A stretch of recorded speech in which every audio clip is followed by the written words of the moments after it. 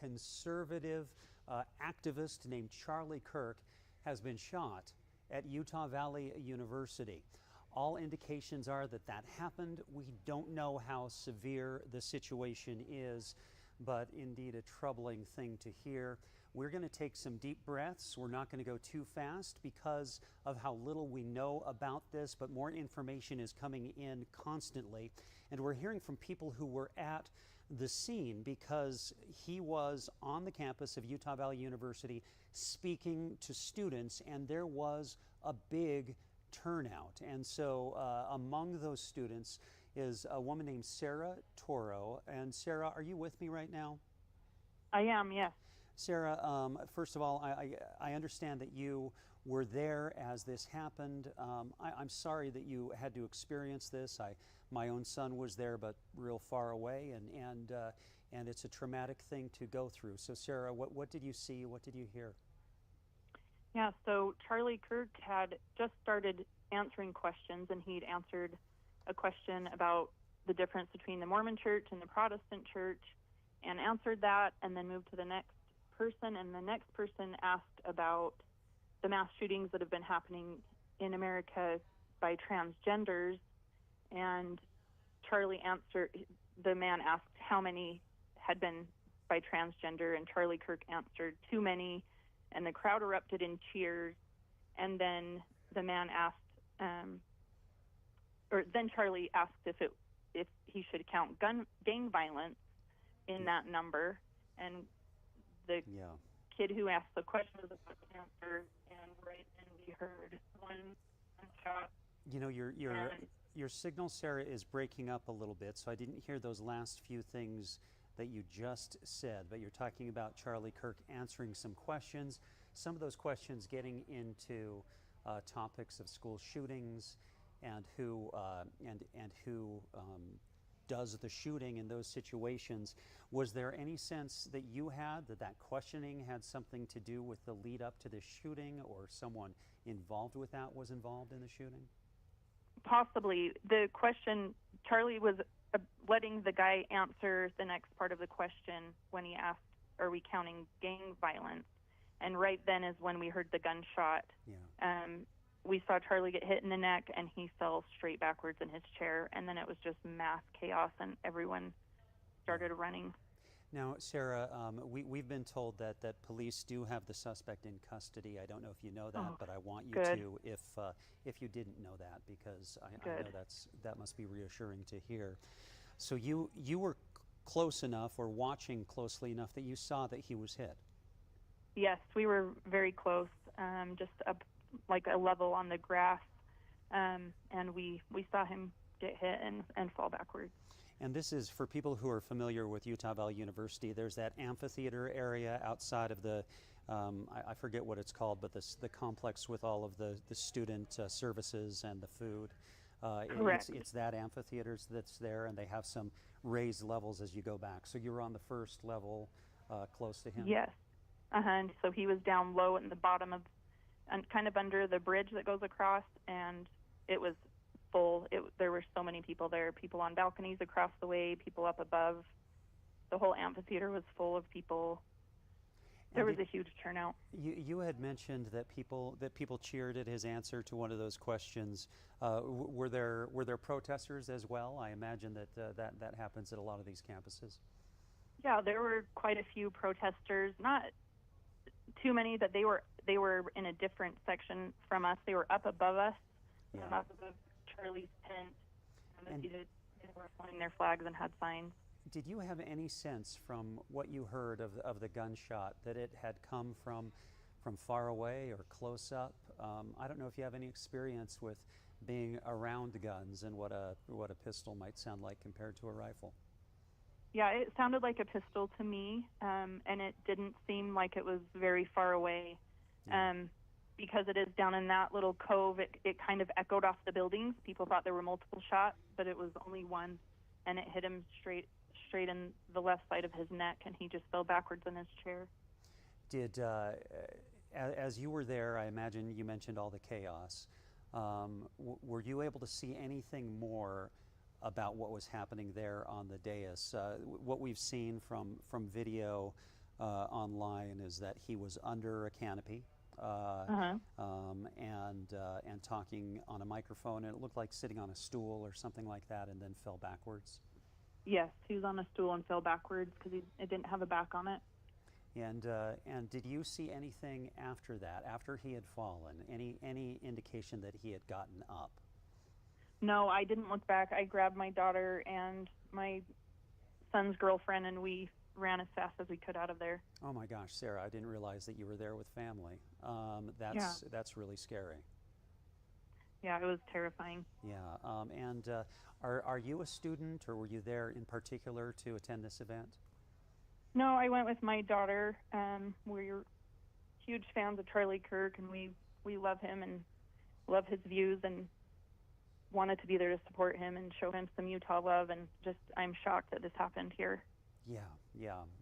He is very popular, one of the top podcasts on all the services. So I imagine that you're someone who listens to that on a regular basis. Yeah, we enjoy Charlie Kirk's viewpoints and his message. Yeah. How's your daughter? How's your son? My daughter, and we're all pretty shaken up. We can't stop shaking, but we're okay. We got back to, they go to BYU, and we got back to their apartment, and we're regrouping here, so yeah, we're doing okay. And Sarah, like I mentioned, I got a call from my son immediately after this happened, and have a sense of how upsetting the whole thing was. So feel a little bit of what you're describing there. In terms of the crowd, did you have the sense, when you say there were protesters, and they were pretty far back, so you had a sense that most of the folks who were there in close, they were there to support Kirk? Yes, I didn't hear any hecklers in the audience that was down low by him. Lots of Make America Great Again hats on, lots of American flags. Everyone cheering for Charlie when he came out. He'd only been out maybe 10, 15 minutes before this happened, so he wasn't out for very long. And this is, we're at kind of a fraught time in American politics. Just so much going on, so much back and forth that does get into violent rhetoric and that sort of thing. What did this? It might be too soon to ask how this might change how you view things, but I guess it's just a terrible surprise to realize that you were in a position where you witnessed something like this. Right. You never think it's going to happen to you. I was a little nervous going. I thought there would be, a lot of unrest and a lot of protesters, but we got there and everything seemed calm. Everyone was really excited to be there. Yeah. There wasn't a ton of protesters. They were up on the upper balcony. They didn't really have a view of Charlie in his tent, but they had different flags and signs flying, and they would boo certain things, but the crowd was so much louder. The crowd that was there in support was so much louder than they were, so we really couldn't hear what they were saying. And it's, and having protesters at a political event is a very normal thing, a very American thing, really. So it's not really saying, casting any aspersions on people who are there to protest, but a violent act like this is pretty frightening, Sarah. The crowd. Did you, when this happened, you say everyone just kind of ran, and there was a certain amount of panic. Did it seem like people were safe? Were they? There wasn't anyone being trampled or any danger in the crowd? Everyone first dropped. We all dropped to the ground, and then I just yelled to my daughter and our friend, and I said, "Let's run!" And we ran next to the buildings, close as we could get to the building that we were next to. Everyone trampled the bushes. And we went into the closest building we could find, and then ran directly out the other side of the building and ran up the parking lot to our cars. There wasn't.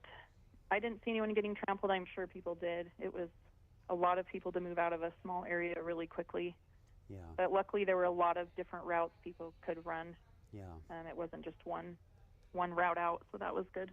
And you described what my son did as well, which is one shot. Yeah. Wow. One shot. Huh. Well, Sarah, I think the last question that I have is just, you're a parent. You obviously have, what, 2 children, you say, who are at BYU or who are in school, in college? Yeah, I have 3 college-age kids and 1 in high school, but none at UVU. But my son's girlfriend is at UVU, and she was with us. Yeah. What kind of tug on your heart is it going to be that when they go back to school and they're not, not in your home? Yeah, it's already terrifying to let your kids go out into the world, but this makes it a little bit more raw and a little bit scarier. I think just being aware of your surroundings and being safe and having an exit plan. That was one thing I always look for the way out whenever I go anywhere, which is sad that we think that way, but I always am looking for an exit route, and I did when we got there. I thought, where will I run if I have to run? And it's exactly where we ran. Yeah, that's what, when my son was on the phone, I was like, okay, be alert to your surroundings, have your head on a swivel, and get to a safe place, get to your car. Yeah. So, all right, Sarah Toro, I'm glad you're safe. I'm glad your family's safe. I'm sorry that you witnessed that, and I'm grateful that you talked with us. Thank you. Appreciate thank you. That was Sarah Toro, a mother of college-age students and someone who was in attendance of the Charlie Kirk event at Utah Valley University. Charlie Kirk shot at that event, as far as we know. We're still waiting for police confirmation of that or medical confirmation of that, but we have heard from enough people who say that they saw that happen. Now we can listen to this here for 1 second. I'm seeing this as you are seeing it as well for the first time. This is before the shooting. You can see how big the crowd is. If you're not familiar with Charlie Kirk, that's understandable. He's well known within certain circles, but not someone who's nationally famous in the broad sense of the word, but still well known, significant in right-wing political circles. And he is, as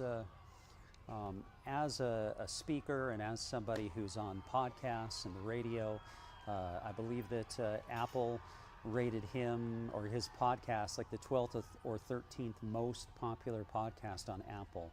That's a pretty huge deal that each of his programs is downloaded about 500,000 times or more.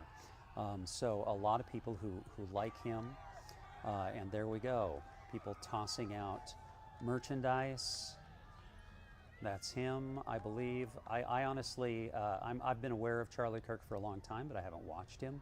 But I'm pretty sure that is him, who we just saw walking out. This is something that was on his X feed, so his tweet earlier, where his supporters or whoever handles his posts when he's busy at an event posted that to show that he had come out, that there was a big crowd that was pretty adoring of him. And we heard then also from Sarah Toro when she arrived that she is a big fan of him. I do want to tell you that we do have a statement from Kash Patel, who's the director of the FBI, and he said, "We are closely monitoring reports of the tragic shooting involving Charlie Kirk at Utah Valley University. Our thoughts are with Charlie, his loved ones, and everyone affected.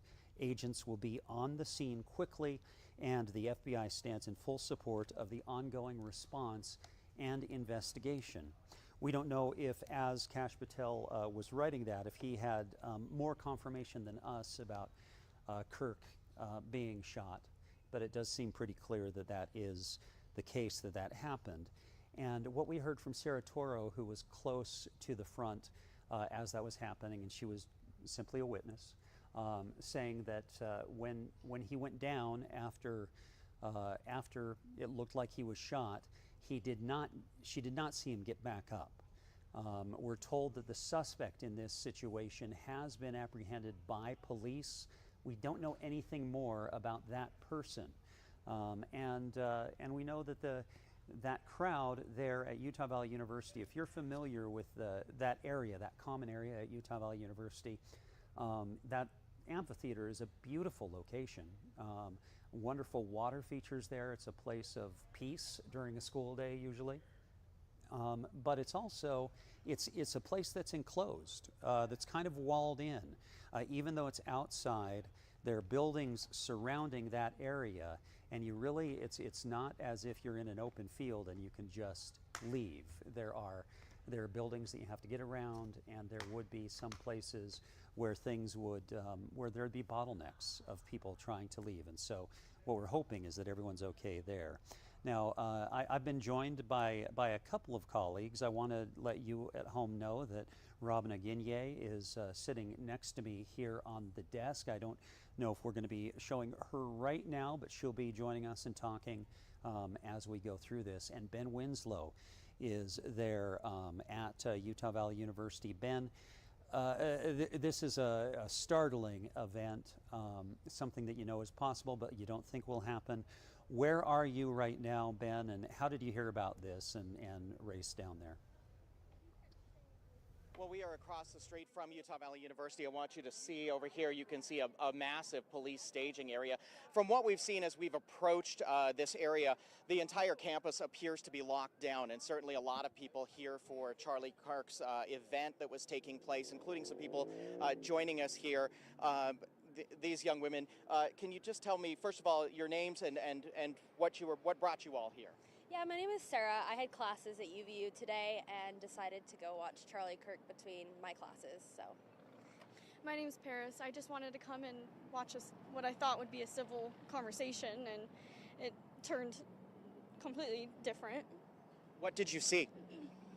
I looked down when it happened, but so basically, I heard a loud bang, which I figured a shot would be a little bit louder, but I just saw it hit him in the chest, and then all of a sudden just tons of blood gushing right out where his heart is, and then he like fell over and slumped down, and everybody got down and was screaming, and then we all ran. Can you describe just, did he appear to be moving afterward, or what? Not at all. I personally believe he was dead on impact. Oh my goodness. What happened after that? What did you see? Everyone got down. Everyone was so scared, and I just grabbed her, and my boss is with us, which is her mom. She was like, run, and we finally got up and followed the crowd, and I just kept holding her. I don't even have my shoes on. I left my keys, and everyone's just like scared. Like it's traumatizing. Like, you know, it scares. Like, I don't even want to go to school tomorrow, you know. Yeah, so I agree with that statement. Yeah, I'm scared to go to school, but. You heard the one shot. Were there multiple shots, or? I think just one shot straight into Charlie Kirk, and that was it. And I think they got him. And did you see the person who fired the shot or anything like that? No, I just knew that it came to the right of me and went just directly into his heart. So. I got a picture of him. Did you?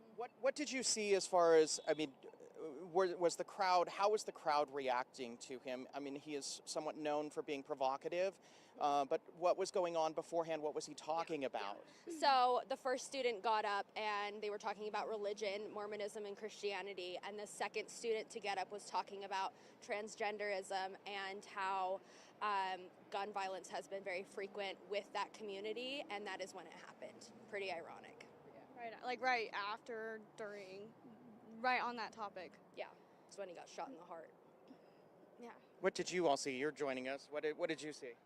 Well, I was about to enter the building. I heard what I thought was a gunshot, and I hurried and took cover. And then I saw the students running out, and I saw her. She was panicking. I thought she's having a panic attack. So then I grabbed her, and we ran through the tunnel, and then just brought her to my car over here to get her to calm down. So, yeah. You? I was watching from pretty close up, and I heard a pop, and I thought, no, that nobody's shooting firecrackers, right? This is the middle of the day. And then I watched a fountain of blood come out of the side of his neck like a water fountain. And it was surreal. Everyone dropped, and I was like, where's the gunman? I don't see any gunman. And then I dropped, because I'm just a very logical thinker like that. And so, yeah, and then a friend of mine drove me over here, just barely dropped me off, but he got a picture of the gunman, and pretty embarrassing. He got his pants pulled down as they took him down, and he sent me a picture. He was wearing garment bottoms, or what looked like white knee shorts. Just, you know, Utah. Obviously a volatile situation, and what was the crowd's reaction when all of this happened? You said you were standing there, you know, a little frozen, it sounds like. What was the crowd's reaction? Everyone freaked out and screamed, and then after everyone was leaving, there was just a lot of confusion until the cops started making everyone leave, because people were still standing around and talking and in clusters, but the majority had run.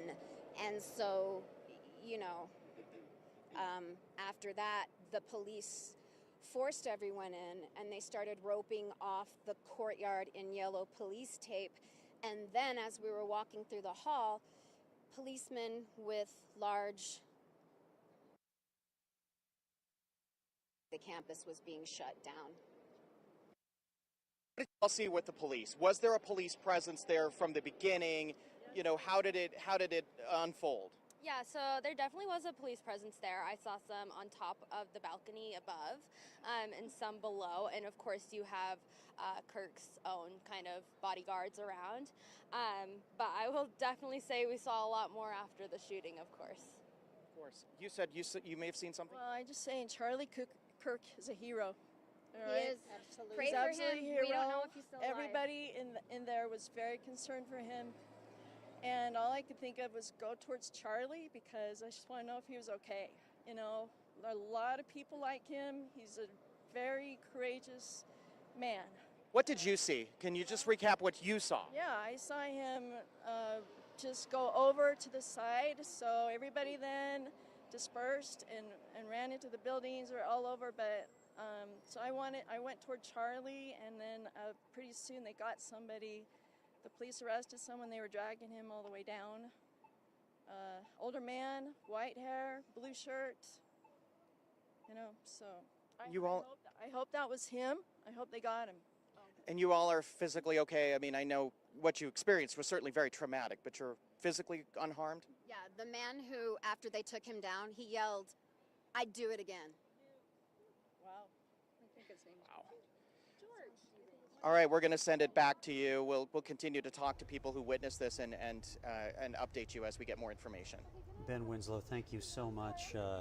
Fast response there, and hearing from some people who saw something absolutely horrible. Robin, this has been a scary few minutes. It's been less than an hour. It was at 12:27. I was looking at my phone when I got that phone call, and we sit next to each other. That's right. I heard you talking to Luke. Yeah, and you know my family, you know my son, so you were concerned as well. But that was so it was 12:27 then, just shortly after that, and I got on the phone with my son, and I heard people screaming in the background, and a lot of people are getting those phone calls right now. That's right. We think that things are safe at Utah Valley University now, but what a situation.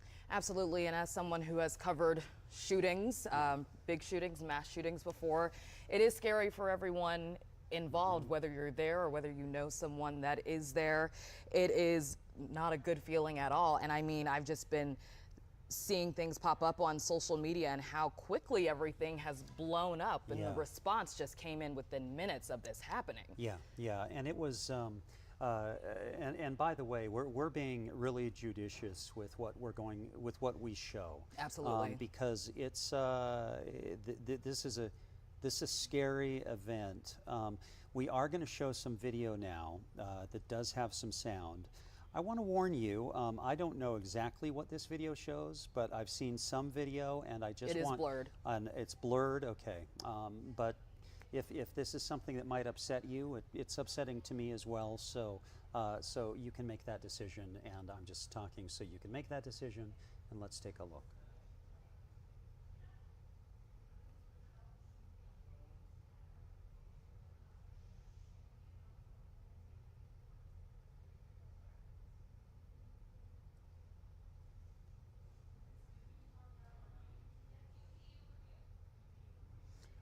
Okay, I am not sure what was happening. We're working on it. Yeah, we're still working on getting that video into you. You can see that there's some blur. It's it's a disturbing thing to see, of course, and our political situation in this country has coarsened. It's difficult to see, and then to see something like this happen in Utah is extraordinarily upsetting. But we're going to keep on bringing you the latest about it, including responses from folks, and they're beginning to come in from all over the country. They are. Governor Cox has written in.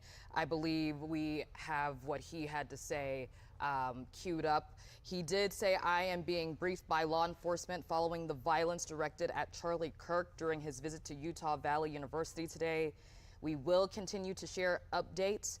Those responsible will be held fully accountable. Violence has no place in our public life. Americans of every political persuasion must unite in condemning this act. Our prayers are with Charlie, his family, and all those that are affected." You know, if you do look at the response online, a lot of it is just shock and initial awe of what happened. Yeah. But there are some people now saying, you know, I'm on this side of the aisle, I'm on that side of the aisle, but this is not something we ever would want to see. No, and this is one of those situations where Charlie Kirk is someone who's very much on one pole of the political spectrum, and very, very far to the right, very controversial, and enjoys the controversy, is kind of thrilled at being a part of things that way. But it doesn't matter what pole you're closer to.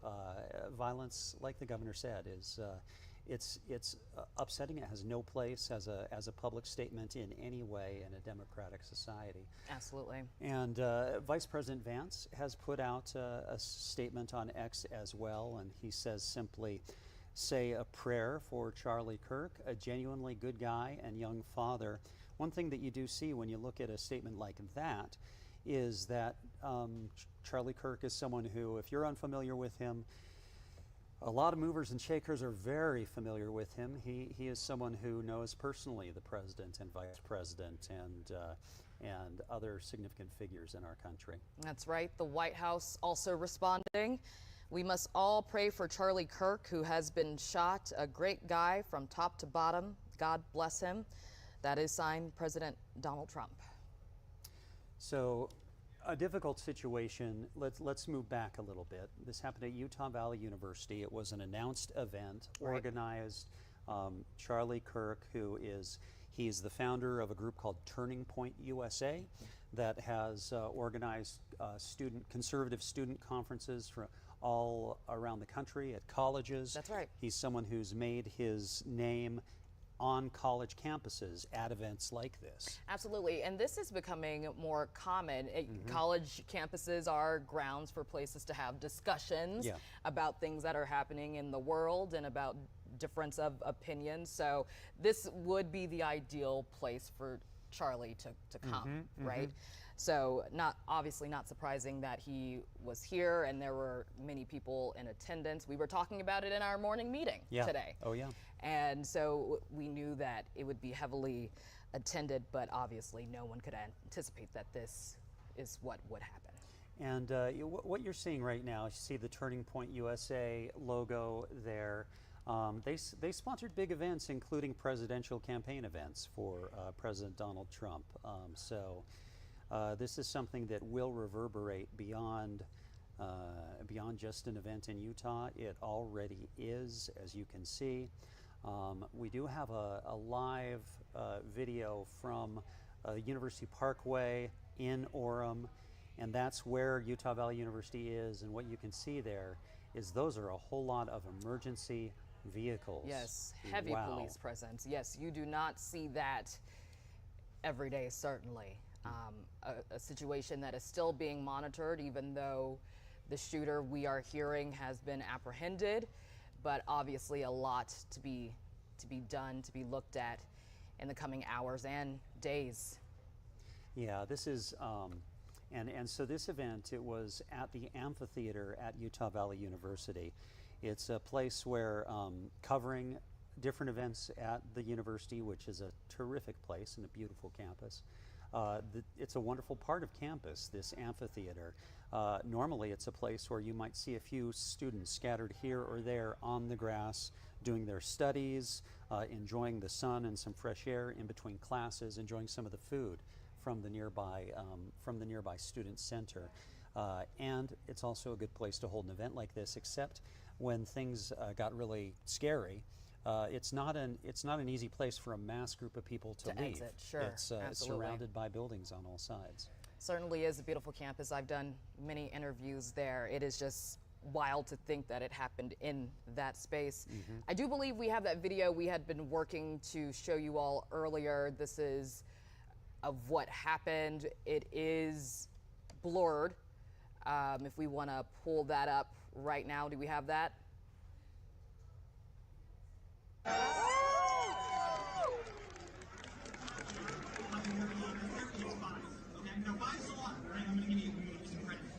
Do you know how many mass shooters there have been in America over the last 10 years? Counting or not counting gang violence? Great. Okay.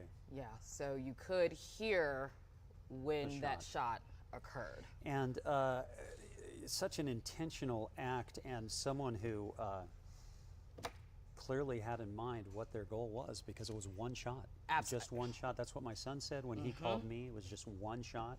He wasn't sure what it was. He was hoping that it was not a gunshot, even though he thought it was. Right, and I mean, that's the thing about these events usually too, is that it's not just one shot, it's multiple shots. Very rarely, again, as someone who has covered things like this, there are multiple shots, but I could see how it would be easy to think that, oh, maybe that wasn't a gunshot because you did hear just one, but I'm also thinking of the people who were sitting there front and center who actually saw it. That is not something that is easy to witness. It's a traumatizing thing. It's going to be, I'm sure, a lot of you just even hearing about it. It's a traumatic thing to hear about. And this is also an event we're used to thinking about whether it's in fiction or in real life, and unfortunately we've seen it in real life, at least attempts recently, that it happens to someone who's a figure high enough, like a president or a presidential candidate, where they have this cordon of security around them. When Charlie Kirk shows up to campus, he has a whole lot of people around him, but he doesn't have Secret Service. That's right. He has what security is there on campus and can be provided, and that security got the guy, apparently, at least took him into custody, but unfortunately not able to protect Kirk at the time. No, I do believe I think we're going to get to Spencer Joseph in a moment, but let's get to who Charlie Kirk really is. And I think we're going to be joined by Nate Carlisle. Nate's getting set up over here. Fox 13 investigative reporter Nate Carlisle is here to tell us a little bit, Nate. If someone's a conservative, they have heard of Charlie Kirk. That's right, Max. He is a popular figure in conservative circles. He's only 31 years old, from the Chicago suburbs. He was an Eagle Scout. He founded Turning Point USA, a conservative youth organization. Kirk himself is a college dropout, but Turning Point really put attention on what it called liberalism on campuses. It published professor watch lists and school board watch lists. Kirk frequently went to college campuses to challenge the views of students there. There's video of him challenging others to debate him and shouting back at college students. Kirk also worked in conspiracy theories, some of them anti-Semitic. There were also conspiracies about voter fraud and the COVID-19 pandemic. He once called himself a secularist, but has since become a Christian nationalist opposed to abortion and gay marriage. Max, Robin, Kirk has a media empire, radio shows, social media channels, bookings on other conservative shows. This shooting will ripple through all that. Yeah, there is a whole ecosystem, Nate, of conservative, especially on the far right, involved more with social media, streaming, podcasting, those sorts of things, with Charlie Kirk and Turning Point USA, and this is going to, like you said, reverberate through there, and you just have to be concerned about what the temperature of the reaction is going to be. And Nate, I wonder, as you've been looking into this, and this is something where you're familiar a little bit with that ecosystem that I was talking about, I wonder about your thoughts there. Well, you know, there's going to be a lot of finger pointing, whoever the suspect is. You know, the suspects, not just motives will be probed, but so will the demographics of the suspect, whoever he or she or they are. The other thing to know is that, you know, these things kind of take on a life of their own. I saw a lot of this when I was covering the January 6th riot aftermath. You know, one theory kind of leads to another, and gets picked up and passed around. Us journalists here in Utah are going to have an important job in the coming days, weeks, and months, explaining what the facts here are, and trying to explain to people what really went on in Orem today. That's right. And I mean, actually, that finger pointing has already begun. If you look online, there are already people, you know, who have their own thoughts and theories on who this guy is who shot him. But obviously, this is information that, you know, authorities and police and the FBI are going to actually verify for us in the days to come. So you can't really listen to any of that. But yes, as you said, Nate, people are already pointing the finger, as happens. Nate Carlisle, thanks so much. We appreciate you. you doing some work on this, and look forward to hearing from you soon. You know, you were mentioning, Robin, really aptly, that a lot of theories, and Nate mentioned this too, pop up around something like this, and we were even hearing some of it as people were talking about what questions he was answering and when this happened. And in answering those questions, they were talking about different demographic groups who might be involved with violence or might not be.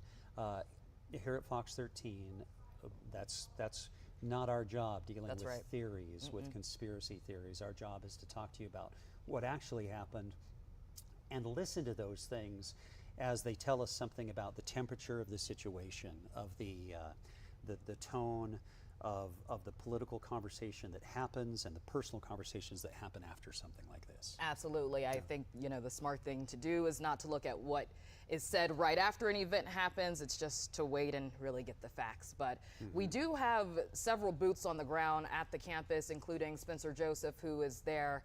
Spencer, what are you learning as you are on campus right now? Yeah, Robin, at this point, we've had a bunch of people that have come up to us. In fact, the parking lot is pretty much gridlocked. You can see all around us, these are people that are trying to get off of campus. These cars haven't moved in minutes since we've been here. Now, there are a couple of people. Remind me your name. You just walked up just a moment ago. What was your name? I'm Ethan. Ethan. Okay, so tell me, Ethan, what did you see? You said that you saw the shooting? Yeah, I saw the shooting. We were like second row. We were just looking up and we see, you know, he was debating about shooting and he was talking about it, and then we see we hear a shot, and then just a wave of blood come out of his chest, and we all get down. I had a couple people trample me actually, so it was pretty horrific, but we were able to get out. That's a good part, and I guess we're on lockdown now, so we're gonna be here for a while apparently.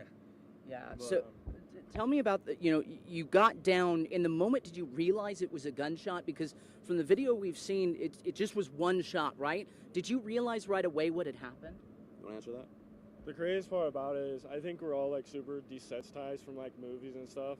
So I saw it and I immediately just couldn't believe what my eyes were seeing. But like a few seconds after, I just quickly got down. I realized that it was all real and super scared. And I was with my sister and my best friend Ethan here, and we were all just on the ground, just really scared and panicking. And after that, we all ran inside and got out as soon as possible.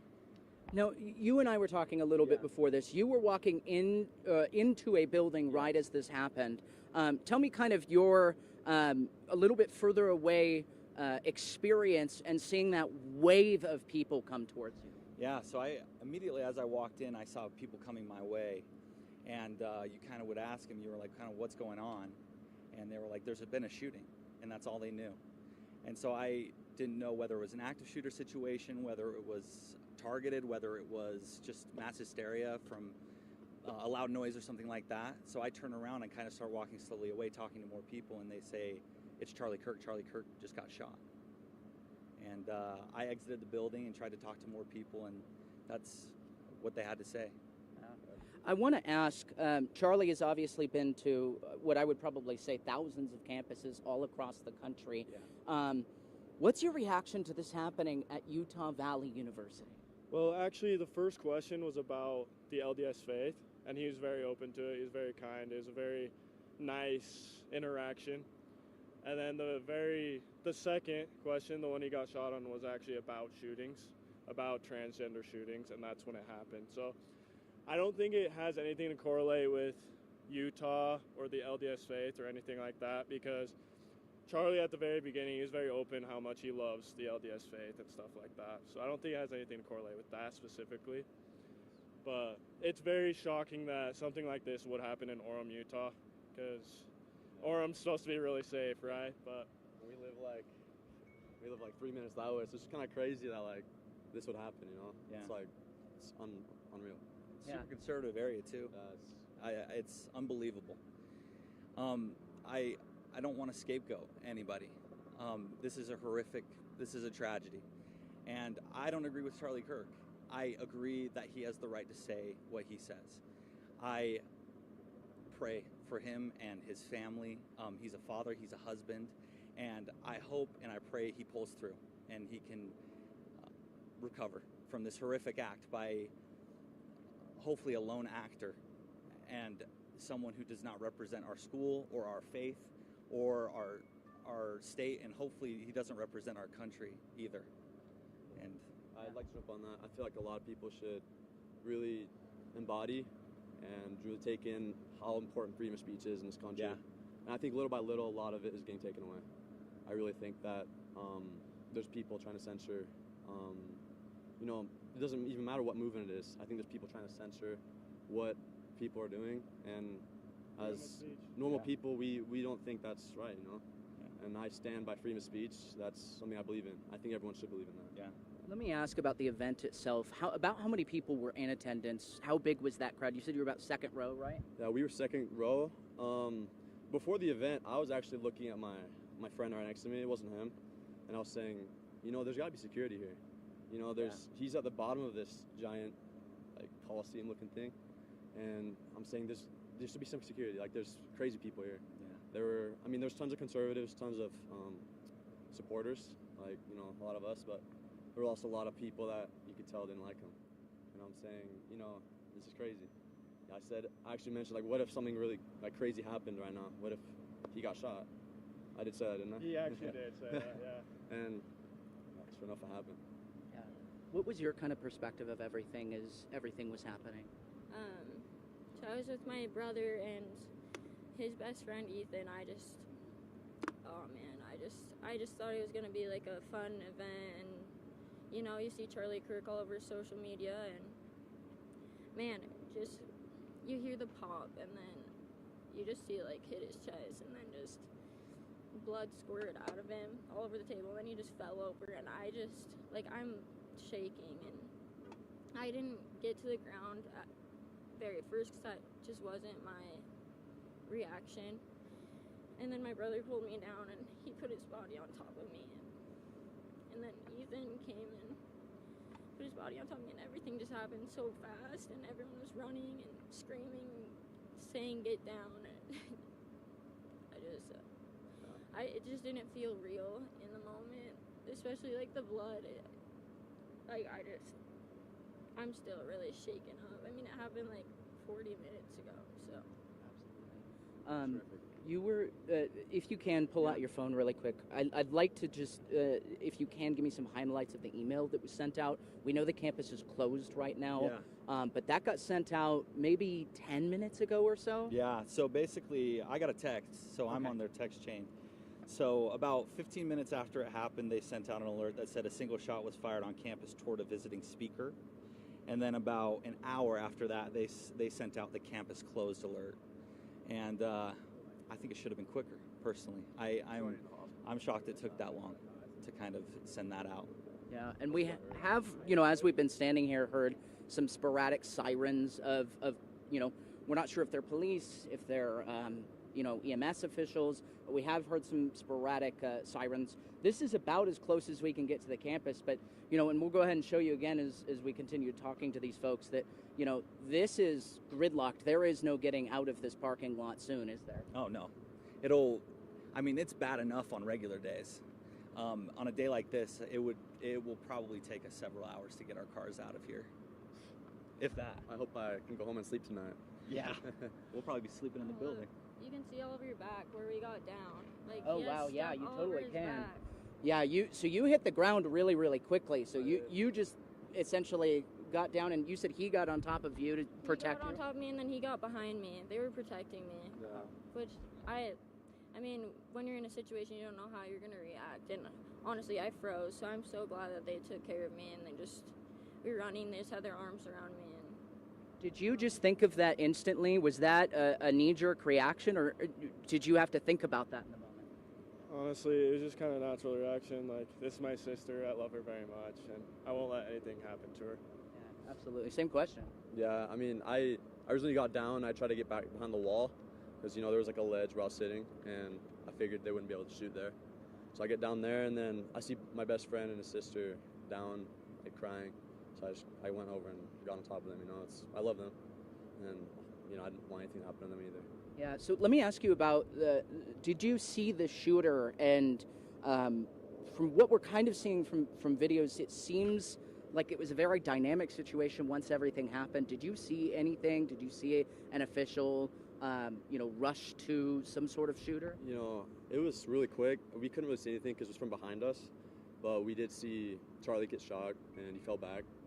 And I was still looking. I saw some of his guys come and pull him, and they went and hit him. That's what I saw. But I didn't see anything about the shooter. Did you? No, I did see something on social media, an older guy while we were sitting in the car. I'm not sure who it was, maybe a professor. Definitely didn't look like a student, but it's an older guy, bald, white hair. That's all I know about it. So. Okay. All right, well, thank you all. I appreciate you. Get home safe. We're glad you all are safe.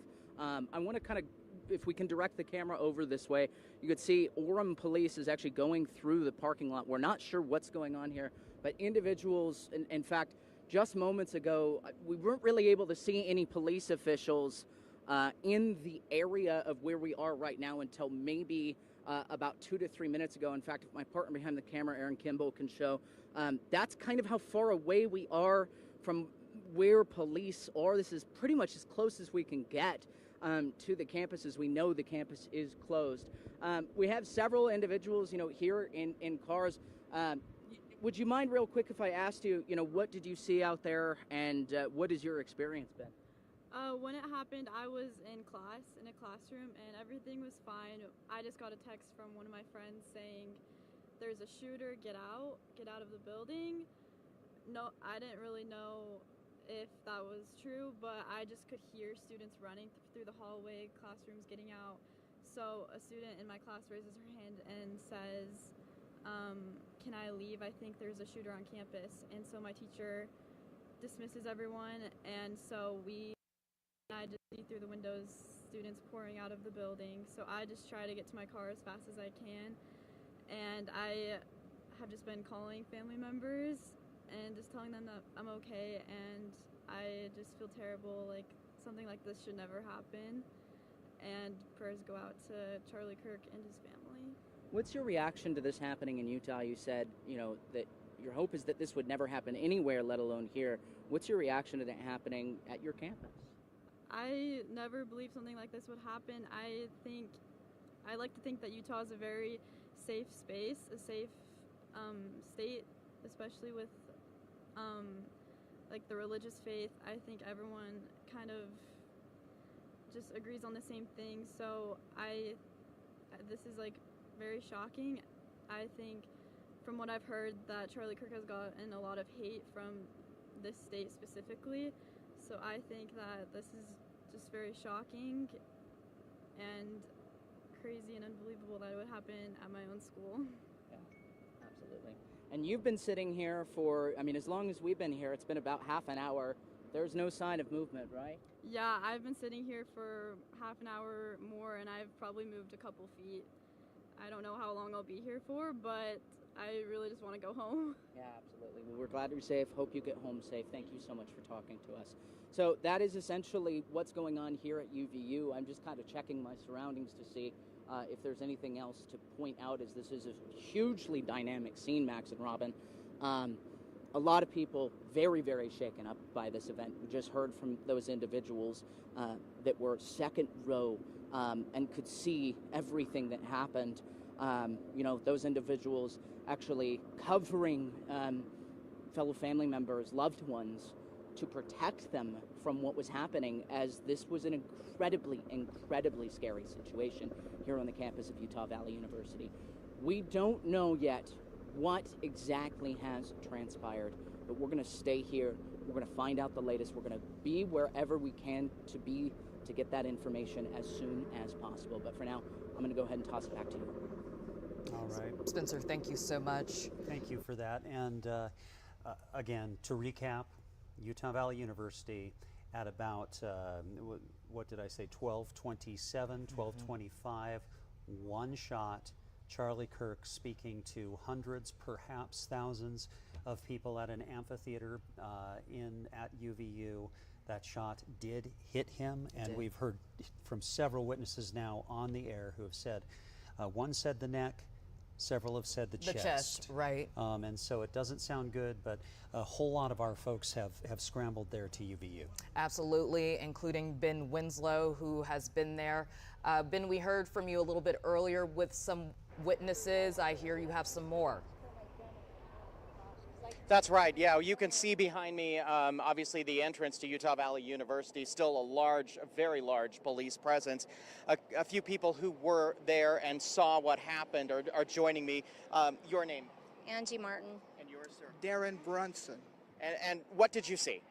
So I went towards the doors and heard a crack. Because of my past experience in law enforcement, I knew it was a gun. And then I tucked behind the corner, and all the crowd started racing out. And after I saw the picture of who it was, I recognized him as to be George Zim, which I know him from Turning Point USA from last year when we went down and bussed down to Arizona to help on the Trump campaign. So he was on the trip with you? Yes, on the bus. And that's the person you say you saw taken into custody? That's what it appeared to be. From a distance, it appeared to be him, which I had some bad vibes about him when I was on the bus with him, and even text several people saying he was making me feel very uncomfortable. You, sir, what did you see? Okay, yeah, I was there and I watched the shooting. It looked like that he got hit. A direct shot right to the heart. As soon as he was hit, he fell backwards, went to the side. The audience went to their knees. I stayed up a little bit because I wanted to see if anyone saw the shooting, if they would jump all over the guy. I saw nothing like that. The crowd was pushed me so that I went backstage, and they were going around me, and I stayed a little bit backstage, and I turned and looked, and they were arresting a guy by the name of George Zim. Yeah, I know the guy. I don't think he did it. I think they arrested the wrong guy. I think whoever did it was a good shooter, a sharp shooter. It was one shot right directly to the heart, and we need to find out who did this. I think there should be a research completely done that took place hours, maybe a day, before anything went on. Who could be there and pull that trigger and do it? And I don't think it was George Zim. He was poor, broke. He maybe was on medication, a little bit loony boon, maybe a perfect person to pick and say that did it, but I don't think he did it at all. So at this point, but did you see him taken into custody? Did you see him with any kind of thing in his hand, any device in his hand or anything like that? Yeah, I saw when they actually put the handcuffs behind his back. I followed him when they took him to the trooper car when he was kneeling down, and I was just thinking he was very calm, very, whatever they wanted to do, he just went right along with whatever they were doing. But you didn't see anything in his hand or anything like that, did you? No, I did not. Gotcha. What was the crowd's reaction when this happened? Can you just describe what happened? You said you were just walking into the area, and then this happened. Well, when I knew it was a gunshot tucked behind the corner, and then I saw all the crowd running as fast as I could, and I was worried about people trampling each other. And I saw two college-age girls, one was having a panic attack. So I grabbed both of them because she was collapsing and rushed her down underneath the tunnel and got her to calm down, then put her in my car and got her hold of her parents. So I think it's very suspect that he was talking about guns right when he was shot. that just didn't add up. It's almost felt like that the person that was asking the questions about gun knew it was going to happen. And I hope they grab him too and question him. Thank you both very much, and we'll send it back to you. All right, Ben. Yeah, thank you. And we want to be very careful. Right. We don't know who did this. We still don't know for sure exactly what happened. We do believe that Charlie Kirk was shot, and probably shot in the chest from all reports that we're getting. We have heard reports on social media about who may have done it, but that is not something that we are reporting or something that we will report until we get any kind of confirmation of that, because that's not, you don't throw out accusations like that without knowing for sure that they're backed up. We don't have a name. No. And, and just because someone is taken into custody in any case like this doesn't always mean that they are the suspect. So, again, there's many videos out there on social media, but you can't just go by what you're seeing posted there. And the people we're speaking with are witnesses. Yeah, and they're witnesses, and they've been through something traumatic, and they all have their own feelings. This is a political event, and so they go with their also with their political opinions, and that's what can make something like this even more scary than it already is the fact that it can inflame those kinds of tensions. That's not the business we're in. We're in the business of informing, and we have one of our best people to do that at the scene, Bob Evans, who doesn't live too far from Utah Valley University, so who raced there as quickly as he could when he heard this had happened. Bob, what can you tell us? And I understand you're there with some folks. Yeah, actually, Max, I am. We got word of this shooting from our son, who was at the event. He goes to school here at UVU, and called and said that there was an active shooter situation down. Of course, the response at our house was somewhat excited and upset, and understandably so. As parents, we worry about our kids who come to college campuses to learn. One of those parents is Dave, who was down here to pick up your son. Dave, where are you from? South Jordan. And tell me what you were doing down here. I was actually up at work in Murray, and my son called me and told me there was an active shooter situation, so I just grabbed my stuff and headed this way. Now, you're on a motorcycle. Yep, I'm on a motorcycle, so gonna have to zip through traffic and find him. So he's on his way to meet me right now. Tell me what went through your heart when you heard active shooter where your son was. It's like, well, here we go. Doesn't surprise me. Stuff's happening way too much. Did it worry you at all? 100% worried. Yeah. But I just had to get down here as fast as I could, so here I am. Yeah. And so what's going to happen with you and your son? Probably just take him home and just have just get through the rest of the day. Yeah, we understand the classes have been canceled for the rest of the day and that they are clearing the campus now. Also, who was passing by is another David.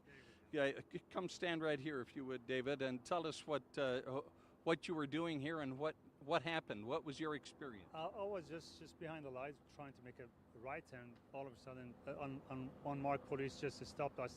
Right after that, we saw 30, 40 police cars just coming through. And I said, probably something really bad happened. This doesn't happen in a normal day in America, so unless it's really something terrible happened. So, and a few minutes later, I just called my buddy in Phoenix and said, hey, do you know what's going on? I knew something happened here. He says, they just shot Charlie Kirk. I said, why? The guy is just speaking his mind. When that happened in U.S., you cannot just speak your mind anymore. This is so sad for seeing this is happening. You can't speak your mind. You can't really have a freedom of anything. It seems like they want to control you. So I moved to this country 25 years ago because of all the freedom U.S. Where did you come from? I'm originally Persian. Lived in Europe for a few years, and then I moved to U.S. And we all love this country, no matter where you are from, whatever, wherever you're coming from. This is a land of opportunity. This is a land where people, they come in to just speak their mind and practice their religion, do whatever their rights is. So, and it's so sad to see one portion of the people trying to control the other portion of people, and this is supposed to kind of come down. It's supposed to stop all these people on the news and everywhere else. They just kind of talking crap all day long. Okay, David, will you, Mike, get this? Here's Dave's son. David, can we talk to him for just a second? No? Okay, that's just fine. That's just fine. So, to finish our conversation, David, what do you see as a solution to the violence that we're seeing? I think really some of these people, they go online and write all kinds of hate speech and really talking about either or group so bad. They gotta slow down. They all contribute to this. So if people, they really kind of notch it down and they start just kind of being really nice to each other, I don't think that's supposed to ever happen. You're supposed to be able to speak your mind. You're supposed to really practice what your religion is. Yeah. And as long as you're obeying the law, you're supposed to have a right to live and just kind of practice your rights. Yeah. And this is so sad that you see one group of people, they try to just kind of control the other group. Right. That's sad. That's just a sad. David, thank you so much for talking with us. I appreciate it very much. As we are watching the other David and his son, in fact, let me just turn this way. David and his son will be headed back to West Jordan. His son actually was in class when he and had taken a picture. His dad said he took a picture and on his way to class before the shooting took place, and just to kind of see what was going on, and then word came that the shooting had taken place. This is a very difficult day. The police have got UVU completely cordoned off. You can't get on campus. They are going through the campus now. We understand reportedly they are going through each building and clearing each room so that whatever danger may still exist, we don't know that it does, but they are doing due diligence and making sure the campus is secure, and classes are canceled for the rest of the day. Max, we'll toss it back to you from down here in Orem.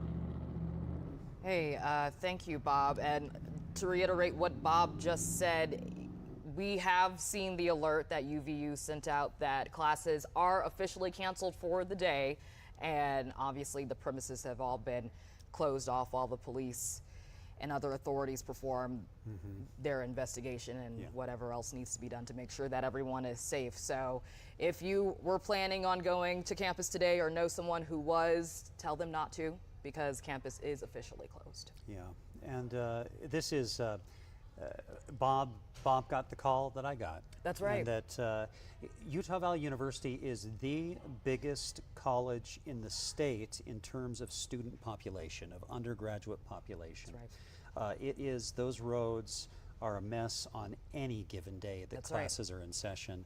And so there are thousands of young people on that campus who made that call to their parents. It's not a call parents like to get. I certainly didn't. And it's also something where you want to tell your kids things can be better than this, because you have these young folks, they've grown up in an era where they see this so much. Right. And it's not about left or right. It is it's about polarization and people not seeing the humanity in each other. But we have other crews on scene here. That's right. We heard from Spencer Joseph earlier. He talked to some students there that were pretty shaken up. Spencer, it looks like you have found some more witnesses.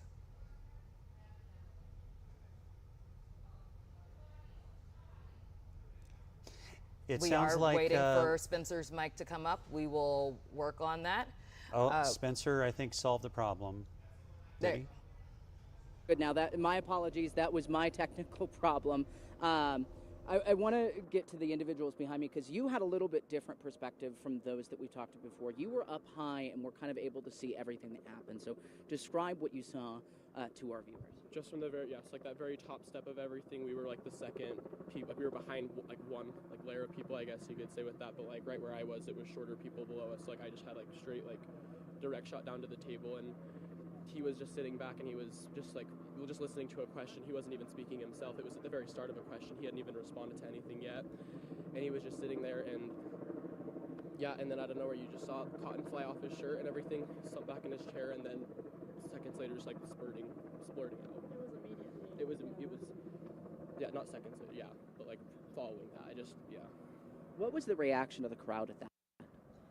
Immediately everybody just trampled all over everyone, you know, like it was really sad. Like I saw this girl on the floor, people were just stepping on her because everyone was just trying to get out of there. Like as soon as it happened, like I had to make sure I saw these guys and, you know, grab their hands. But everyone just, like, if you look in the buildings, people trampled, they brought dirt inside. I saw, like, people left their shoes, left their bags, their backpacks. Everyone just wanted to get away from that horrific sight. You were saying you had a little bit different perspective than they did. Yeah, so if you picture like a semicircle and Charlie's in the middle, I was on, if you're facing him, I was on the left side, so I kind of had like a profile view of him. And I wasn't really watching him very well because I was on the phone with my roommate trying to find her, but I like turned towards him and then I just heard the shot and I looked and I just saw him. It slumped in his chair and yeah, pretty much that was it. And then what was your perspective? Were you together? Were you close together? I was with these guys. You three were together? And I was with a different friend and she's not here right now because we got separated. But just when the shot went off, I remember everyone just yelling like, get down, run. And I just like fell, I'm like all scraped up. I fell down and I was just like scrambling up because there's like big concrete like steps with grass, right? So I was just like scrambling up the steps, just trying to get inside. But I was afraid to run because I didn't know where the shooter was, so I didn't want to run towards them. But yeah, we're all safe. So Thank goodness you're all safe. Now, tell me about kind of your reaction, especially to this happening on the campus here at UVU. This is obviously Orem, very safe area. We just heard it. This is the largest campus in Utah in terms of undergraduate population, and so there's a lot of people here right now. But tell me kind of your reaction to this happening here, as Charlie Kirk has been to thousands of campuses before this hasn't happened. That's what we were all kind of like, once we were all like inside and we were all like around other, like in big groups of people like inside, we were all kind of like, it just was a shock to us that it was this campus out of any with that, especially with how it's all locals, and it's been, he's been to 1,000 other campuses and it was this one specifically, and it kind of just, I don't know, it wasn't expected in the slightest. Now, and we were talking right before this, and I think we've heard this a couple of times. He was answering a question, or no, he was listening to someone talk in a question about shooting. Yeah, he hadn't even responded, and then in a sense, even before, like he wasn't like, at that point, he wasn't even like riling up a crowd or anything. It came out of nowhere. The whole event, probably we were like 15-20 minutes in. It was only the second question, and the topic was mass shootings, and so like it's such a shock when you hear that noise and you see that happen. I thought it was. Like, I couldn't believe it. I thought it was a sick joke or something because of what we were talking about. And then, like, reality hits you that fast, and all of a sudden you're like, this is real. Like, here in Orem, Utah, where, you know, this is considered generally safe, you know, and, I mean, Utah, a lot of people here, like, I don't know. Like, we think, you know, we don't even see that sort of thing living here. We haven't even been exposed to that thing. We shouldn't be. You shouldn't be. Yeah. I want to kind of, as my partner behind the camera kind of shows a little bit of the view, right before we went live, this building to kind of off to the right of us here, we saw a few members of, I believe, Utah County Sheriff's SWAT team go in there. We were kind of talking that all of these buildings here are interconnected. Tell me a little bit. Yeah, so we actually, when we first got to this event, we parked in this lot over here, and you can go up these stairs to hop into this building, and we walked this all the way down to the courtyard. Like, this whole main part of campus, you can walk from building to building. It's not even like, you don't have to walk outside ever. You could walk from one end of the campus to this far side over here by this lot, and you never have to even walk outside. Yeah, and right now we do know the entire campus is closed. You got that text or email, but so you're telling me that kind of right behind us, this is where this courtyard is, and they're now looking at it, kind of clearing these buildings to the left of us, at least that we've been able to see here on campus. So that courtyard's kind of right on the other side of this UCCU center? Yes. Mm-hmm. Okay. Yeah, on the other side of this, it just is, just square, just like surrounded by buildings on three of the sides. Absolutely. Well, we're glad you're all safe. Thank you for talking to us. Thank you for taking a moment. Yeah, you could see, guys, there is still a heavy presence here of Utah County Sheriff. Lots of patrols. These are some of those individuals that were kind of arriving on scene. We saw some individuals in SWAT that were coming up towards us right before our live shot. So Utah County Sheriff, Linden Police, and I believe, Orem Police as well. So very, very dynamic situation still on campus, still awaiting word exactly what is happening here on campus now following this shooting, but emotions running very high of those students that were in attendance of this event. I'm going to toss it back to you, but we're going to stay out here and bring you the latest from the scene. Thank you so much, Spencer. Yes, obviously those students very shaken up. They've experienced something quite traumatic, and we have confirmed that Charlie Kirk is in critical condition. Yeah, and that is that's as far as we know at this time, as good a news as we could have expected. Critical condition for Charlie Kirk, because everything that everyone's describing is that he was shot somewhere in the chest and went down and did not get back up of his own accord. That's right. But alive, in critical condition as far as we know right now. That's right. Bob is with someone who works in a building nearby where the shooting occurred. Bob, what is this person seeing? What did they see?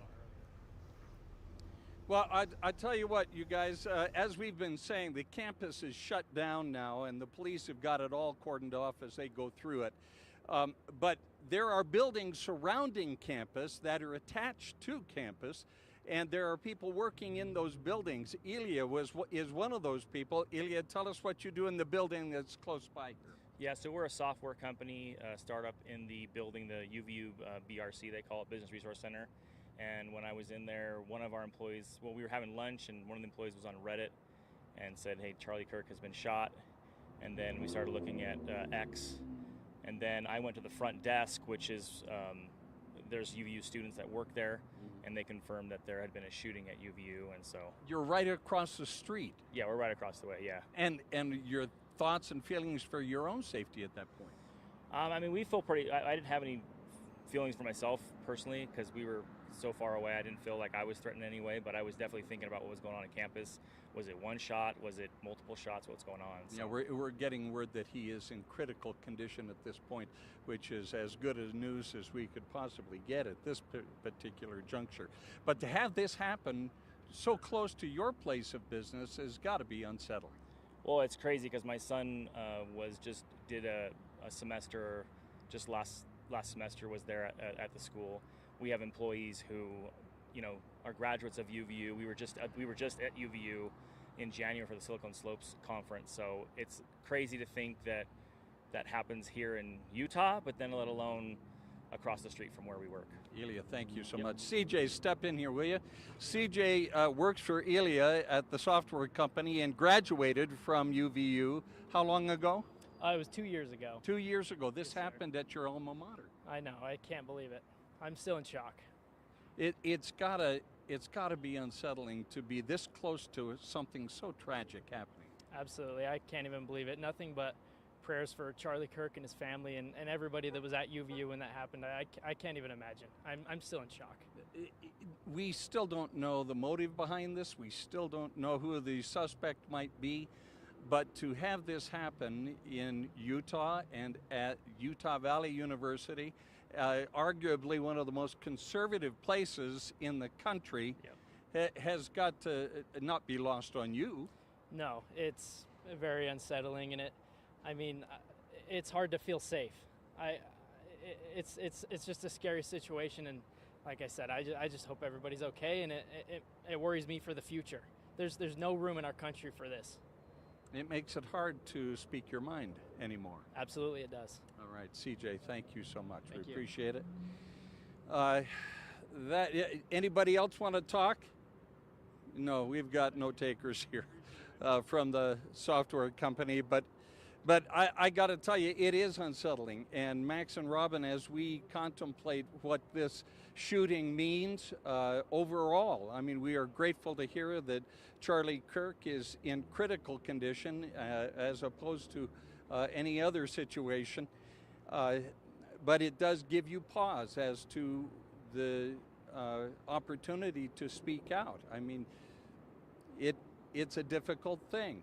And yet, if we stop speaking out, regardless of what opinion you might have, then the folks who would stop those who would speak out win. So with that, we'll toss it back to you. We'll stay out here live at UVU and Orem, but Max and Robin, back to you. Bob, thank you. Thank you so much. So again, the latest news that we've gotten, as Bob mentioned, critical condition for Charlie Kirk, who was shot at Utah Valley University about 12:25 or so local time. And that is reverberating around the country. You go on social media and it's all you're going to see. It is all I'm seeing right now. And to speak about it, Scripps News Group reporter Haley Bull, she is joining us with a look at how people are reacting to this in D.C. Hi, good afternoon. A lot of prayers coming out from top administration officials here in Washington, D.C. President Trump weighing in saying, quote, "We must all pray for Charlie Kirk, who has been shot. A great guy from top to bottom.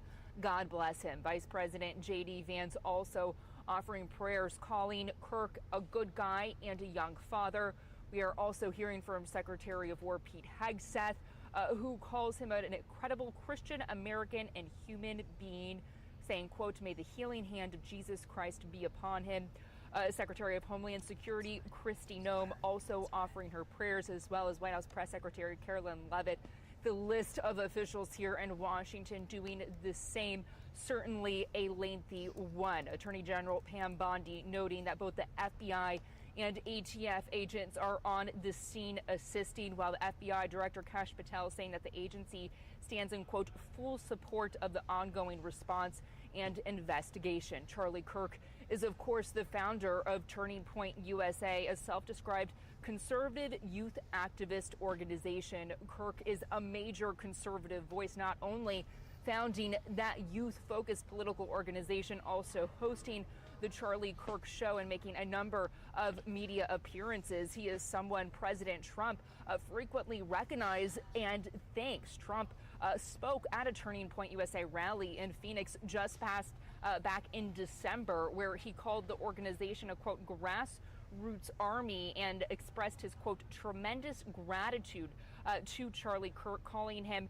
an amazing guy, crediting their what he called relentless efforts at that time, which was shortly after the election back in January. He again complimented Charlie Kirk, calling him fantastic. So needless to say, there are many eyes here in Washington, D.C.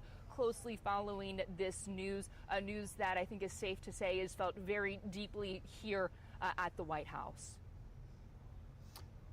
All right, Haley Bull, thank you so much for that and that perspective from there in D.C. And this is just an unusual situation to have in any circumstance on any day, and for it to happen in Orem at the campus of Utah Valley University is something that no one could have predicted. Although our current charged political climate is can be difficult. I see. Haley, if you're still with us, I do wonder, as names come up, because a whole lot of people will be tuning in, and they're tuning into Salt Lake City News. Maybe they're not always plugged in to what's happening in the nitty-gritty of politics. So give us a sense of how big a name Charlie Kirk is, the influence, and what part of the political spectrum he tends to occupy. Yeah, Charlie Kirk is a major conservative voice. He is a very influential voice, particularly among youth voters. He is someone who has not shied away from controversy, who has spoken with folks across the political aisle, but someone who has also been a key voice in Trump's MAGA, or Make America Great Again movement. And to put into perspective how large his voice is the focus that we have seen President Trump place on it, going back to the campaign trail, where he has thanked Charlie Kirk, he has given credit to Charlie Kirk, and he has praised Charlie Kirk for the person he is and the organization he created and leads. Turning Point USA is a major youth activist organization that reaches into a number of high schools and college campuses across the country, an organization that has hosted the president for speeches in particular. And so you can't understate how significant of a conservative voice Charlie Kirk is and the relationship he has with President Trump and top officials in this administration. Haley, thank you so much. You are correct in saying that just watching the reaction come in, you can tell that he has close ties and relationships to these folks, including the president. And like we were talking about earlier, you know, the fact that he was at a college campus like UVU, it made sense. That's kind of his bread and butter. That's what he does. Yeah, and you know, whenever I have seen him pop up, it's always been via a young person's social media. Yes. So this is certainly his audience for sure. But you know, and I just keep on scrolling social media, and it is refreshing to see even people who are on the opposite side of the aisle. We've got Stacey Abrams, Pete Buttigieg, Stephen King, the author, all speaking out against this type of violence. And obviously those are people who would not agree with his rhetoric, but even still, obviously not something great to see. It is, you know, and I keep on using the word temperature with politics, and it really is one of those things where you know, we're reporters. We're passionate about issues. It's why we love doing what we do. But it's nobody on any side of an issue who really cares about the people involved. If you care about politics, it's because you care about the people who are impacted by it. That's right. You care about people, and that is that doesn't matter what the person thinks or who they are. And so so it's just that as I look through these posts online, every now and then you see someone saying, oh, this just shows that this group of people is the worst, or this group is the worst, or that sort of thing. This is not about groups. It's about a human being who was shot, and no one should be. And that's right. And to piggyback off of what you've said, you know, we're going to talk to a lot of people today, a lot of people who were at that event, a lot of people who witnessed and saw what happened.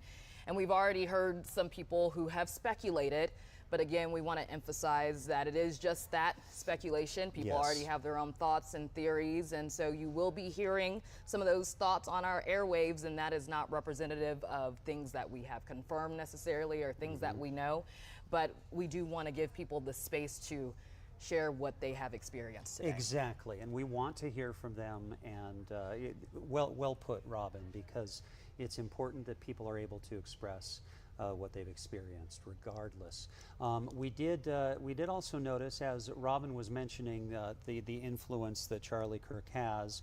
One of the things that we saw is Donald Trump Jr. posted on X as well, and I believe that we have that available, although I'm throwing this as a little bit of a curveball to our folks, but I know that Donald Trump Jr. texted something to the effect that Charlie Kirk is one of the finest humans he knows. And we've seen some pictures posted. In fact, the Vice President posted a picture with Charlie Kirk and Donald Trump Jr. in it. So he is someone who does have influence in high places. Absolutely. Obviously, you know, he is in critical condition right now, as we have confirmed, but a situation we've got to watch. You know, the shot that he took to either his chest or his neck, it seems like it was somewhere in between there. Not a place you want to get hit. No, dangerous territory and, there. And he clearly was a healthy young person, but he didn't get up after this happened, and that says something, but it doesn't say everything, and we're just following what happens. We do have the text of what UVU sent out as an alert to people on campus, and you can see it. Campus closed until further notice. Ongoing police investigation. If you are still on campus, follow police direction. For more info, go to uvu.info. So if you're on campus and you're watching us streaming somewhere, that's important. Just obey the police. Be careful wherever you are. You don't want to accidentally just do something that sets someone off. That's right. You know, we did talk to some students earlier. I believe it was someone Spencer spoke with who said, you know, they don't think that they sent out the alert fast enough. Yeah.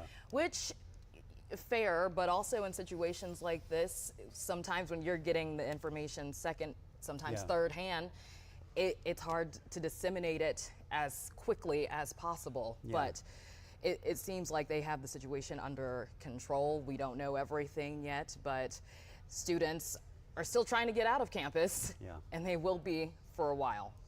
You know, there's Chris Pratt, movie star, has posted on X as well, and let's hear from someone who's not on, you know, who is kind of out of the loop in those political circles, but praying for Charlie Kirk, he says right now, for his wife and young children, for our country. We need God's grace. God help us. We still have traffic as a big issue in that area. Still a big issue in that area. We did have a UDOT camera up earlier just to show how large that police presence is there, a presence that you don't see every day at all, obviously. There we go. So many police vehicles there. Other agencies have started to come in and are obviously going to be helping with this investigation, but this is going to be what it looks like for hours. Yeah. You know? And it's and so we're seeing that. We've also been told that a suspect is in custody, but then we've gotten other reports suggesting, as you heard, that police are still going through the campus, seeing what they can find, who they can find, if there's something more going on there. And so we don't, I'm not sure that we have it as official word that they have the suspect in custody. Right. Even though they do have someone in custody, we don't know. We don't know the specifics, and so we'll keep on bringing you information about that as well. We do want to look into who Charlie Kirk is. Well, it seems like we are showing you the video of when this happened once again. This is edited. Okay, so you can see the shot happened shortly after he picked up the mic and he started to, I believe they were in the middle of a debate. Yeah. And he started to answer, and he was taking then shot. questions from the audience, I think, is what was happening. Right. Yeah. Right. Well, who Charlie Kirk is, our Fox 13 investigative reporter Nate Carlisle knows and has researched and is on set to tell us a little bit about that. And Nate, conservatives sure know Charlie Kirk. Yeah, that's right, Max and Robin. He is a popular figure in conservative circles. He's only 31 years old, from the Chicago suburbs. He was an Eagle Scout. He founded Turning Point USA, which is a conservative youth organization. Kirk himself dropped out of college, but Turning Point really put attention on what it called liberalism on campuses. It published professor watch list and school board watch list. Kirk frequently went to college campuses to challenge the views of students. There's video of him yelling and challenging other students to debate him and shouting back at college students. Kirk also worked in conspiracy theories, some of them anti-Semitic. There were also conspiracies about voter fraud and the COVID-19 pandemic. Kirk once called himself a secularist, but has since become a Christian nationalist, opposed to abortion and gay marriage.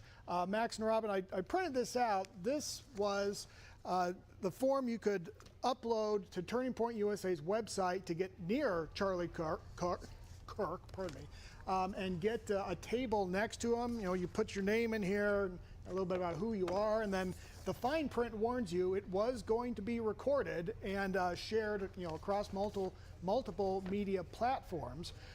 He has a media empire, radio shows, social media channels, bookings on other conservative shows. All this is going to ripple through that ecosystem.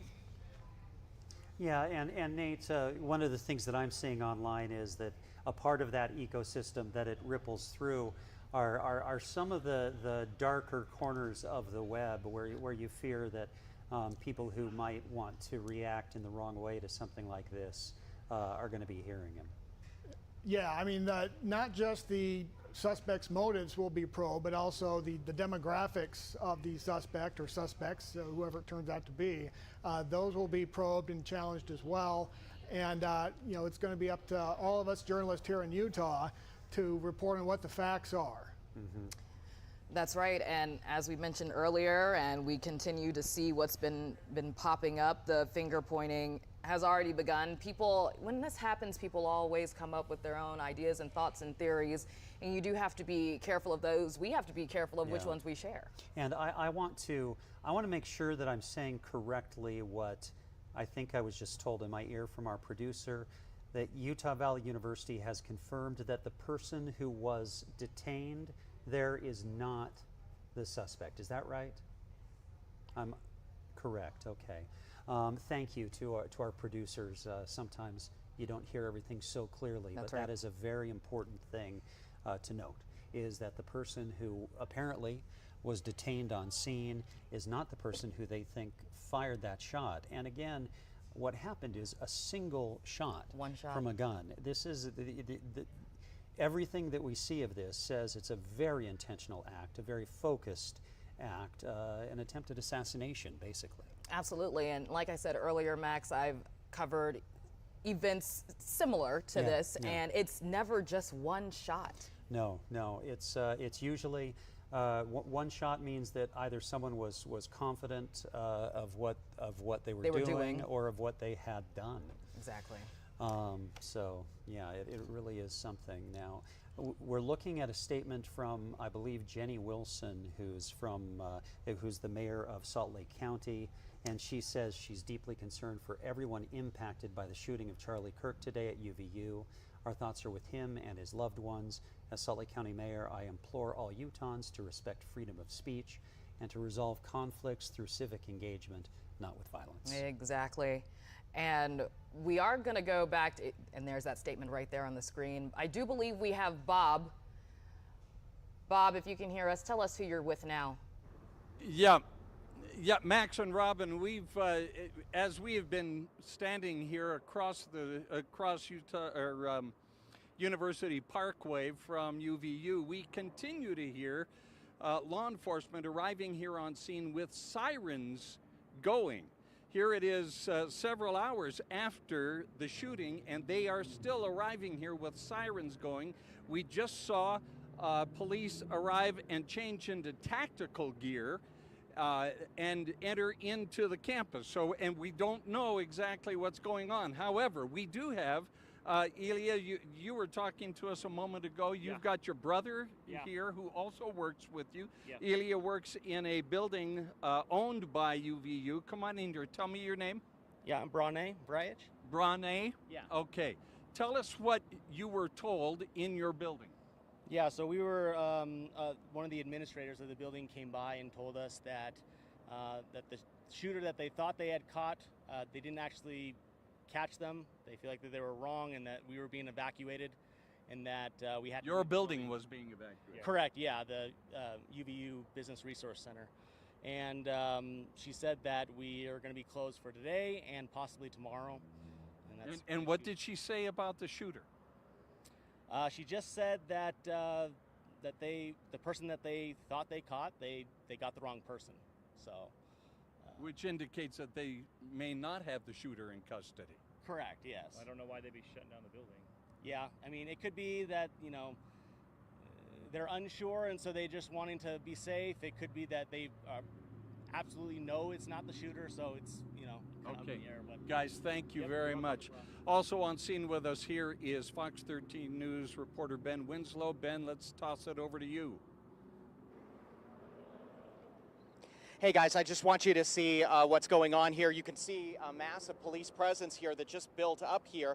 What we are seeing is what appears to be the SWAT team showing up here at the entrance to Utah Valley University.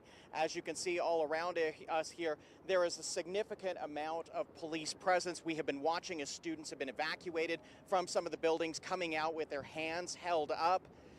They appear to be going building by building, what we were observing of police here from our location, and you can see on the images on your screen there that they are still very much actively going building by building, looking for someone or people, maybe people who might be sheltering in place somewhere inside some of these buildings, clearing these buildings, which again would fit with what we have seen with students who have been coming out here.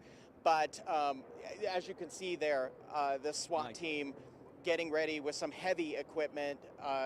They staged here in front of the sign at Utah Valley University, and now they are moving toward other parts of the campus. But there is also still a significant and sizable presence by police. We've been watching here for the last little bit, just a lot of crowd.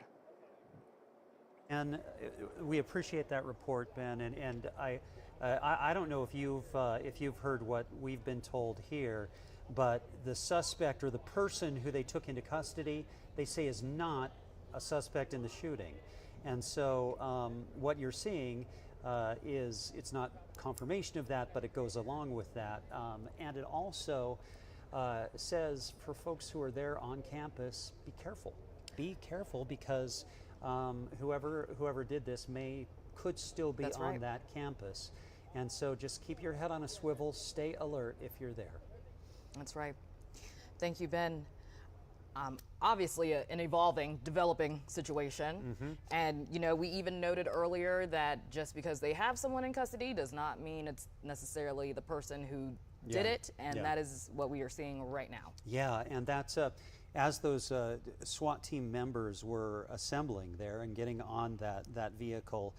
We've covered those vehicles a lot, but it's been a few years, so I don't remember what they're called, but armored vehicles that some of the larger police departments have, and that was with Utah County. Impossible to know what they know at this point, but clearly they are still treating this campus as an active scene. They still have cars coming up, they still have police arriving, and they still have a whole bunch of people on campus who can't leave right now because they're clearing the place.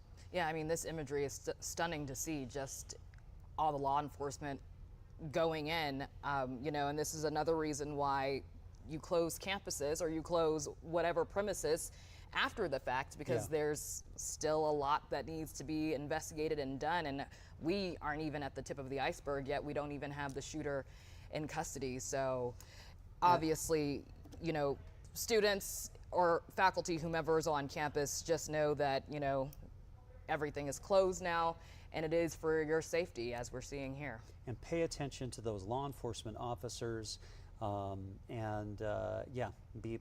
alert. Just be aware that everything's probably going to be okay, but it's not. But right now, there's reason to be careful. So, backing up, Charlie Kirk, prominent conservative political activist, 31 years old. Prominent on college campuses, founded a student organization called Turning Point USA that has become a big deal in national politics, making him a major player in national Republican conservative politics. And he was shot at Utah Valley University today, we're told, in critical condition, and we don't know more about that except to have heard from several witnesses who say that he was hit in the chest, most of them say. One person said neck. But chest is mostly what we're hearing. That's right. We do have that video of the moments when he was shot and leading up to when he was shot. Do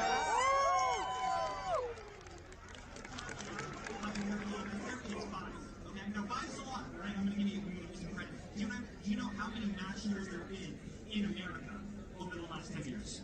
Counting or not counting gang violence? Great. So obviously this is edited. I mean, it's graphic video, but that was the moment before it happened, and he was answering a question from someone in the audience, as he does when he makes these appearances. But we're being told that we are going to head out to Spencer Joseph. Spencer, what's happening out there? As you can see right here, we are just on the edge of the campus of Utah Valley University. Yeah, you can see this SWAT team is heading into the building right now. It looks to be a combination of officers from a couple of different agencies. Looks like Salt Lake City Police, as well as some officers from the Utah County area, but I can see, you know, definitely that Salt Lake City Police patch on the side of some of their uniforms.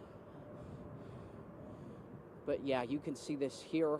All of them are carrying very heavy artillery, are in full gear, many of them in fatigue, some of them in their normal uniforms or in jeans, but it looks like they're about to make entry into this building. They did just try the door just a moment ago, and it was locked, so it looks like they're trying to figure out a way into this building, but then in short order, most likely they will be attempting to clear this building. Obviously, as they are going through room by room, we're keeping our head on a swivel. A lot of people have left the campus. Now, knowing that that person who was arrested was not the shooter, as we've been reporting in the last few minutes. But yeah, you could see these officers now coordinating to go into the building. And the first officers make sure the hallway is clear. Yes, go ahead, Max. Oh. And Spencer, we've stopped showing your picture because we don't want to necessarily give a play-by-play to anyone watching of what police are doing. But I did want to get a sense from you of how far away you are from Ben Winslow and from Bob Evans, because from Ben we were also seeing SWAT gathering in force, and it looks like they're moving in all kinds of directions there on campus. It does. In fact, from where we were earlier, we were kind of on the northern part of campus. We've moved more towards the center of campus, so we're still north of where Bob and Ben are. We're actually at the basketball center right now, next to the UCC Center, which is kind of the Student Union Center, beyond where this shooting took place. And yeah, totally understand. We do not want to give the movements of police into these buildings, and I will stop commenting on that as we do for the safety of these officers. However, yes, they are going in force, and they are clearing every single building, every single room on this campus. We saw them on the north end go into several buildings up there. We are now seeing them go into this building here. Yeah, it is a very, very dynamic situation. In fact, just in the last couple of minutes, we've seen more and more officers come down kind of this frontage road right next to UVU, right next to the baseball stadium, and arrive here as the SWAT teams are now going into buildings. So there are lots and lots of officers on campus, Max and Robin, as we are looking here. More officers clearing some more buildings in the area. What would be your estimate, Spencer, on the number of officers you're seeing? I would say if we're going off of patrol cars by themselves, just on the north side that we've been able to see, I would say at least 100. I'm not sure south of us, kind of on the southern entrance of Utah Valley, exactly how many officers there would be, but just in these groups, I mean, there's probably about 20 in these groups that we've seen going into buildings. So yeah, I mean, hundreds of officers. I don't know how many hundreds, but I would say hundreds of officers on scene, Robin. It really is amazing, Spencer, because you know, the biggest departments in the state don't have that many officers. Right. The Salt Lake City Police Department has several hundred, and that's the biggest. Salt Lake County Sheriff, big as well. But it's amazing to see that many. It's almost like you can't imagine there are that many police vehicles in the state of Utah. Spencer, I do wonder, you were there where students were trying to drive off of campus. Is that still happening? Or have students been able to leave, or are those same students still parked right next to you? So there are a ton of students that are still on campus and still working to get off of campus. It is much less crowded than it was earlier today. There probably are maybe 100 or so cars still, you know, kind of gridlocked trying to get out, but they're moving much quicker than they were. But there are still a lot of students on campus, or a lot of cars on campus. Again, we don't really know in terms of who those cars are. My guess is maybe they are still sheltered in place. A few minutes ago, and I want to mention this, I talked to 2 UVU staff members who are hid in a dark closet with several students, and they were all crying and fearful. They didn't know what had happened. They only knew that shots had been fired. And they told me, you know, they are disturbed that a gun was able to get onto campus today. And again, these are UVU staff members that were talking to us. They were kind of holed up in a building until they were told that they would be released. So it may be that some of these individuals, some of these cars that are still on campus are still maybe sheltered in place. Those individuals that came out, they had just been cleared and they had just gotten to their car. So again, I don't know exactly how long some of these individuals have been held up in place, but I do know that those two in particular were actually taking shelter in a dark closet with students from campus trying to protect them. And again, disturbed that a gun was able to make its way onto campus today. Right. I mean, but that is another conversation I'm sure will come up in the next several days, because usually at events like this, you're not checking for weapons. Yeah, and it's the law in Utah that you have to allow weapons on campus. You cannot keep them off of campus. That was a law that was just passed within the last few years. So let's back up for a second and let you know right now it is 2:45. You're watching breaking news coverage of a major political attack, an attack on a man named Charlie Kirk, a young conservative activist who was shot in critical condition now at Utah Valley University, and it looks like we have confirmation of about the shooter on campus too. Well, one thing we are hearing is that President Trump has said that Charlie Kirk is dead. Oh my gosh. That again is coming from President Trump. Obviously, we are working on our end to confirm things. There's a lot going on. There's a lot of hoops we have to jump through in order to get information, and we are doing that, but this is what the president is saying. As you can see, he says there, the great and even legendary Charlie Kirk is dead. No one understood or had the heart of the youth in the United States of America better than Charlie. He was loved and admired by all, especially me, and now he is no longer with us. Melania and my sympathies go out to his beautiful wife, Erica, and family. Charlie, we love you. Yeah, that is really something. You don't expect that kind of announcement to come from the president's social media account, but you also have to assume that he does know. You know, you don't make an announcement like that without having some knowledge. We are still waiting to hear that from police or from the medical personnel who have been responding to him, because last we heard was that he was in critical condition, but President Trump saying that he has died, and this is indeed political assassination that happened at lunchtime at Utah Valley University on a Wednesday in September. That's right. You got a call from your son who was on campus. Yeah. Bob got a call from someone he knew on campus around the same time, and this is what has happened. You get that call and you wonder, it can't be that bad. I was listening to my son and thinking and hearing people shouting and crying in the background, and you just wonder what could possibly have happened there, and you don't think it's this, but yeah. No, I mean, you sit right next to me. I heard you say, "Hey, Luke," and you know, not often do your sons call you when you're at work, so I was a little worried as well. Up. Yeah. Bob got one of those calls too. Absolutely, very scary. And Bob, we are hearing that you have found someone else. Bob, what can you tell us out there now? I'm with Liam Matthews, who was in line to ask Charlie Kirk a question when all of this went down. Tell us what you saw and heard.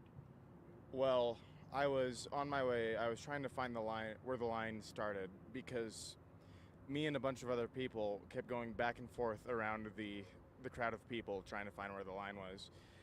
We'd finally figured out where it was supposed to start, and right as I was like in the back of the audience, the gunshot happened, and I hid behind a pillar as several people started running into the building.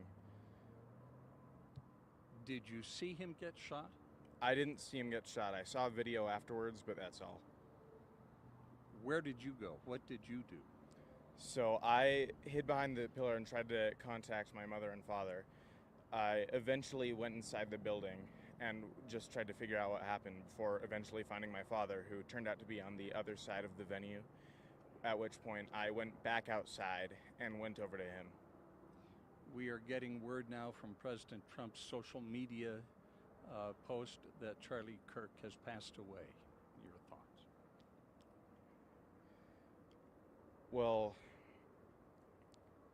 I'm less sad and more angry that somebody would be so crazy, psychotic, immature to think that killing someone is the best way or only way to solve a problem. That will never change anything. That will never convince the other side to listen to you. That will only make things worse for every party. Do you go to school at UVU?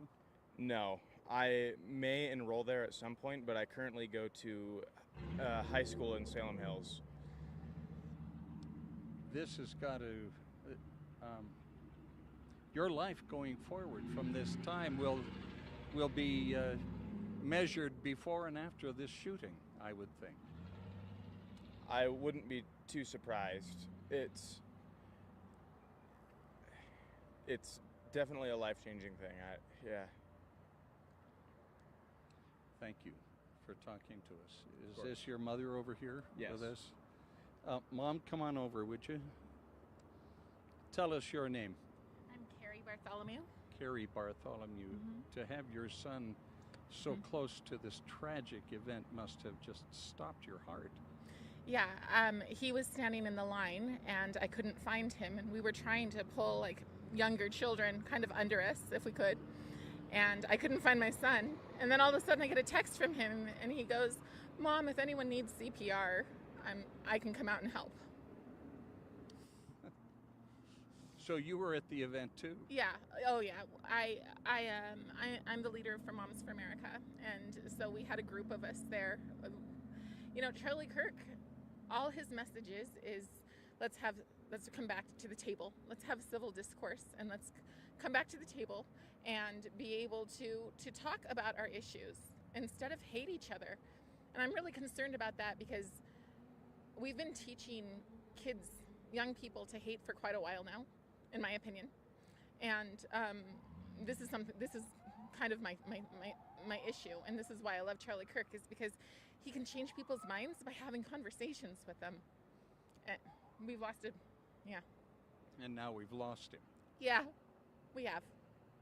And you know what? He is a Christian, and Christians believe in finishing the race. So I'm proud of him for finishing the race, and I think that it's going to wake up a whole bunch of people because they're starting to realize that they are being bullied into not speaking truth. They're being bullied into not thinking for themselves, and that's all he was about. Was stand up for yourself, stand up for your right to speak, do so respectfully, but you know that doesn't make you a quote unquote fascist. What does is the people who will, you know, shoot you because they don't like what you say. Thank you. Police continue to arrive here on scene. They are in tactical gear. The entire campus here at UVU is closed down. We are told that at the very least, they believe they got the wrong person when they took someone into custody earlier, which means that the shooter continues to be at large. We, of course, are keeping our heads on a swivel. We think we're in a safe place here across from campus, but we are keeping our eyes and ears open as well. The mood here where we are has changed dramatically now that we have gotten word that Charlie Kirk has passed away, and it becomes a poignant and very sorrowful moment for those on both sides of the political spectrum who treasure and value conversation and discussion, debate, principles. We'll leave it right where we are and send it back to you, Max and Robin. All right, Bob, thank you. And we are hearing a lot of raw emotion from the folks out there, which is the way it's going to be. It's just the way that you're going to respond to something like that. And it's and again, it's the way of our commonality, the way of our shared experience emotionally. And from people on the ground, we've heard from people who dislike Charlie Kirk's policy, and a whole lot of people who think he was fantastic, and nobody who's saying they think that this was the right thing to do. Right. And so, you know, we have to know that people who say such things are outliers, and hope and pray that our political conversation will be civil. But we have been watching this. We can show you the campus right now and the traffic situation there. Take a look at all those vehicles. It is, who knew that many police could respond so quickly to one place, and a shooter still at large, apparently. That's right. And so the police are going from building to building. We've seen SWAT out there. We're not showing SWAT, even though our teams have been covering that. That's right. You know, we talk about a large police presence when we have, you know, shootings that happen maybe in a neighborhood or something like that, but this is way more than that. Yeah. This is way more than that. Again, classes have been canceled for the day at UVU. Campus is pretty much closed. Classes at BYU, I'm told, are still in session for anyone who has been wondering. And again, that shooter is still at large. But this is the scene that we've been looking at for the last couple of hours now, and it is going to be that way for the next several hours as they investigate and, again, look for that shooter. And a lot of people watching at home right now who knew people who were there at the scene. There are a whole lot of victims to this. Clearly, there's one victim who was targeted, Charlie Kirk. Right. And if President Trump is correct, and we have no reason to think that he's not, Charlie Kirk has died. At the same time, this shooter also victimized a whole bunch of young Utahns who were gathered there on campus to listen to someone many of them disagreed with, many of them agreed with, and they all were there when something horrible and violent happened, and they're not going to be able to forget that. And No. they are victims of this shooter as well. Absolutely. And all of you at home who are watching, who have kids who go to this school, you know that. You know that your precious kids deserve better than that. Absolutely. You know, I've gotten a few texts from friends, folks who don't work in news, and they're talking about how, you know, we've had yet another, again, politically charged event that has ended in a death, the No Kings protests, which was that 2-3 months ago, in which someone who was just innocent and there to be a part of the protest was killed, Afa Alou. You've worked in or dabbled in politics here in Utah. You've covered politics. You know, how do you feel like this has affected the political climate here, or how do you think?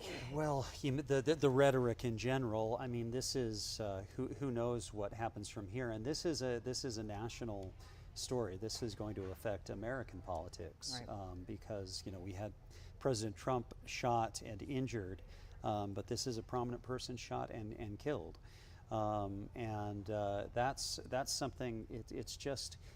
It's a delicate situation already. American politics has been in a delicate place, and I'm sorry for the distraction.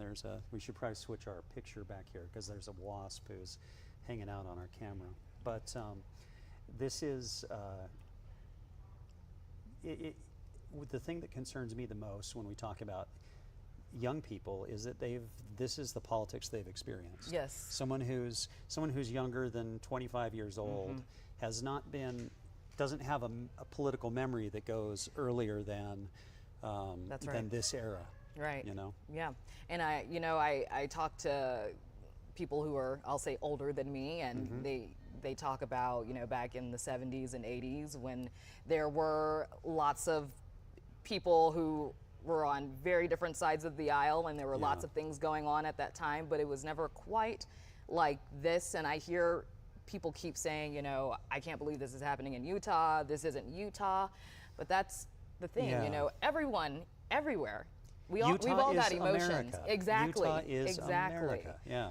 And it's just more than unfortunate that this is what it has come to. But like you said, you've used the word temperature several times today, and unfortunately, it's not a great temperature.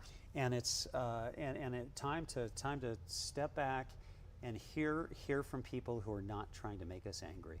Absolutely. Hear from people who are not trying to get us all geared up to be hostile to each other. Yeah. If someone's trying to do that to you, then it's not a friendly thing. We've heard from a number of our reporters and crew there at the scene. Spencer Joseph was there. Absolutely. We're going to hear from someone that he spoke with who was on scene and described what happened. We were like second row. We were just looking up and we see, you know, he was debating about shooting and he was talking about it, and then we see we hear a shot and then just a wave of blood come out of his chest, and we all get down. I had a couple people trample me actually, so it was pretty horrific.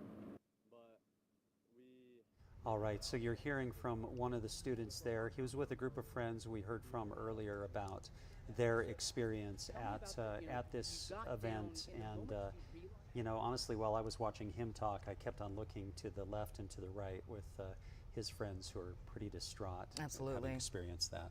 Yeah, the young woman who was standing next to him, I believe they're related. Mm-hmm. You know, she was talking about how they shielded her when they had to get down on the ground, and she was obviously shaken up. She was crying, and you know, that's kind of been the response of many of the people we've spoken with today. Yeah. You know, folks were hiding in closets, people who didn't know what was going on in other parts of the campus. Mm-hmm. Obviously very scary moments. And the young man standing next to the man who was talked earlier as well, and he said outright, hey, yeah, I don't agree with Charlie Kirk's politics. Mm-hmm. I was there to listen, and he was shaken up by the whole thing as well.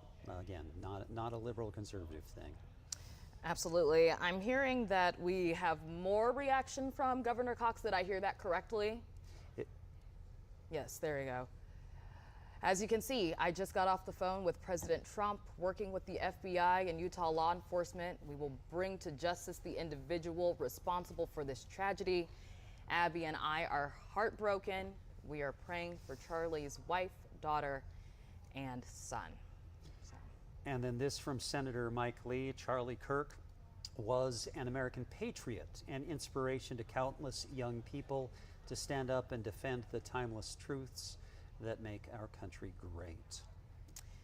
Right, so obviously this is reaction coming in now that President Trump has said he is dead, that Charlie Kirk is dead.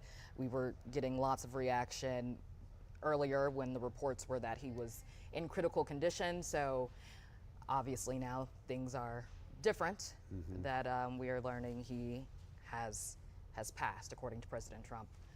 Yeah, it's and there are a whole lot of people responding on social media or speaking on social media, including Salt Lake City Mayor Aaron Mendenhall saying that what happened was abhorrent and un-American, no place for political violence in our society.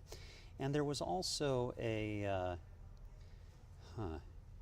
I'm sorry, I shouldn't be scrolling through social media while I'm talking to you, because our job is to make sure things are verified before we say something. But what I was trying to get to was that Erica Kirk, who's his wife, she did post something, and it was simply a psalm and asking for God's comfort.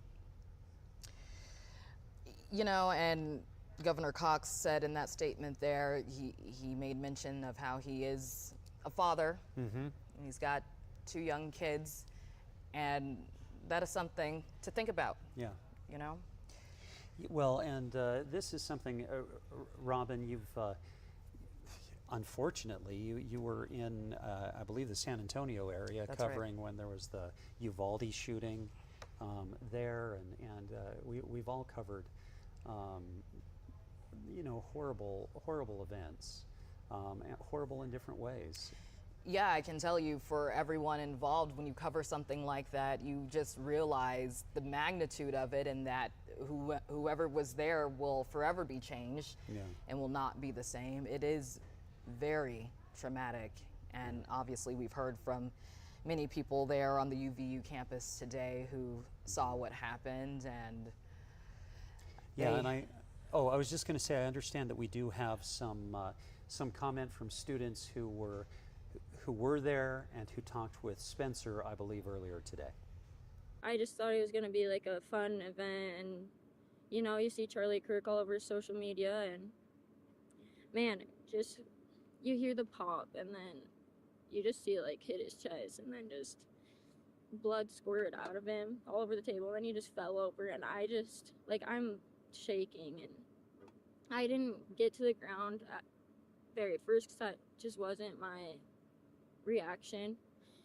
And then my brother pulled me down, and he put his body on top of me, and then Ethan came and put his body on top of me, and everything just happened so fast, and everyone was running and screaming, saying get down. It just didn't feel real in the moment, especially like the blood. I'm still really shaken up. Yeah, and we've heard similar stories from many other people today, and they will be shaken up for a long time. For a long time. For a while. It is. This is the kind of thing that it'll shake people up who simply saw it on television or on social media. To recap, Charlie Kirk, founder of Turning Point USA, 31 years old, prominent conservative activist, a mover and shaker in Washington, D.C. and on college campuses where he has events like this around the country, was shot at Utah Valley University at about 12:20 today. And President Trump is reporting that he has died as a result of that shooting. And so we are on air with this breaking news, giving you everything that we get as we get it. That's right. I mean, the video you're seeing now was before the shooting. You can see it is a large crowd. Yeah. There were so many people there, and now we're talking about how students and faculty were trying to get off campus. So imagine all of these people who are trying to leave campus. I believe, as Spencer told us earlier, that it's clearer now than it was earlier. But I mean, this is a lot of people. A lot of students there, and then it's a school day. A lot of students in classes around there as well. That's right. One of the students in attendance got pretty emotional about the whole thing. I'm sure a whole lot of them did, and you can listen to what he has to say here. I don't want to scapegoat anybody. This is a tragedy. And I don't agree with Charlie Kirk. I agree that he has the right to say what he says. I pray for him and his family. He's a father, he's a husband, and I hope and I pray he pulls through and he can recover from this horrific act by hopefully a lone actor and someone who does not represent our school or our faith or our state, and hopefully he doesn't represent our country either. Again, yeah, you just made reference to him saying that, the young man who said that he does not agree with Charlie Kirk's stance on things, but obviously this is very, very wrong. Now, who we have not heard from yet are law enforcement, police. Ben Winslow is live with us on maybe when we will be able to hear from them. Ben?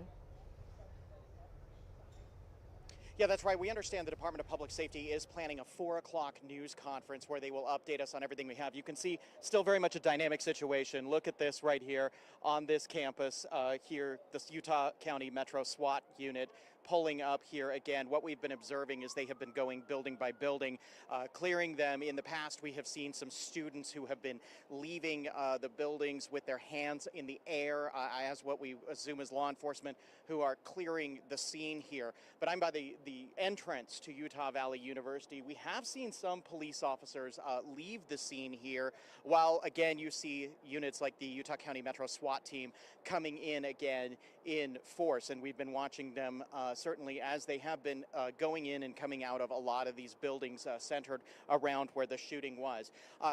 Just so that you know that this is not the only scene that is happening here on Utah campuses. In fact, this is an alert that was passed on to me by the University of Utah, saying that University of Utah Public Safety is in close contact with local, state, and federal law enforcement peers. Additional public safety patrols and layers of security will be present at university events today and the rest of this week. You can expect that to be happening pretty much on campuses all across the state as they react to the shooting of Charlie Kirk. Again, what we have been observing, though, out here at the scene is still a number of police officers. You can see a Salt Lake City police vehicle has arrived. We got police from all over basically the Wasatch Front who have responded to assist in this. From what we understand, the person that was detained earlier has been released, and they are still very much looking for the person who shot Charlie Kirk. We're now watching, I am watching some police officers starting to run into their vehicles as some of the vehicles are starting to accelerate out of here at a high rate of speed. It makes me wonder if they maybe at least have an indication of potential sighting of a suspect as they obviously continue to work this very dynamic scene, this very active scene that's happening. Again, though, I will point out we have a 4 o'clock news conference that we are being told will take place by the Department of Public Safety. We understand other public officials will be participating in this, and of course we hope to find out exactly what is happening. But as you can see, what we're observing here on the scene, a number of vehicles are starting to leave here at a high rate of speed. Again, we do wonder if they are close to, or at least, making some progress in the shooting investigation. Perhaps something is happening, unfolding as we speak. I'm going to try to find out some more information and get back to you. We will let you do that then, because that did look like there was suddenly some urgency. Absolutely. And not that they lacked urgency before that, but they were being very deliberate in what they were doing. And Absolutely. then all of a sudden you see them driving very quickly. Another thing that we did see, and this just tells us also that that our photographers are every bit the journalists that our reporters are, because while Ben was talking, our photographer Manuel focused in, and we saw that there was a University of Utah truck arriving, a University of Utah police truck arriving to the scene as Ben was talking about, the U also being concerned and in conversation with the Department of Public Safety. That's right. And that's the thing about situations like these, developing situations, evolving situations, is we're watching this unfold like everyone else. So you at home, we are figuring things out as you are as well. We are literally watching this in real time. So But the two of us are just the front-facing staff of a whole bunch of people behind this wall behind us here, who are working feverishly to get every bit of information to you, and so and that's how it works, and that's what's happening. But that is what's happening here. So we're all learning about this together, and we have some good folks who are trying to help us all out with that. I understand that Adam Herbetz. That's right. Is on the scene. He is where Bob was a little bit ago. Hey, Adam. Yeah, hey Max, hey Robin. Just for safety reasons, we're starting to consolidate our crews into teams of 3 and 4 instead of just our standard unit of 2. Not because we think there's any reason to be scared or that this is a dangerous situation. We're about across the street from Utah State University. Of course, Ben and Spencer have been doing a great job of explaining what's going on with the police investigation as they try and figure out if there is an outstanding shooter on campus somewhere for the police to find. Meanwhile, I'm trying to piece together the timeline of what happened during the shooting. And very soon after it all happened, I got a text from someone I've interviewed before on previous stories. His name's James Gaffney. And James, if you could walk into frame here with me. You texted me very quickly after it happened, and you were very close. Can you tell me what you saw? Yeah, I was like 15 feet away. Well, if you can even see it on there, very close. I can't believe it didn't seem real at first. Not at all. I thought it sounded like a firecracker almost, so it must have been a couple of shots that got fired. And then all of a sudden I'm seeing him go down, and I'm like, what? and then all of us are going down. And then about 30 seconds later, people start moving, and I start walking past the car that they had him in, and there was a guy outside of it with blood all over him, and I'm hearing a guy saying, we need to shut this area down, and just people are walking, but no one's running from where we're at. They must have been running a different way, but they weren't running where we were, and this isn't right. This is so stupid. It's like every shooting is from radical leftists. I am so tired of it. You can't feel safe. I probably will never go anywhere without my gun again. And if they think that shooting him is going to make it so that our resolve is less, you got another thing coming. Because there is going to be a movement because of what he did. We are not going backing down from this. This is so stupid. So based off the photo you showed me, and obviously very hard to see with the brightness and the phone and everything, you were what, third row, fourth row? You saw it right away. There was only 3 people in front of me, and I had a direct shot, and I can hardly believe it happened. I love Charlie Kirk. This is so stupid. And I will not be shaken in my faith with what he was doing. So, yeah, sorry, I don't know. From what I know of Charlie and from what I've heard from other people that came out to see him speak today, he encouraged people who disagreed with him to show up and to stand in the front row. Obviously, it sounds like you agreed with him. You were very up close. Did you see it happen? Did you see him get shot? Yes. Like I said, right in front of me. I thought it was fake. I don't want to go into the detail. It was so crazy, just so much. I had no doubt that there was no way he survived this because of how much I saw. And he is. He's not with us anymore, and this is so stupid that it's happening here. You were telling me earlier today the format of the event. It sounded like people were lining up to ask questions. Maybe there was only one question asked, two questions asked before this happened? It was way too coincidental with this person that was asking questions about transgenders being banned from having guns, which I totally agree with. You guys are off your rocker. Seriously, we don't have to agree with what you are. Who cares? Be you, but stop trying to force it on us and stop pushing your ideology on us and going to this radical with it. I don't get it. So they're talking about that, and right when they're talking about that with this guy, this is when it happens, and it seemed way too coincidental at that point. I mean, he should be talked to. Whoever was asking that question, the timing seemed way too convenient. James, thank you for telling us what you saw from your perspective. I did talk to other witnesses as well earlier today. Many of them said the same thing as James, that same question, immediately after being asked, before he had an opportunity to answer Charlie Kirk being shot. I'm told by the witnesses I've talked to, in the neck. Of course, President Trump announcing that Charlie Kirk did not survive that gunshot. We're still trying to confirm things on our end to see if that's true. Of course, James here has a lot of the same questions a lot of us do. Is it politically connected? Obviously, Charlie Kirk is a very politically outspoken person. So right now, everyone is questioning, some assuming that this was politically motivated. And of course, things that the police and investigators are all going to try and figure out in the coming days. Right now, it sounds like they have their hands full, not looking into a motive, but looking into a shooter. We heard from multiple witnesses that somebody was taken into custody very shortly after the shooting, but we are now told that either that person was not the shooter or that there is another outstanding suspect. So we are all waiting for updates on that so we can bring them to you. But what we do know so far is the timeline from the witnesses we've talked to seems to match up. It happened very early on in the event. It happened immediately after that second question, questioning a comment that President Trump made earlier in the week about gun rights for transgender individuals. But again, right now, no way of knowing if that question has anything to do with the motive here. We're live in Orem. Adam Herbetz, guys, we'll throw it back to you in the studio. All right, Adam Herbetz, thanks so much.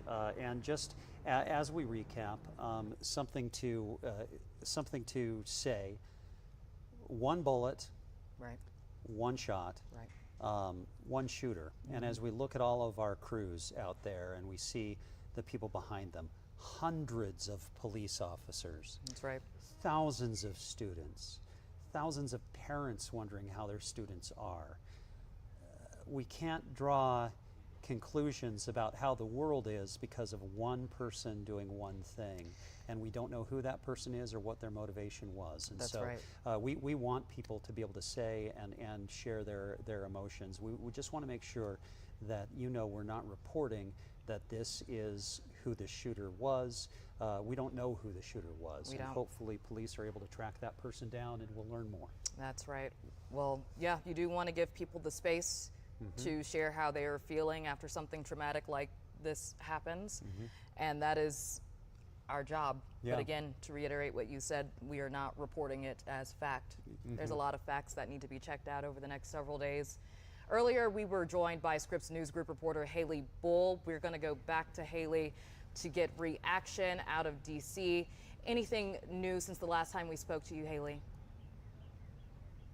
Yeah, President Trump has ordered all American flags to have staff in honor of Charlie Kirk. I'm going to step out of the way so you can see here at the White House. We are waiting to see this flag that sits atop of the White House be lowered. The president ordering this, announcing he was ordering this on Truth Social within the last hour. I have seen a couple White House staff pop by appearing to watch this as well. There are a number of journalists also waiting to see that happen. The president writing on Truth Social, or rather announcing Kirk's death on Truth Social within the last hour or so, saying, quote, "The great and even legendary Charlie Kirk is dead. No one understood or had the heart of the youth in the United States of America better than Charlie. He was loved and admired by all, especially me, and now he is no longer with us. Melania, my sympathies go out to his beautiful wife, Erica, and family. Charlie, we love you." The governor of Utah indicating that he spoke with President Trump this evening, noting that they are working with the FBI and Utah law enforcement. The Attorney General did say that the FBI and ATF were on the scene assisting. Now, Kirk, someone who is a significant and influential conservative voice, especially among youth, and especially in President Trump's MAGA movement, the Make America Great Again movement. He is someone who is close with President Trump and top officials here in the Trump administration, someone who President Trump has frequently spoken highly of, given gratitude for his work with the youth. Kirk founded the group Turning Point USA, which is an organization, a self-described conservative youth activist organization that aimed at organizing youth at high schools and college campuses across the country. Kirk was no stranger to going to different campuses to share views, frequently engaging with people across the political spectrum. But we are seeing just a litany of statements come in from officials here in Washington, D.C., sharing kind words about Charlie Kirk and sharing their prayers for him and his family. So certainly this is news that is felt, needless to say, felt very deeply here in the nation's capital and at the White House, you guys. All right, Haley Bull from the White House with the latest on the response there. Haley, is there, it's unusual for us to get confirmation from the President of the United States on a death like this. We were here in our newsroom usually waiting on law enforcement to give us that kind of information or medical personnel. I don't imagine, do you have any idea how that came through first from the President rather than through other channels? Right. Well, it is a good question. Certainly the president is no stranger to making announcements via Truth Social. Certainly this one is one we haven't seen before, but the statement itself speaks to how close and highly regarded Kirk was by President Trump and his influence within Trump's movement and the Trump administration as well. Okay. Haley, thank you so much for being with us today. It's yeah, that's really interesting, you know, because we've gotten that from President Trump. We haven't heard that yet. We do expect a news conference around 4 o'clock from the Utah Department of Public Safety, but we haven't gotten official word aside from that Truth Social post from the president that Charlie Kirk has died from this. That's right. And I hate to keep saying, as I have covered events similar to this in the past, I believe the first time we got confirmation of something was from someone higher up, like the governor, per se. So it's entirely plausible. Yeah. Right. So, and I'm seeing Kamala Harris comment on social media now too. I am deeply disturbed by the shooting in Utah. Doug and I send our prayers to Charlie Kirk and his family. Let me be clear. Political violence has no place in America. I condemn this act, and we all must work together to ensure this does not lead to more violence. Yeah. Hearing from a lot of politicians in the last several hours. And unfortunately, we're still just waiting for more facts to come in. And so the facts we know. Charlie Kirk was shot in Utah Valley University, about 12:20. There were hundreds, if not thousands of people there listening to him, most in support, some protesting, everything peaceful until one gunshot was fired, one shot rang out, and then Charlie Kirk was hit, and we're told he is dead. Our reporters immediately raced from the newsroom and from other places where they were covering other stories. That's right, and they've been speaking with witnesses since we first learned that shots were fired. Here's what some of those folks had to say.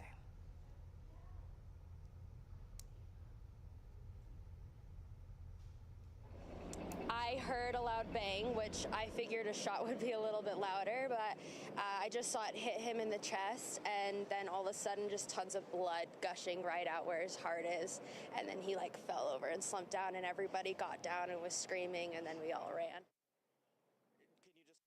We were like second row. We were just looking up, and we see, he was debating about shooting, and he was talking about it, and then we hear a shot, and then just a wave of blood come out of his chest. And we all get down. I had a couple people trample me, actually, so it was pretty horrific. So I saw it, and I immediately just couldn't believe what my eyes were seeing. But like a few seconds after, I just quickly got down. I realized that it was all real and super scared.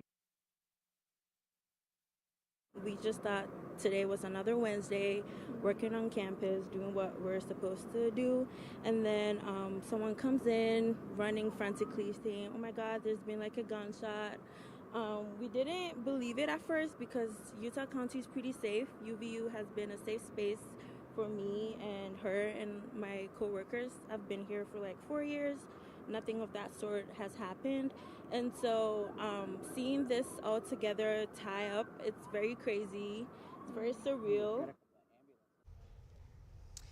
Again, much of what we've heard today, it was just a regular day, and this is what it has turned into, scary moments for a lot of people. And we are hearing reaction from across the state and from across the country. And across the political spectrum as well.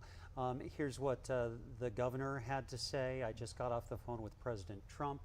Working with the FBI and Utah law enforcement, we will bring to justice the individual responsible for this tragedy. Abby and I, the First Lady of Utah, are heartbroken. We're praying for Charlie's wife, daughter, and son. And then we have reaction from Mike Lee. Charlie Kirk was an American patriot, an inspiration to countless young people to stand up and defend the timeless truths that make our country great. This murder was a cowardly act of violence, an attack on champions of freedom like Charlie, the students who gathered for civil debate, and all Americans who peacefully strive to save our nation. The terrorists will not win. Charlie will. Please join me in praying for his wife Erica and their children. May justice be swift.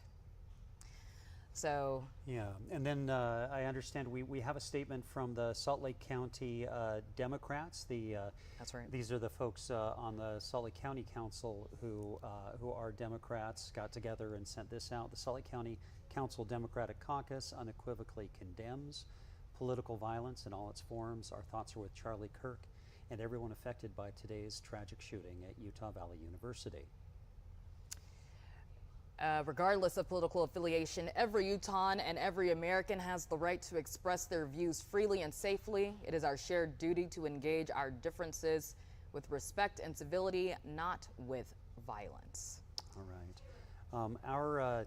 Our own Taylor Stevens, investigative reporter, has been looking into another part of this. Give us some context about a petition to prevent Kirk from speaking. It circulated online prior to the shooting. And Taylor, what do we know about that petition and who was behind that? Well, this petition appeared on the website change.org earlier this week. We don't know exactly who started it. The website said it was created by an anonymous contributor.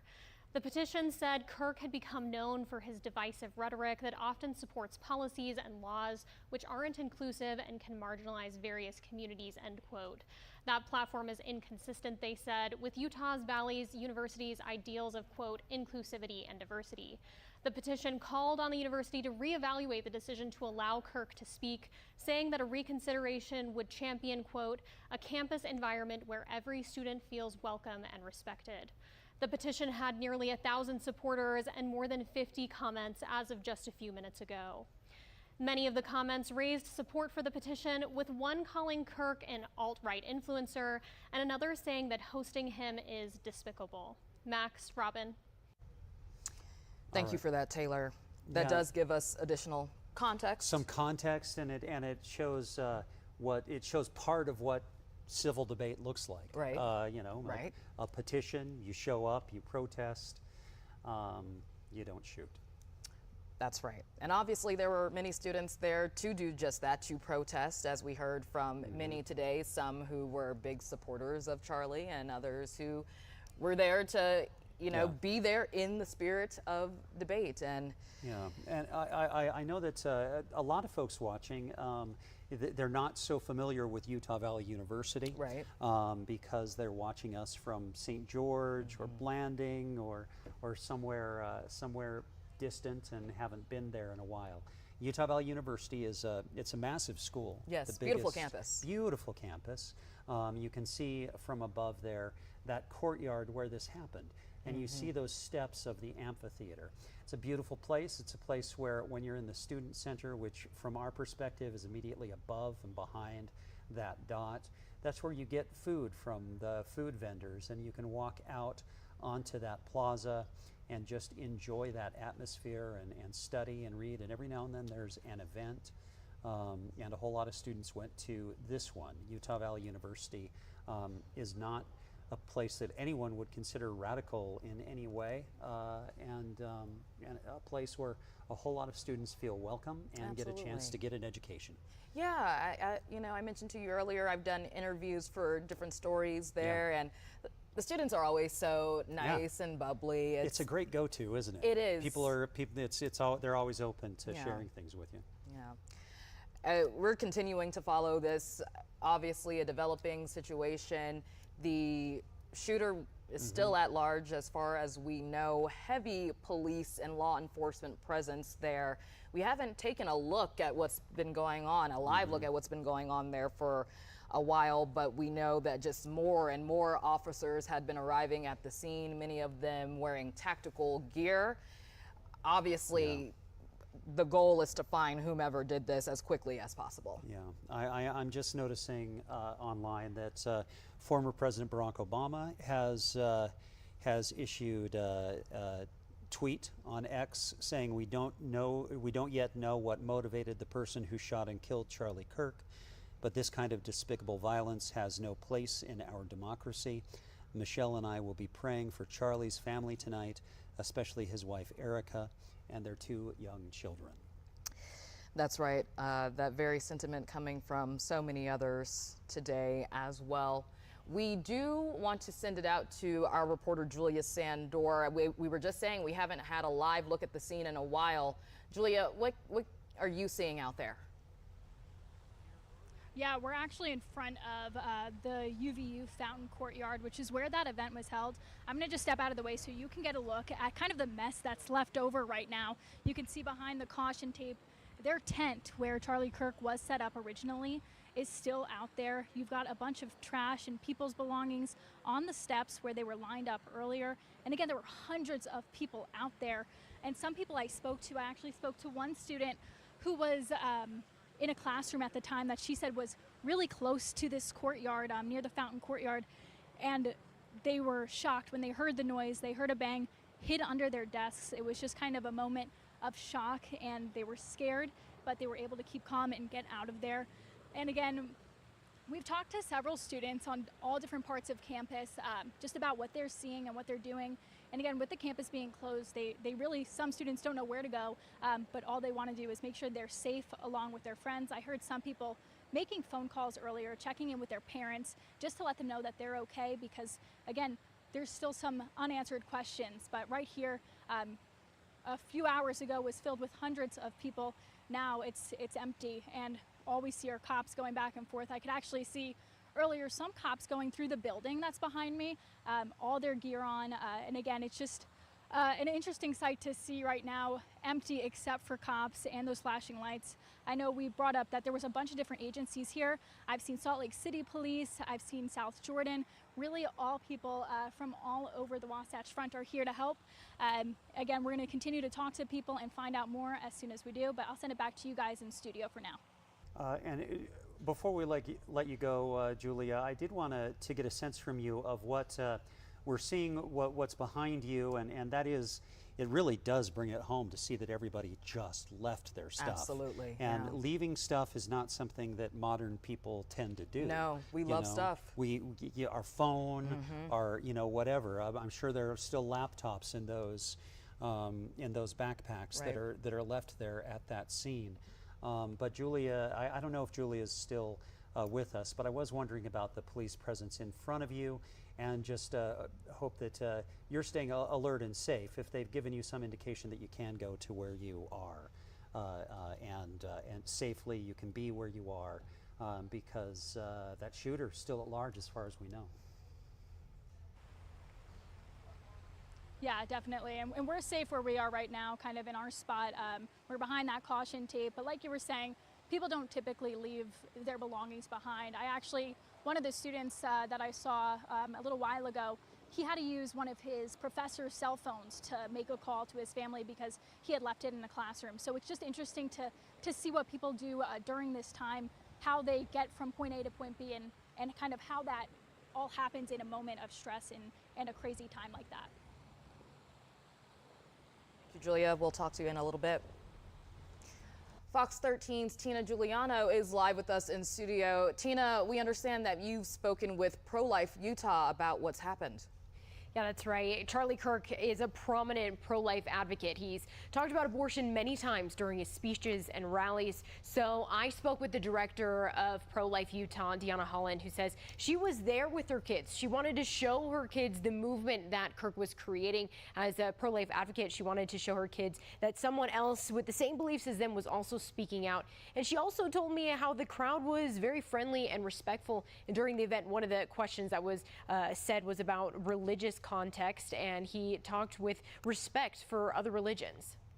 So, you know, to be able to have someone that is that powerful of a speaker, he's very smart, he connects with this next generation, and this next generation is the up and coming generation that will be trying to fight for the lives of the unborn. And so, you know, we just love Charlie Kirk and everything that that he helps with in this pro-life cause. So, my son tells me that a girl in a Satanist t-shirt guided him underneath the bridge and told him everything was going to be okay.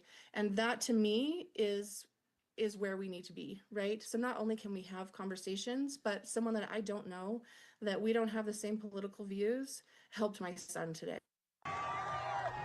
She says that the pro-life movement is grateful for his support and her voice in their movement. She also says, quote, that Pro-Life Utah remains steadfast in their mission to protect life, which is inspired by Charlie's unwavering commitment to the cause, unquote. I'm sending it back over to you, Max and Robin. All right, Tina, thank you so much. And we have heard from another person who was a witness to this shooting. Yeah, this is the student who asked Charlie the question moments before he was shot. So I really agree with Charlie on a lot of things politically. So the only thing I didn't agree with him on was the concept of religion. And so that was the first question I asked him, was that Mormonism was more historically correct than Protestantism in regards to theology. And we had a nice conversation back and forth. We disagreed, of course, and then we kind of just ended it at that.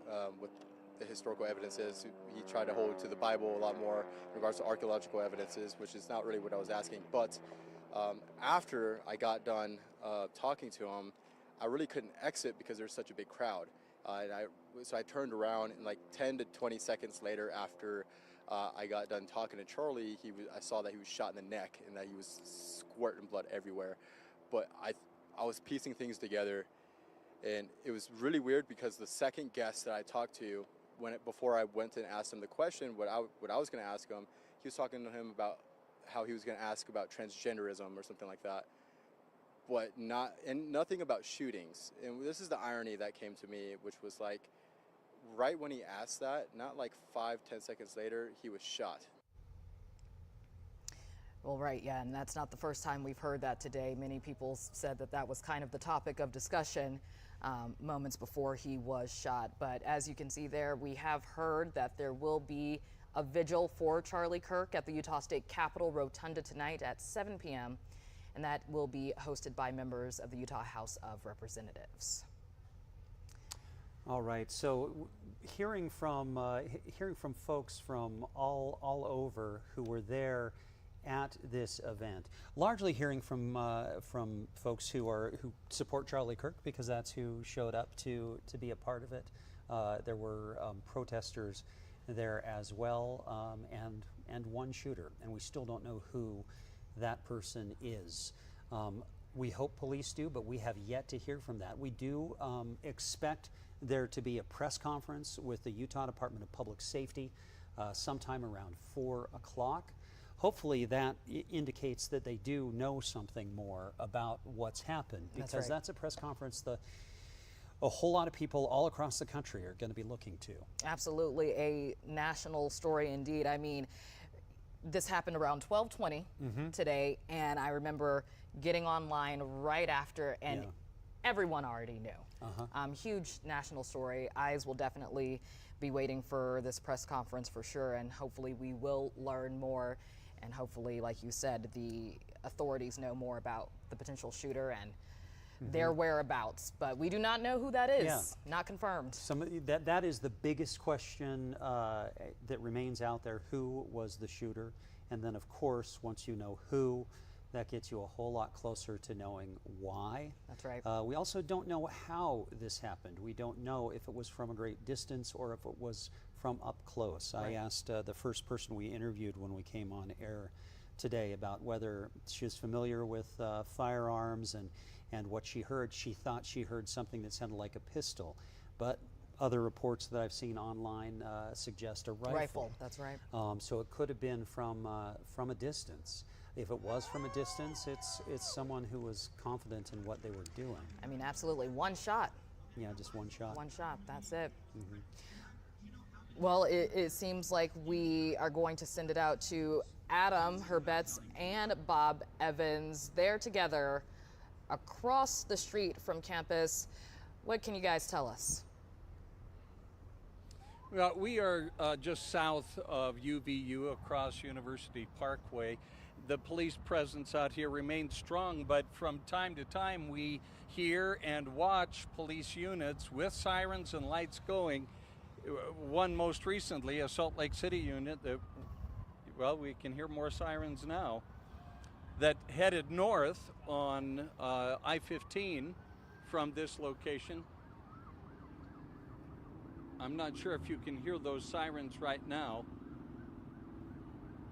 but traffic continues to be very heavy in this area, not as heavy as it was before, but the westbound traffic, of course, is very heavy because it's passing by the university, or Utah Valley University, and on that side of the street, the north side of the street, which police have controlled. It's a lot better than it was. I was getting text messages from witnesses, second row, third row, fourth row.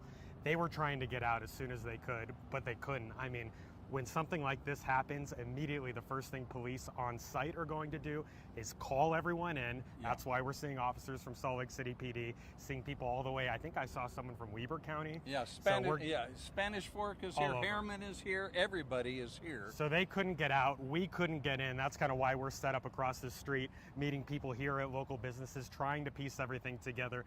And Bob, the more I think about this, I mean, you and I have both covered shootings. We've both covered mass shootings, unfortunately. I think back to the shooting on President Trump. Of course, that one immediately, if it's the president, you assume it's politically motivated. This one is a political activist. We question whether it's politically motivated. But it seems like in talking to witnesses, the differences between these two, with the President Trump shooting, immediately you heard witnesses coming forward saying, look up there on the roof. What is that person doing up on the roof? And immediately officers knew where to look. They were able to find a shooter and go from there. Here we're not seeing anything like that, which is why it sounds like from the shots we're getting from Ben Winslow, the shots we're getting from Spencer Joseph, show them sweeping the entire campus looking. They're going to leave no stone unturned. About 30 minutes ago, I was talking with someone who shared with me some video that was shot by, and they don't know where that came from, but he believed that the story that came with that video was that somebody was running on top of the roof and then got down. Now we haven't used that video because we can't confirm whether that is exactly true or not. We're getting all kinds of conflicting reports. In the fog of war here, all kinds of stories are going to circulate, but with this much we do know, and that is that the campus here continues to be an active crime scene, and that police have a very, very heavy presence here as they go through the process of clearing each one of the campus buildings. In fact, the building just to our south, which houses startup businesses and that kind of thing, and owned by UVU, has been evacuated as well because they felt like that was the most prudent thing to do since the shooter had not yet been taken into custody. And so we continue to keep our heads on a swivel here. The police presence remains very strong here as they are preparing for a news conference at 4 o'clock, which is 10 minutes away. Yeah, about 10, 15 minutes away. We're hoping that that'll go on time. We're hoping to get more information about exactly how far they are in this investigation. We talk about not knowing what the motive is, but this much we do know, and that is that this was a conservative rally of sorts, a Charlie Kirk event, Turning Point USA event, and those are by nature political. And so with Charlie's fatal shooting here at UVU today, you just lament that the political discourse in our country has gotten to this point where we are here covering this kind of thing. And then you have witnesses that are already emotional because anytime you have a shooting, it's going to be emotional. Tensions are going to be high.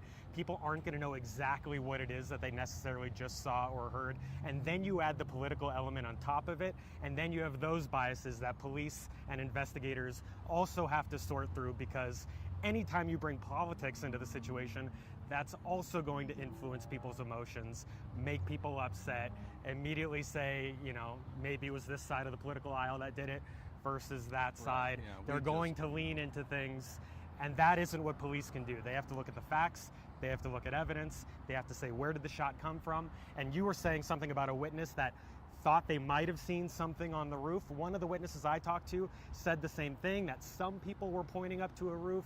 Very different, though, than the roof shooter in the Trump shooting. The witness we just interviewed 15 minutes ago, James Gaffney, he was very close, and he has experience with firearms.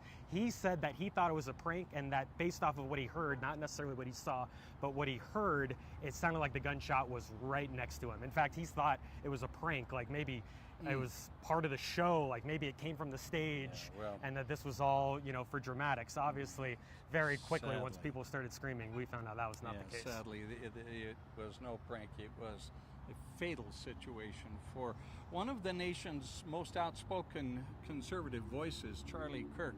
He has had a history of debating across the country on college campuses, wherein he tells his listeners and those who are there to talk with him to ask him any question, any question, and he has become adept. He became adept at answering every one of those debate questions. He's a man with an opinion, with a strong opinion. He had no problem putting it out there. He had no problem going toe-to-toe with anyone who might have disagreed with them. Yeah. One of the people we interviewed said that the reason she and her son came to this event is because she wanted her son to be able to see what it's like to have disagreement before he goes to college. See what it's like on a college campus when people might butt heads, but it's peaceful. Obviously, he came back with a totally different lesson. The events of today will have a chilling effect, and already have. And the sad fact is that college campuses in the United States of America are supposed to be places where ideas are exchanged back and forth. A debate is healthy, and conversations from all points of view are welcome. But that has increasingly become less of less present in our country, where contrary voices are not welcome, and that is sad commentary on, again, where our political discourse has come. I'm sure it's one of the reasons you and I are both journalists, right? We enjoy seeing people with totally opposite opinions come to a head, talk it out, sometimes on our airwaves, and let people decide for themselves, right? That's kind of the motto of our company. It's the motto of what we do as journalists. And Charlie Kirk certainly had an opinion. He said it with his chest. He let people decide. He was a good debater, I'm sure, in his mind. He didn't get very far in this debate. I'm told second question.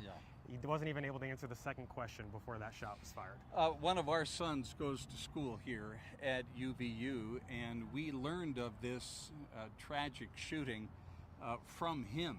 I was at home getting ready for work, and of course the hysteria downstairs from my wife and daughter, who were talking to him about this active shooter on campus.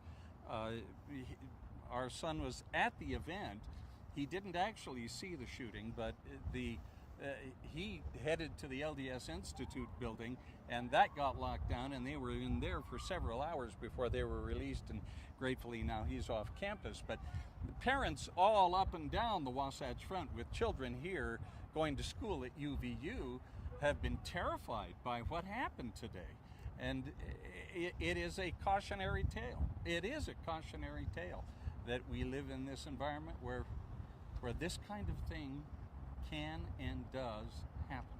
Yeah.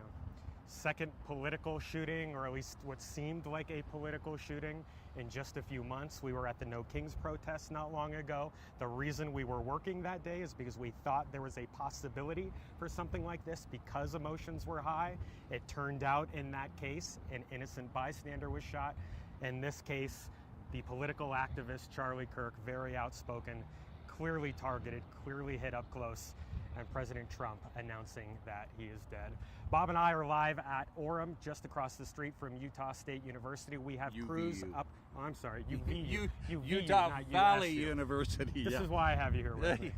Yeah, up in Logan. We're going to stay out here. We have crews all across this campus looking at the police side of the investigation. We are working on piecing together the timeline ourselves. And of course, we are waiting for that 4 o'clock press conference to start here in just a few minutes. Yeah, just 7 or 8 minutes away from that news conference. And of course, we'll bring that to you live. Ben Winslow, I believe, is going to be at that news conference. But Max and Robin, back to you in the studio. All right, we'll take it, Bob and Adam. And I hope that our political discourse at some point with one of these events is inspired to become more civil. Absolutely. And toned down. Well, Spencer Joseph has been on the campus from shortly after learning that this happened. And Spencer, understand that you've talked to someone else out there. Well, we've actually talked to several people who were a part of the group that were released or that were at least being held in place for a moment by police. And actually, if we can pan over this way, these vehicles right here, the gray sedan as well as that white Ford pickup truck, those are vehicles from the police department. In fact, we just saw a Spanish Fork police officer in his full gear take off. It appears as if a lot of the officers that were in searching those buildings, clearing those classrooms, and clearing those offices have been released from the campus. Again, we're not sure what's going on here. We've seen several officers kind of head north and out. We've been reporting, where Ben, Bob, Adam, where they all are. They've seen officers kind of go in every direction. It is somewhat still chaotic here, but at this point it appears, at least from where I am on the more north side of campus, that officers are being released. Now, several individuals did say that they were kind of hunkered down until officers were able to get them out. We've seen that, so we did talk to those people just a few moments ago. But I want to go back to when we first arrived on campus. This was maybe 5 or 6 minutes after we first arrived on campus, about 45 minutes after the shooting had taken place to an hour after the shooting had taken place. We interviewed a group of people who were in the second row of hearing Charlie Kirk speaking. And I want to play the sound from one emotional woman who really was struggling to wrap her head around what happened, as we all are today. So I want to listen to that as one of the most emotional parts of our coverage out here today. So I was with my brother and his best friend Ethan. I just thought it was gonna be like a fun event, and you see Charlie Kirk all over social media, and man, just you hear the pop, and then you just see like hit his chest, and then just blood squirted out of him all over the table, and then he just fell over, and I just I'm shaking, and I didn't get to the ground at very first because that just wasn't my reaction. And then my brother pulled me down, and he put his body on top of me, and then Ethan came and put his body on top of me, and everything just happened so fast, and everyone was running and screaming, saying get down, and it just didn't feel real in the moment, especially like the blood. I'm still really shaken up. I mean, it happened like 40 minutes ago.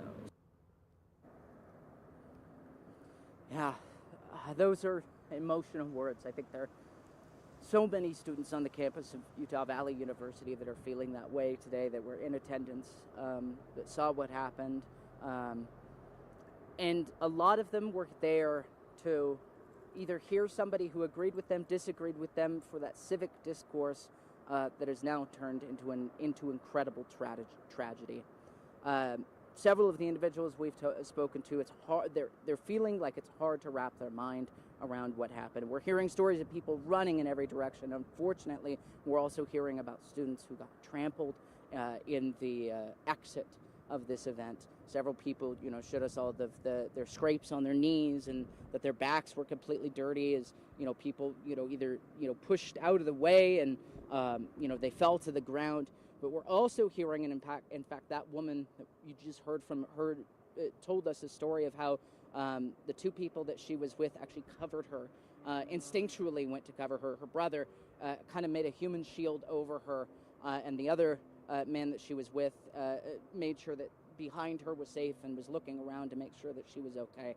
So stories as well of people looking out for each other in the worst of moments. There's still a lot of questions unanswered. Hopefully we get some answers here in just a moment as we listen into police here. Hopefully we'll get some answers there in just a few minutes. But yeah, Max, Robin, this is a devastating day at Utah Valley. Students feeling the pain of what happened here.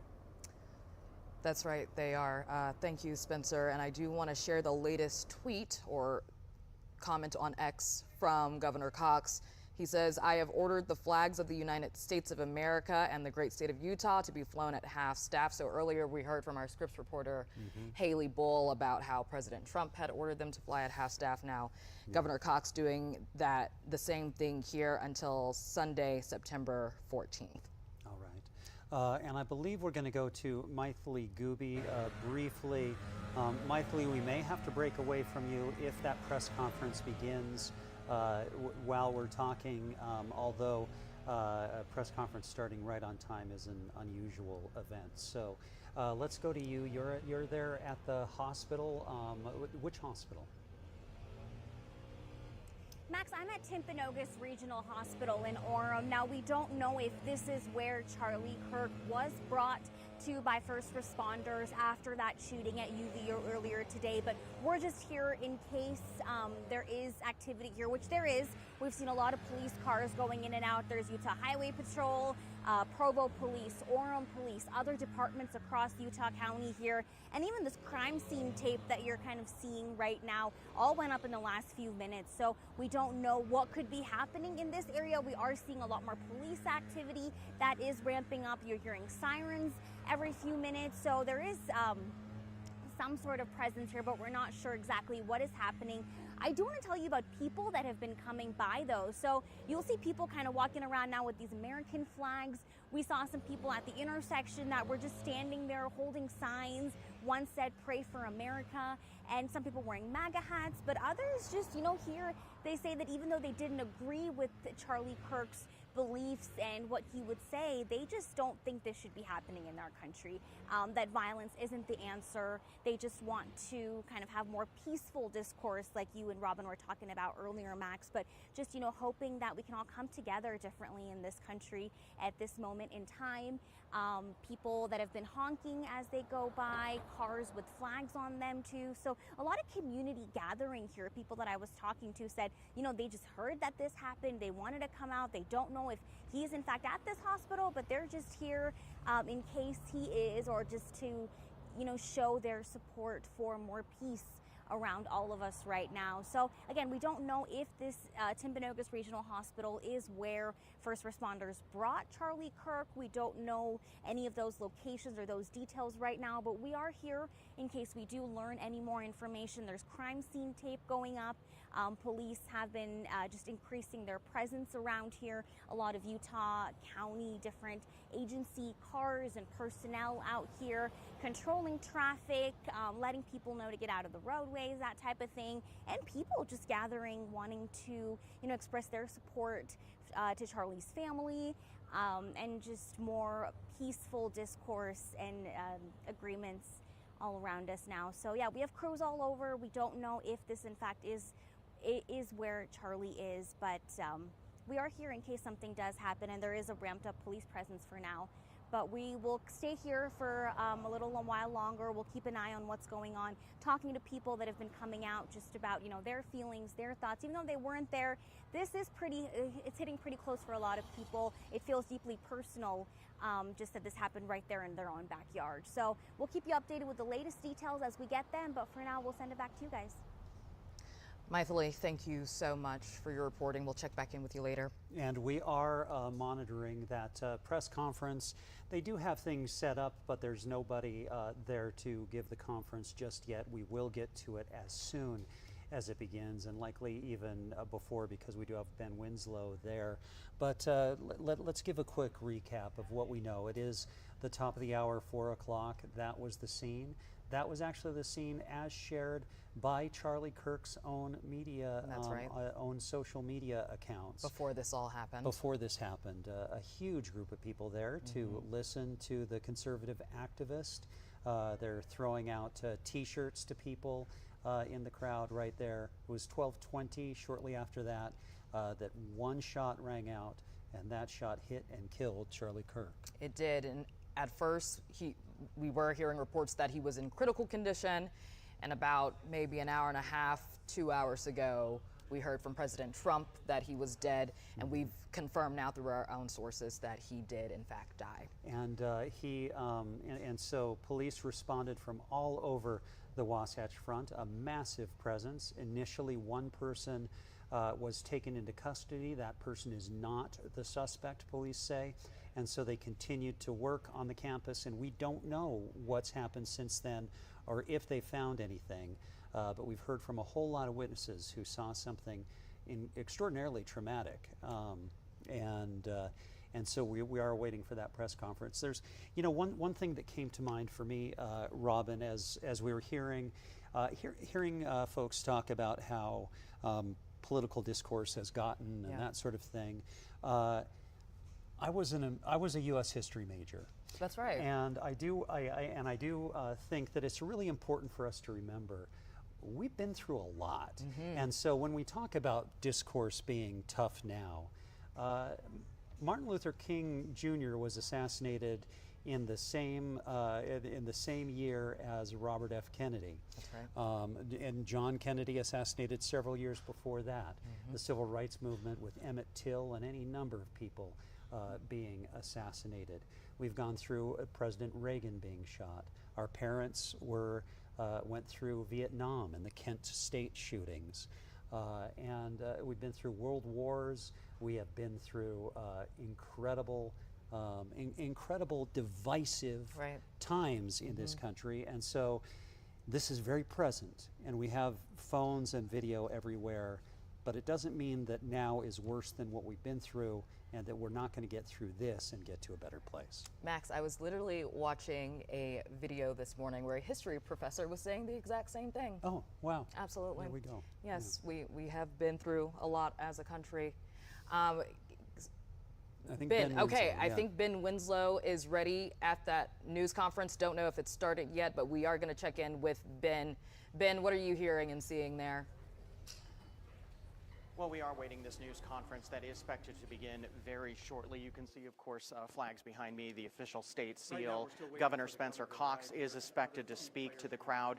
We understand Utah Department of Public Safety Commissioner Bo Mason will also be speaking to us. It remains Val Peterson, who is the vice president of Utah Valley University, will also be speaking.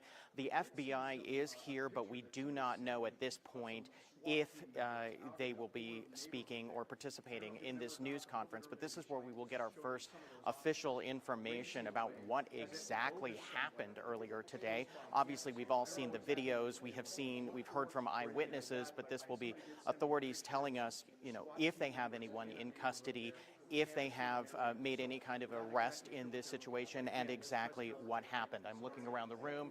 I'm certainly seeing a lot of political staffers in the room, but what we are waiting for right now is the governor, the Department of Public Safety Commissioner, Utah Valley University representatives, and others. But we are waiting this news conference. It will happen, we are told, still very shortly, but again, we're waiting to see them actually walk into the room and begin this news conference. And Ben, the last thing, we haven't gotten word officially about things for quite some time in terms of a suspect, in terms of the police presence, in terms of the school lockdown. A lot of questions we have going into this news conference. That's right. We still haven't gotten any word. We do know that, of course, the campus is under lockdown. It has been for most of the day, and it will be closed again tomorrow, we're told. But we're still waiting to see what exactly is the plan here, or what has transpired in the meantime. What I can tell you is what I have been observing, which is over the past several hours we've been watching as the Utah County Metro SWAT team and other law enforcement officers have been going building by building, and they've been clearing these buildings. What I saw earlier, a short time ago, students leaving some of the buildings here with their hands held up as they were being escorted out by police officers. What I presume is that they were locking down, or they were, going room by room in these buildings, clearing them, sweeping them, making sure that, there isn't anybody in there or making sure that students who were trapped in here were able to get out safely. But we have seen quite a large law enforcement presence, as you've been mentioning, from all across the Wasatch Front, and it's been remarkable to just watch the sheer volume of response. But they are now going again, building by building. That's what we've been seeing, at least here. But this will be our first chance to get up-to-date information from official sources, official law enforcement and the governor, about what exactly happened, what they believe happened, if they have, again, anyone in custody, and what is the plan for the university going forward from here. It would be unusual to bring the governor onto a scene where there's still a shooter at large. You wonder if there are any tea leaves to read, but I guess we're not tea leaf readers.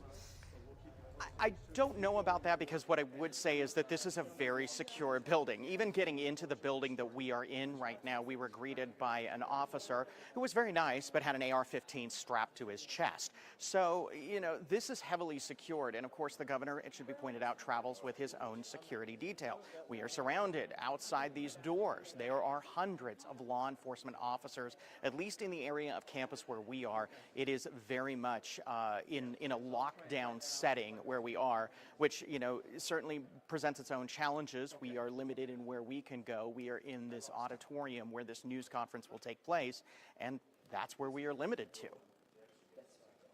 Thank you so much, Ben. We'll check back in with you soon, hopefully. Well, it seems like we have heard from a new eyewitness to that fatal shooting of Charlie Kirk. Fox 13 investigative reporter Nate Carlisle joining us on set. Nate, you know this witness? That's right, Max. Skylar Baird recently bought the historic Fifth Ward building in Salt Lake City's Ballpark neighborhood and plans to restore that building. But earlier today, Baird was in Orem to listen to Charlie Kirk speak at Utah Valley University and was just steps from Kirk. Baird evacuated the area and called me from home. This is what he says happened. He was really excited, happy, riling up the crowd. He started throwing hats to the crowd. Everyone was chanting USA, USA. He looked up towards the crowd of protesters and invited them to come down, chat with them, and have a discussion. I'm directly north of the stage, and I'm work with the media people, and there's maybe 3 feet between a railing and what I can most describe as a moat. And this gentleman gets up and he asks Charlie, he says, "How many transgender mass shooters are there?" Charlie says, "Too many." And he said, "Well, I'll give you," the person asking the question said, "Well, I'll give you that. Definitely too many." And then as far as I can recall, the very next thing I saw was I heard a pop. And in my mind, I immediately said, "That sounds like a gunshot." And just immediately, arterial blood shooting out of Charlie's neck. I immediately jumped down into this moat of water and braced myself against the cement wall.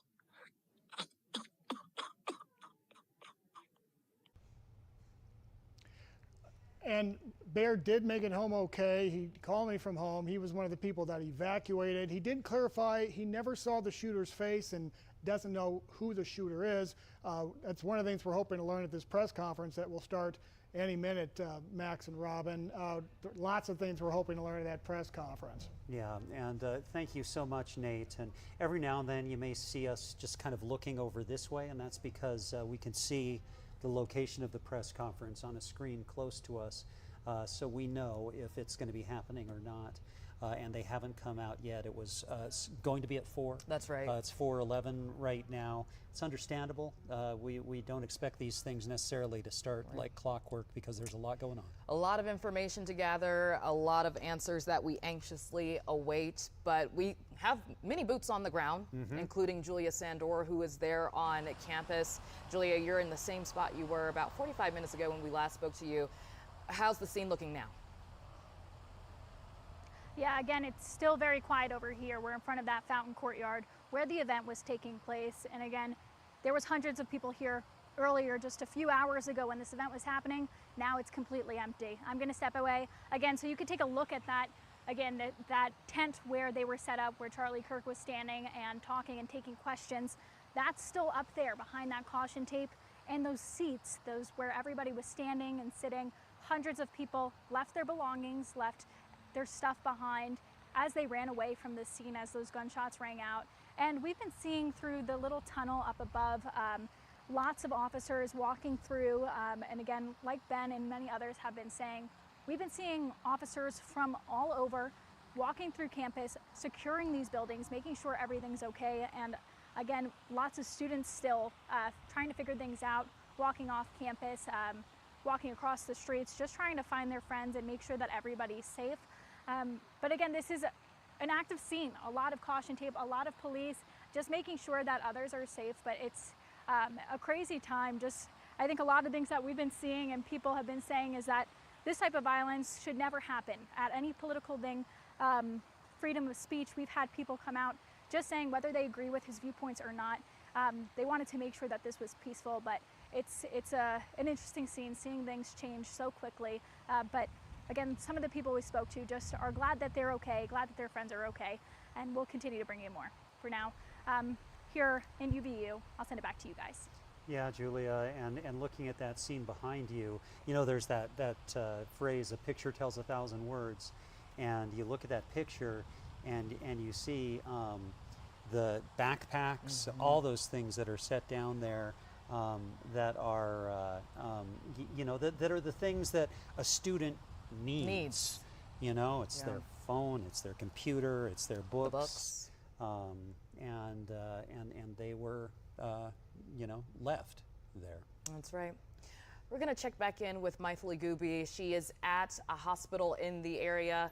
Maithili, we spoke to you not too long ago. What are you seeing and hearing now? Max, Robin, it's not too different than what I told you a little while ago. We are seeing a police presence here at Timpanogos Regional Hospital in Orem. Police have crime scene team up. There are different agencies across Utah County that have been here. We saw Provo Police, Orem Police was here, Utah Highway Patrol, of course, having that car right up front. So we don't know if this is where Charlie Kirk was brought to at some point, or if they transported him here. We don't know any of that information right now. Hopefully that press conference happening soon can clarify some of that information. But we have seen people coming by with signs, with flags, just kind of standing at the intersection over here, or just kind of on the sidewalk, trying to just basically a lot of heavy emotions out here. People are upset that this happened on either side of the political spectrum. One person I spoke to said that he is a Democrat. He doesn't agree with Charlie Kirk's views and what he says, but the fact that this shouldn't be happening in our country, which is very upset that violence isn't the answer when it comes to political discourse. So is hoping that we can be more peaceful, we can come together in times like this. There were people also wearing Make America Great Again hats. So you have a lot of people kind of just standing, coming out, holding signs saying pray for America. Some families coming out, and of course people driving by. We're honking, we're just kind of yelling messages to each other. So pretty active out here. Again, we don't know if this is in fact where Charlie Kirk was transported to after the shooting at UVU earlier today, but people have just been gathering. I mean, I was talking to some people that said that they just wanted to come out. They also don't know if this is where Charlie is or not, but wanted to be here on the off chance that he is, or kind of just gather with other people. I think we all kind of look for some community in times like these. So that's what they're doing out here, regardless of how you feel on the political spectrum. People just wanting to stand together. I mean, I see balloons now at that intersection. Just a lot of activity here, a lot of questions, of course, that people are hoping to have answered soon, but we don't know. We don't know if this is where he is. We are seeing police cars now. That crime scene tape that was here about a couple minutes ago when we did the last hit, but that came on pretty recently. Cars going back and forth, sirens. So there could be some more activity ramping up here, but just at this time, people just trying to gather at that intersection over there behind me and hoping for some answers as well. So we'll stay here. We'll keep you updated with the latest developments as we get them out here and share them as soon as we do. We'll send it back to you guys for now. Thank you, Maithili. We still have Nate Carlisle here with us in studio. He's one of our investigative reporters, and this is going to be a massive investigation. Oh yeah. And there's a lot of information and things to work through. And Nate, hopefully you can provide some context into like what this might look like. Yeah, I mean, let's talk a little bit about what we expect to learn and not learn and when, timelines here. First of all, and this confuses a lot of people, the state of Utah does not have a county coroner system. We have one state medical examiner's office. And so where in a lot of other states, you'll hear a report, the county coroner confirmed the cause of death was X. We don't do that in Utah. And autopsy reports are not public record here. So, exactly, medically speaking, the cause of Mr. Kirk's death, we may not ever see an official document stating that. Now, of course, if there were to be a trial of some sort, that will have to be discussed in front of a jury. But, we here should never expect to get to hold, for example, a copy of Mr. Kirk's autopsy report. That's just not how Utah does things. Search warrants, again, typically they become public 20 days after police execute the search warrant. I was actually on a coalition that included journalists that negotiated that with state courts. But even then, law enforcement can go to a judge and can ask that the search warrant be sealed really indefinitely. So there's no guarantee we're going to get to see a search warrant. That assumes the search warrant is going to be served, and it probably will here. But you know, 20 days at the earliest before we probably see some of those search warrants, and even then, law enforcement may go ahead and ask the judge to seal them. And Nate, you know this stuff. In fact, you're the person in our newsroom who teaches the rest of us how to navigate these kinds of things. A couple of things that seem to be the case here, that are likely to be the case.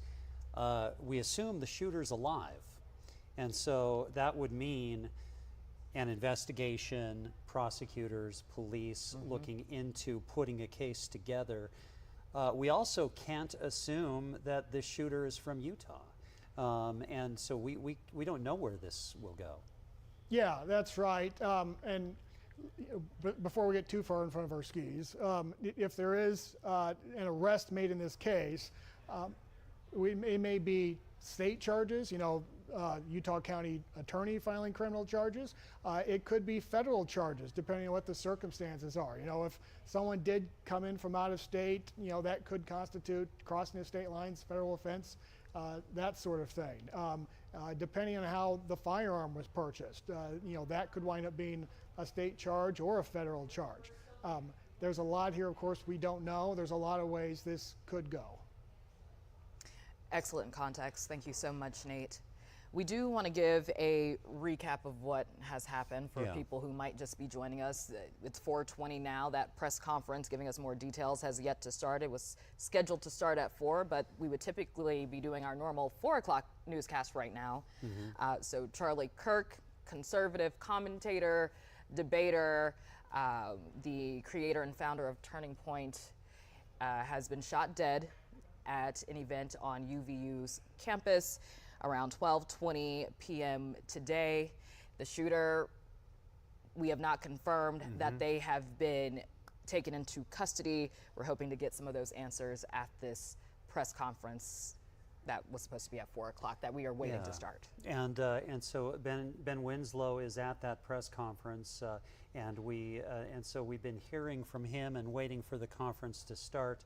I understand also that we've heard from someone about mental health resources, and I wonder if that's what we wanted to share right now. Is that right? I believe so. I mean, obviously, many students and faculty who witness such a horrific incident may need someone to talk to in the days to come. So as we've said, classes at UVU have been canceled today and likely tomorrow, the school is saying. Students and non-students alike witnessed what happened. So we reached out to a local mental health clinic for what they have to say about mental health resources. I think it creates many feelings of fear. And when something like this strikes so close to home, you really begin to question, even if you weren't there, oh, I know someone who was there, or I could have been there. It's going to be really important that those fears and that thought process of trying to figure it out gets space. They have the space to be able to work through that. And you know, I mentioned my son was there and was shaken up and heard the shot, did not see what happened. He was the first person you called. Yeah, he called me. You. Yeah, yes. That's how we heard in the newsroom this had happened at first.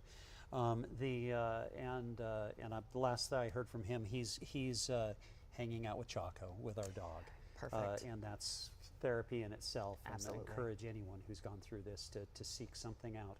Well, we have received a statement from the Church of Jesus Christ of Latter-day Saints about the shooting. Church spokesman Doug Anderson says, quote, "It is with great sadness that we learn of the shooting that took place at Utah Valley University, resulting in the death of Charlie Kirk. Our prayers go out to his family at this time." They continue, "We condemn violence and lawless behavior. We also pray that we may treat one another with greater kindness, compassion, and goodness. For members of the church, we reaffirm the Savior's teaching and admonition is to love our neighbor.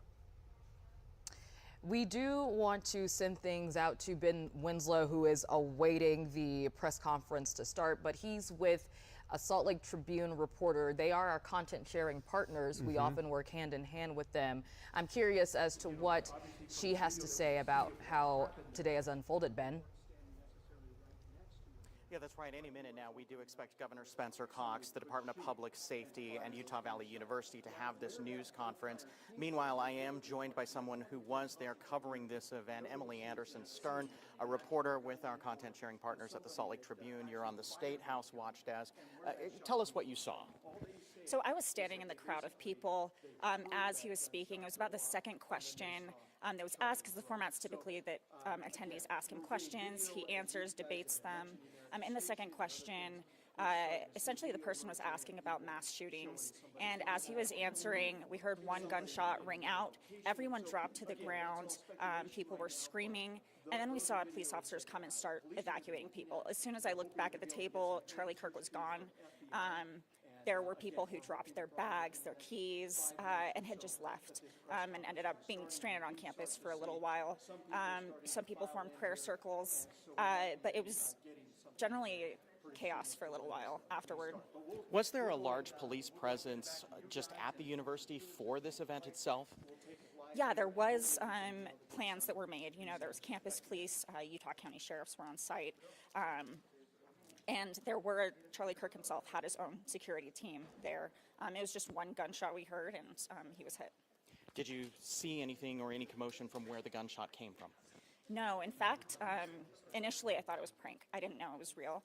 And then we saw police officers taking it seriously, hands on their weapons, and realized what had happened.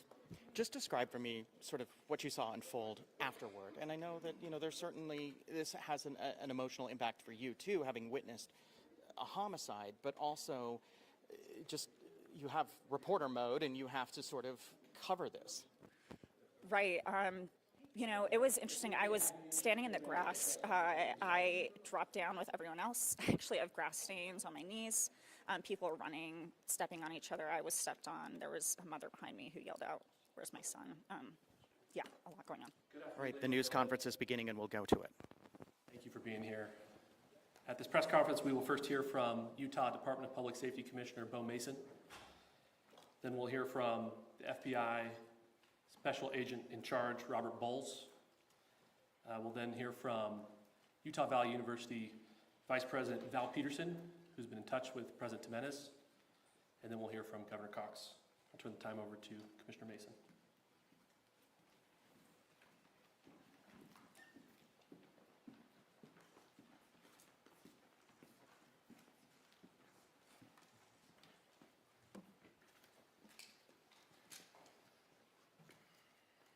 Hello, everyone.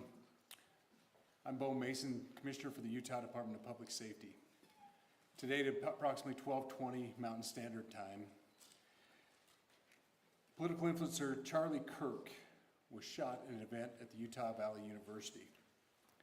He was taken by private vehicle to Timpanogos Hospital, where he later passed. The Utah Department of Public Safety will be co-leading this criminal investigation to find this killer, along with the Federal Bureau of Investigation. We are working in unison with the County Sheriff's Office, the local police department, and the University Police Department, all of which have been very cooperative and fully engaged in this process. Shortly after the shooting, we did have a suspect in custody, George Zinn, but he was released from custody after we identified that he did not match the shooting suspect and was not an accurate person of interest. However, he has been booked into the county jail by Utah Valley University Police Department for obstruction of justice. We do still have an active investigation for the person of interest. This incident occurred with a large crowd around. There was one shot fired and one victim. While the suspect is at large, we believe this was a targeted attack towards one individual. This is a tragic moment in our state and in our country. As we heal, we encourage everyone who is struggling with news of the incident to call 988, our state mental health crisis line. In addition to that, our partners with the FBI will also be discussing other ways we can communicate through the public for tips and other information. Thank you. Good afternoon. On behalf of the FBI, we extend our sincerest condolences to the family and friends of Charlie Kirk. Our thoughts are also with the people who witnessed this traumatic event. We know that what you experienced was very difficult. Our thoughts are with you as well. As soon as we heard about the shooting, special agents and personnel from the Salt Lake field office responded immediately. We have full resources devoted to this investigation, including tactical, operational, investigative, and intelligence. To be clear, the FBI will fully support and co-lead this investigation alongside with our partners. We are working on setting up a digital media tip line, and as soon as it's established, we'll get that information out to everyone. I know there's a lot of questions. This is very much an active case, and this investigation is in its early stages. We are following all the leads and all the evidence. If anyone has any information, please report it to the FBI or local law enforcement. Thank you. On behalf of President Tumenez, who we've been communicating with, and she's on her way back right now, I say that on behalf of Utah Valley University, we are shocked and saddened by the tragic passing of Charlie Kirk. We express our sincere condolences to the Kirk family. We grieve with our students, faculty, and staff who bore witness to this unspeakable tragedy. He was invited by the student group Turning Point USA to speak on our campus. We firmly believe that UVU is a place to share ideas and to debate openly and respectfully. Any attempt to infringe on those rights has no place here. We do not condone any form of violence at UVU and seek to make our campus a safe place for all. Ladies and gentlemen, thank you for joining us on this dark and tragic occasion. I want to thank our law enforcement officers who are leading this investigation, starting with Chief Long and his response here with the UVU Police Department. We're grateful for your leadership and your team. And again, to the speakers that you've just heard from who are co-leading this investigation. I also want to recognize Sheriff Mike Smith, who has been an invaluable partner as this investigation moves forward. I've been in touch with President Trump, with FBI Director Kash Patel. We are completely aligned with our state and federal partners as we work through this case. Now, this is a dark day for our state. It's a tragic day for our nation. And I want to be very clear that this is a political assassination. We are celebrating 250 years of the founding of this great nation. That founding document, the Declaration of Independence, that this great experiment on which we embarked together 250 years ago, that we are endowed by our Creator with certain unalienable rights. The first one of those is life. And today, a life was taken. Charlie Kirk was first and foremost a husband and a dad to two young children.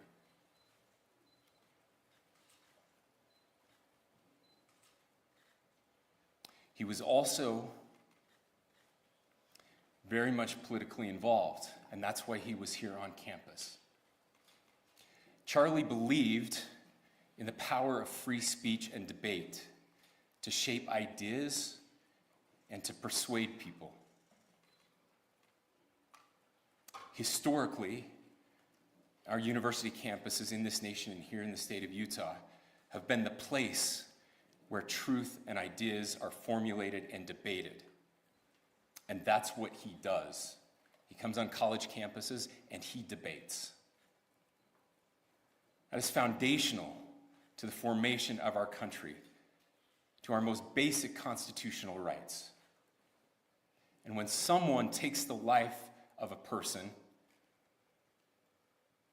because of their ideas or their ideals, then that very constitutional foundation is threatened. Now, we have a person of interest in custody. The investigation is ongoing. But I want to make it crystal clear right now, to whoever did this, we will find you. We will try you. And we will hold you accountable to the furthest extent of the law. And I just want to remind people that we still have the death penalty here in the state of Utah.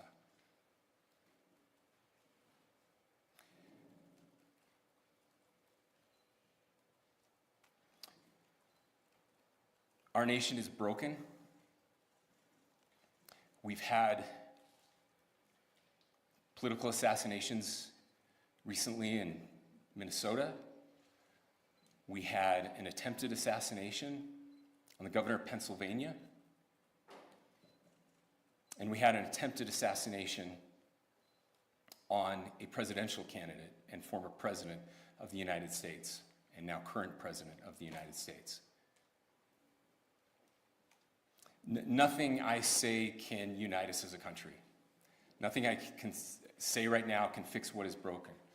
Nothing I can say can bring back Charlie Kirk. Our hearts are broken. We mourn with his wife, his children, his family, his friends. We mourn as a nation. If anyone in the sound of my voice celebrated even a little bit at the news of this shooting, I would beg you to look in the mirror and to see if you can find a better angel in there somewhere. I don't care what his politics are. I care that he was an American. We desperately need our country. We desperately need leaders in our country. But more than the leaders, we just need every single person in this country to think about where we are and where we want to be. To ask ourselves, is this it? Is this what 250 years has wrought on us? I pray that that's not the case. I pray that those who hated what Charlie Kirk stood for will put down their social media and their pens and pray for his family, and that all of us will try to find a way to stop hating our fellow Americans. With that, we're happy to take a few questions. The FBI director is posting that a suspect is in custody. I would just like clarification. Do you or do you not have a suspected shooter in custody? We have a person of interest in custody that is being interviewed right now. That is not George Zinn. That is not George Zinn. That is correct. Is there any still indication searching of foreign or involvement? looking for another shooter or anybody else related to this? Yes, we are actively looking for anyone and everyone who has any possible information relating to this shooting.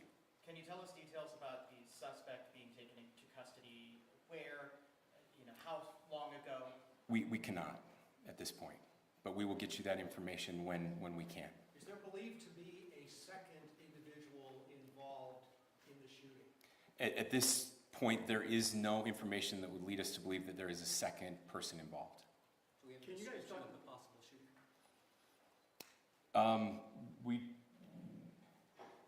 Do you want to talk about what we know there? Yeah. The only information we have on the suspect, the possible shooter, is taken from closed circuit TV here on campus. We do have that. We're analyzing it, but it is security camera footage, so you can kind of guess what the quality of that is. But we do know dressed in all dark clothing, but we don't have a much better description other than that. Where do you believe the shot came from? The shot came from here on campus, from a location at a fair, potentially from a roof, yes. A longer distance shot from a roof. So to clarify,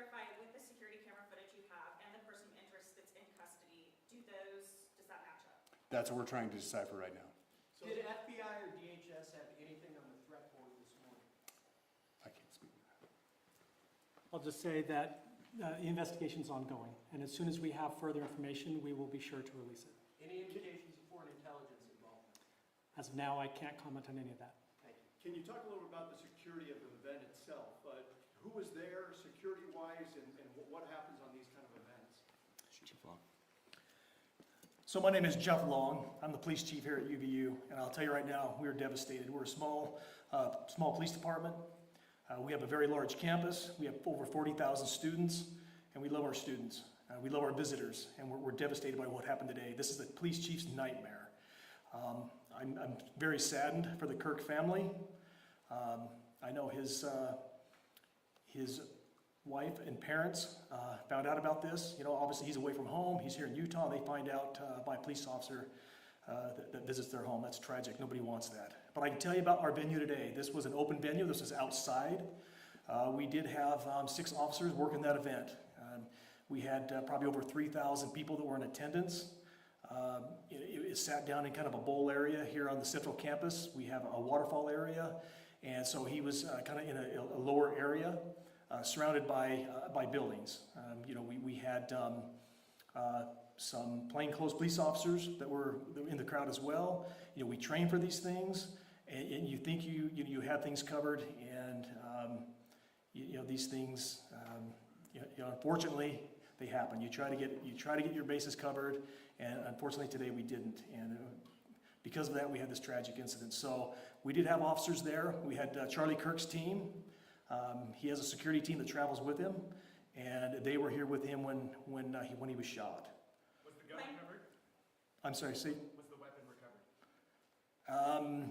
At this point, I can't disclose that. When Charlie Kirk was shot, there was a question being asked about mass shootings. Was that person apprehended, and do you know who asked that question? Say the question again. I don't know if I understand what you're saying. When Charlie Kirk was shot, he was answering a question about mass shootings specifically. Was that person apprehended, and do you know who asked that question? I do not. We do not have that at this moment. What kind of weapon was used? Ladies and gentlemen, we have time for just one more question, so thank you. Yeah, a question for the chief as well. Was it your team or Kirk's team, or a combination of both, that kind of set the security protocol for the event? So we work together. You know, he has his team, and they do this all over the country. We all know that. This is not uncommon for them. They're very comfortable on campuses, and I was coordinating with his lead security guy, and so yeah, we were working together. Was this a sharpshooter type shot? Was this a Ladies and gentlemen, those are all the questions that will be answered today. Again, thank you for covering this. We will be updating you as soon as we have additional information through normal channels, working with law enforcement. Again, our deepest condolences to the Kirk family and to the students who were there today. I would just ask everyone everywhere to please pray for their family and to pray for our country. We need it now more than ever. Thank you.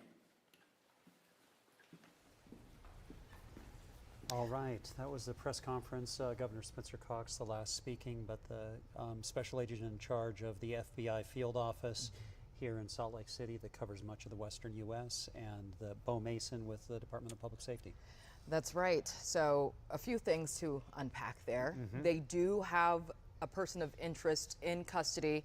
It is not George Zinn, whose name came up earlier, although he has been booked for obstruction of justice. Yeah, but he is not a suspect in this shooting. And that's right. His name has come up, not a suspect in this shooting. Right, so obviously the FBI working in tandem with the local police department here and the sheriff's office, and also UVU's campus police, who we heard from earlier.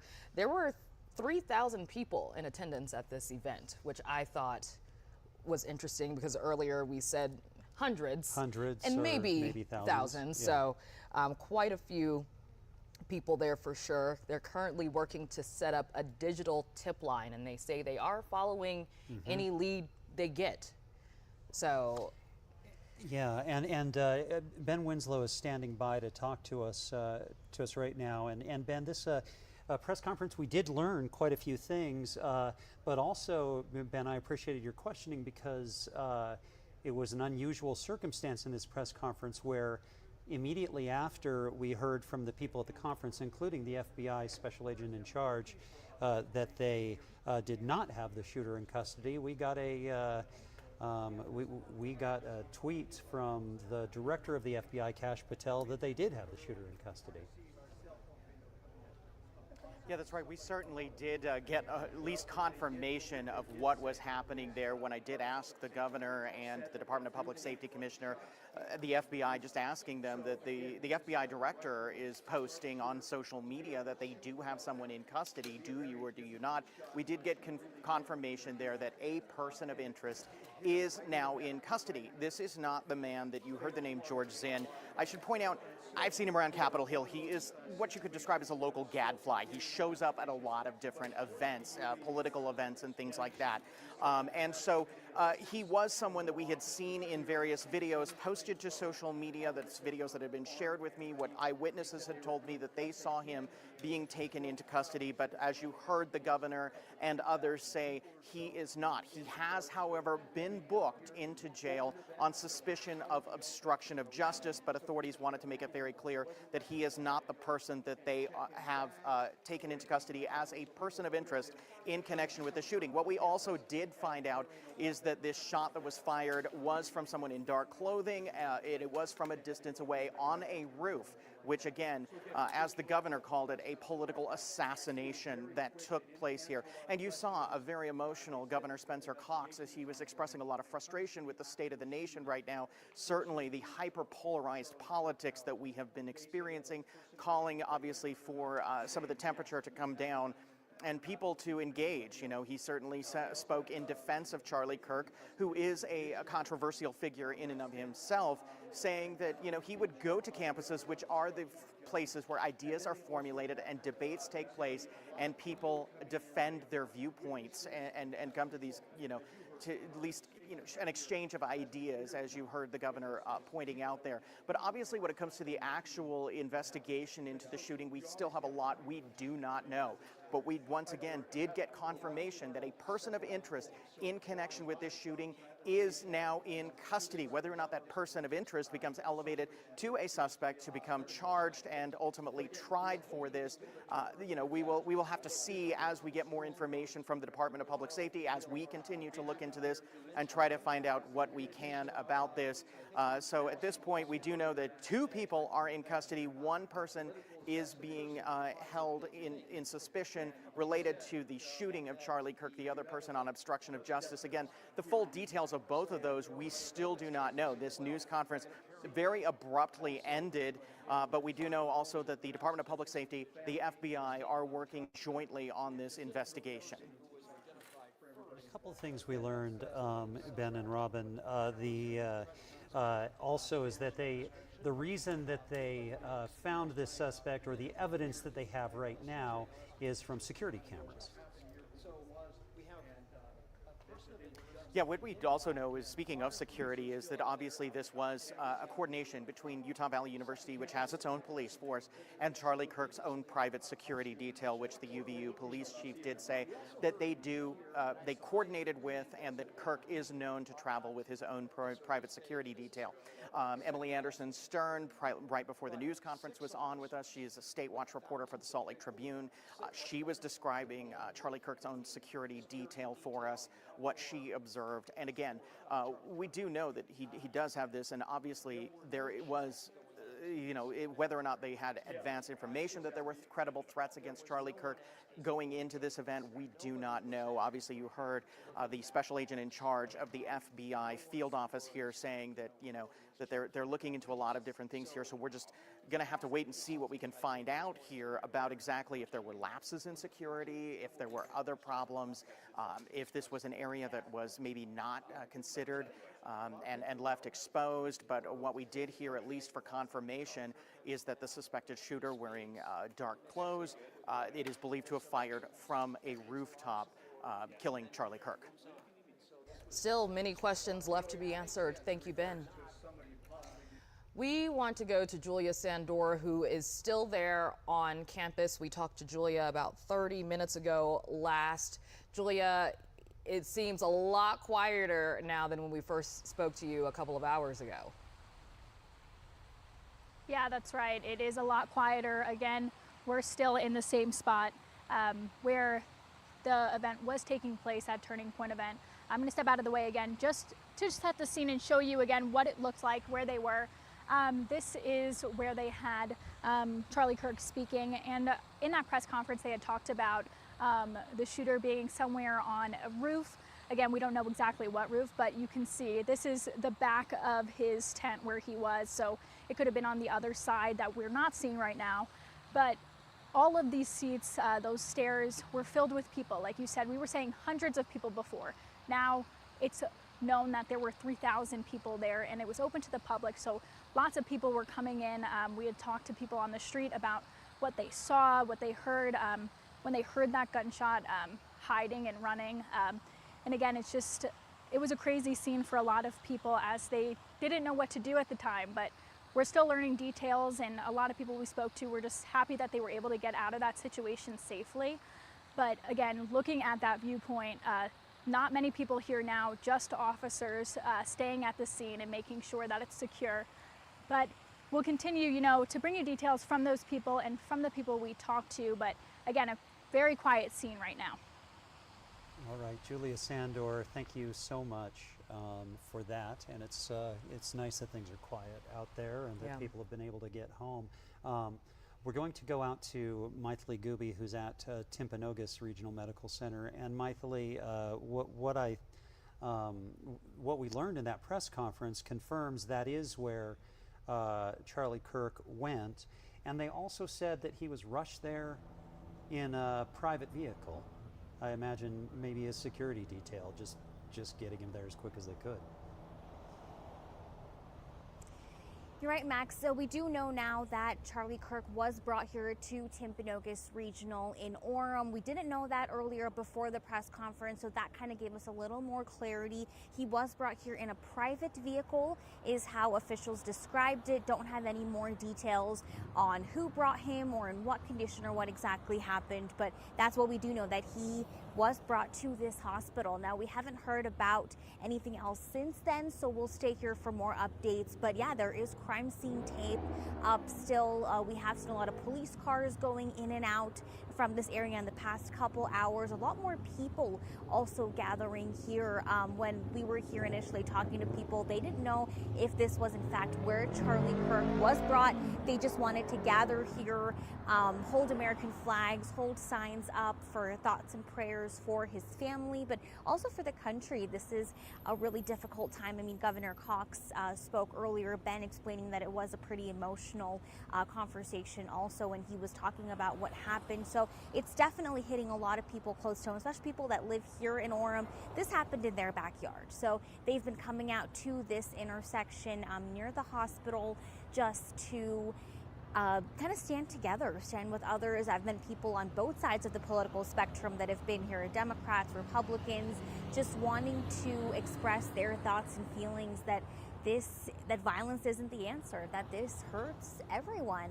And someone I spoke to said even though he doesn't believe in what Charlie Kirk says, he doesn't think this is the way to solve disagreements, to solve problems in our country. And just as Governor Cox said as well, that this is kind of the state of where things are right now. So we are seeing more people gathering here just after learning that this was where Charlie Kirk was brought. I've seen more signs go up, a lot more people come through. There were balloons at one point, signs for Charlie saying, "Pray for Charlie, pray for America," and people, of course, going by honking to kind of share that sentiment as well. So we'll be here for some more time just to see what else develops over here. But yeah, we do know that Charlie Kirk was brought here to Timpanogos Regional. We don't have many more details beyond that about what exactly happened here at the hospital, but we will keep you updated with the latest as we get them. We'll send it back to you for now. Maithili, thank you so much. Well, obviously, emotions have been high. Many people witnessing a traumatic event today, and our reporters have been speaking with those folks since we first learned that shots or a shot was fired. Here's some of their experiences that they've shared with us today. I heard a loud bang, which I figured a shot would be a little bit louder, but I just saw it hit him in the chest, and then all of a sudden just tons of blood gushing right out where his heart is, and then he like fell over and slumped down, and everybody got down and was screaming, and then we all ran. All right, so this is what we're learning and what we're seeing from these folks, and honestly, what a lot of you at home saw on social media as well is it's a traumatic thing. Very traumatic. You know, and it's yeah, I mean, they saw a 31-year-old man shot and killed, and that's what they saw, and that's a terrible thing for anyone to witness ever. Right. It's a lot to process at one time. You're seeing someone be killed in front of you. Yeah. You're worried for your own life and Scared, safety. yeah. So it's like you need to protect yourself, but at the same time, oh my goodness, what did I just see? Yeah. It's a lot. We did mention earlier that hopefully mental health resources will be made available for those students and faculty that were a part of this and that witnessed this. Yeah. So very, very tough time. And you know something, I know a lot of you at home are probably reeling a little bit from this, and from the fact, and when we're talking about the governor being emotional, I mean, we just had 2 weeks ago a situation where 2 police officers were shot and killed in one incident. Yes. And he was at those funerals, and our reporters have been back and forth to those as well. And these poor police officers, I'm sure a whole lot of them at the UVU campus today were at those funerals. That's right. Last week. Yeah. It's been a tough time. It's been a tough time for people in our state, tough time for Governor Cox there, and our law enforcement here have been dealing with a lot. I believe we have a statement from Bernie Sanders that we want to share. Is that up next? It's that's okay. That's all right. We'll get that to you eventually, but I think that we do have some more information, or actually some more quotes from some of the students who were there on the scene. It looks like, though, they've queued up Bernie Sanders. So That's take right. it away, Robin. So as you can see, he says, political violence has no place in this country. We must condemn this horrifying attack. My thoughts are with Charlie Kirk and his family. And that is, and that he put that out when Charlie Kirk had not yet been announced that Charlie Kirk had died. That's right. And put that out, hoping that he would pull through. Also, we did get we got a tweet from Monica Zoltansky, who's the mayor of Sandy, and she said, "My thoughts are with Charlie Kirk and his family, along with the entire Utah Valley University community after the terrible act of violence on campus today. There's no place for political violence in our communities or anywhere in America. Utahns respect debate and welcoming viewpoints, even when we disagree. I have no tolerance for violence, threats, and intimidation in our universities, in government buildings, or in our neighborhoods."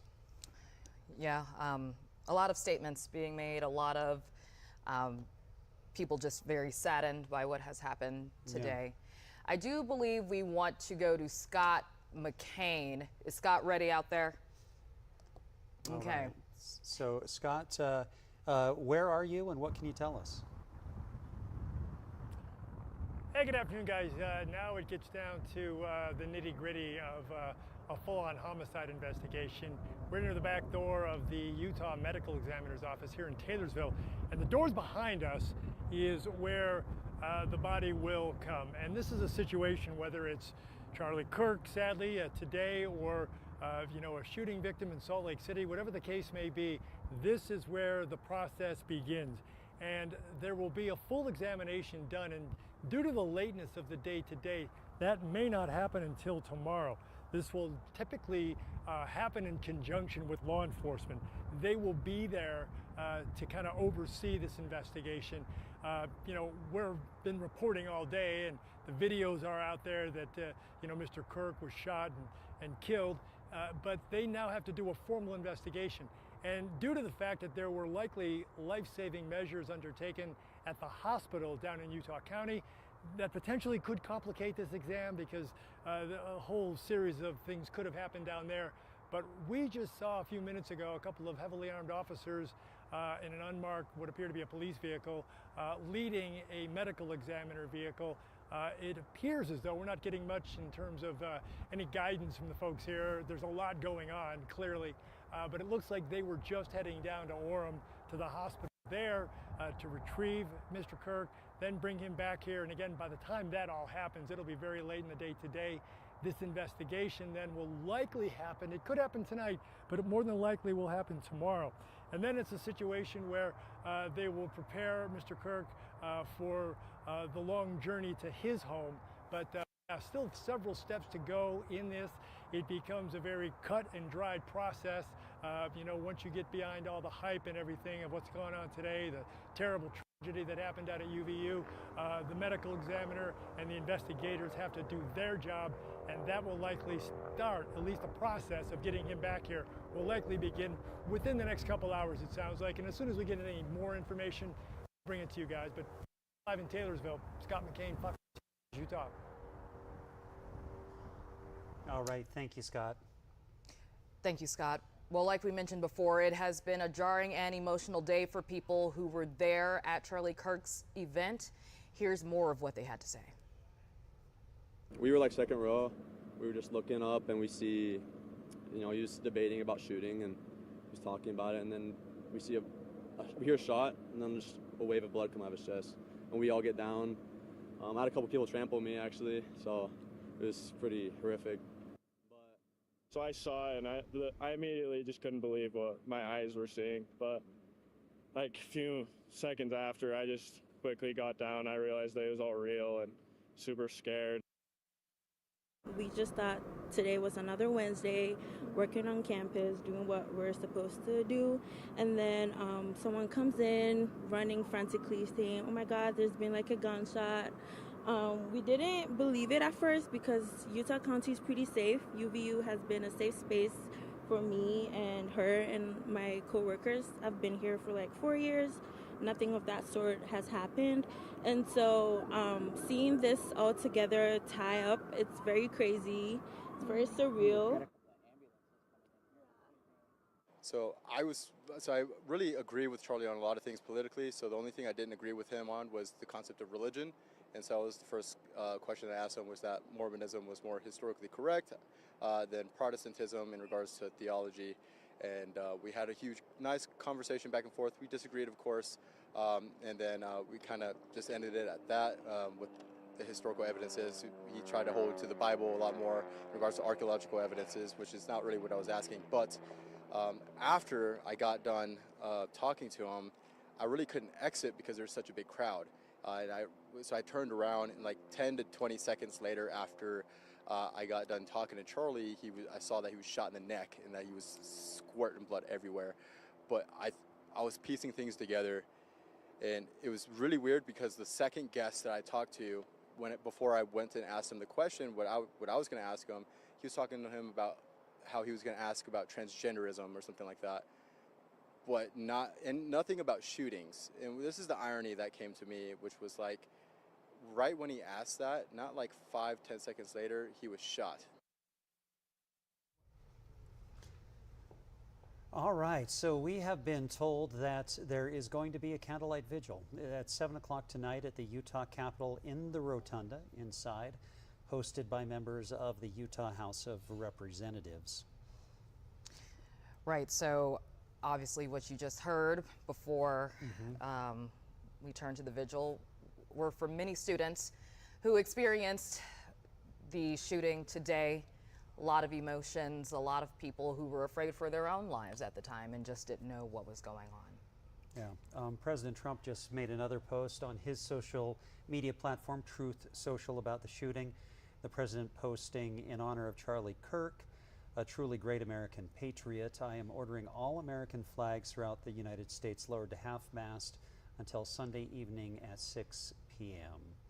And Governor Spencer Cox also posted this to X. "I have ordered the flags of the United States of America and the great state of Utah to be flown at half-staff on all state facilities in recognition of the tragic passing of Charlie Kirk, who was shot and killed this afternoon while speaking at Utah Valley University. And also, I did want to mention, we've heard from President Trump and from former President Barack Obama. I just noticed that there is that there was a tweet. I'll get to the turning point statement in a moment, but from former President George W. Bush made a statement, and he said, "Today, a young man was murdered in cold blood while expressing his political views. It happened on a college campus where the open exchange of opposing ideas should be sacrosanct. Violence and vitriol must be purged from the public square. Members of other political parties are not our enemies.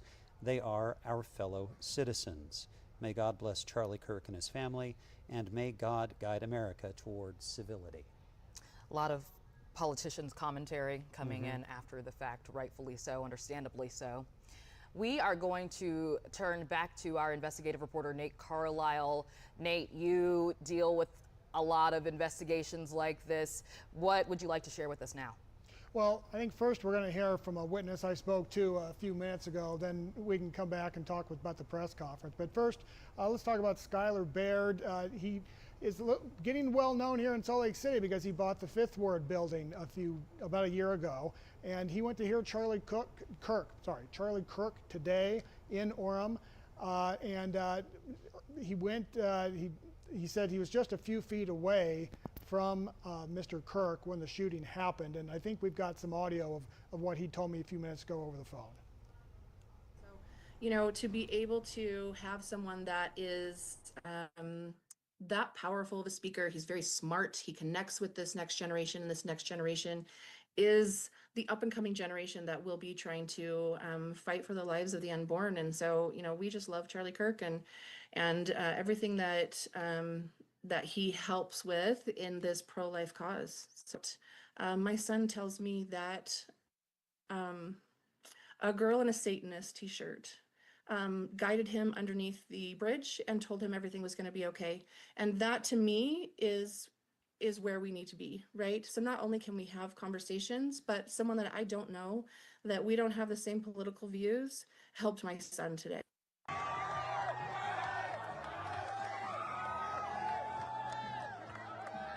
We apologize for that, but let me just talk a little bit about what Skylar Baird did say to me today. He was just a few feet away from Mr. Kirk when the shooting occurred.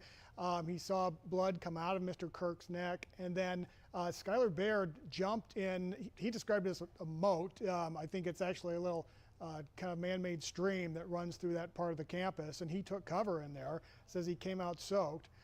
He never did see the shooter's face, but he ran home to Salt Lake City and called me from there. I think we're going to go now to...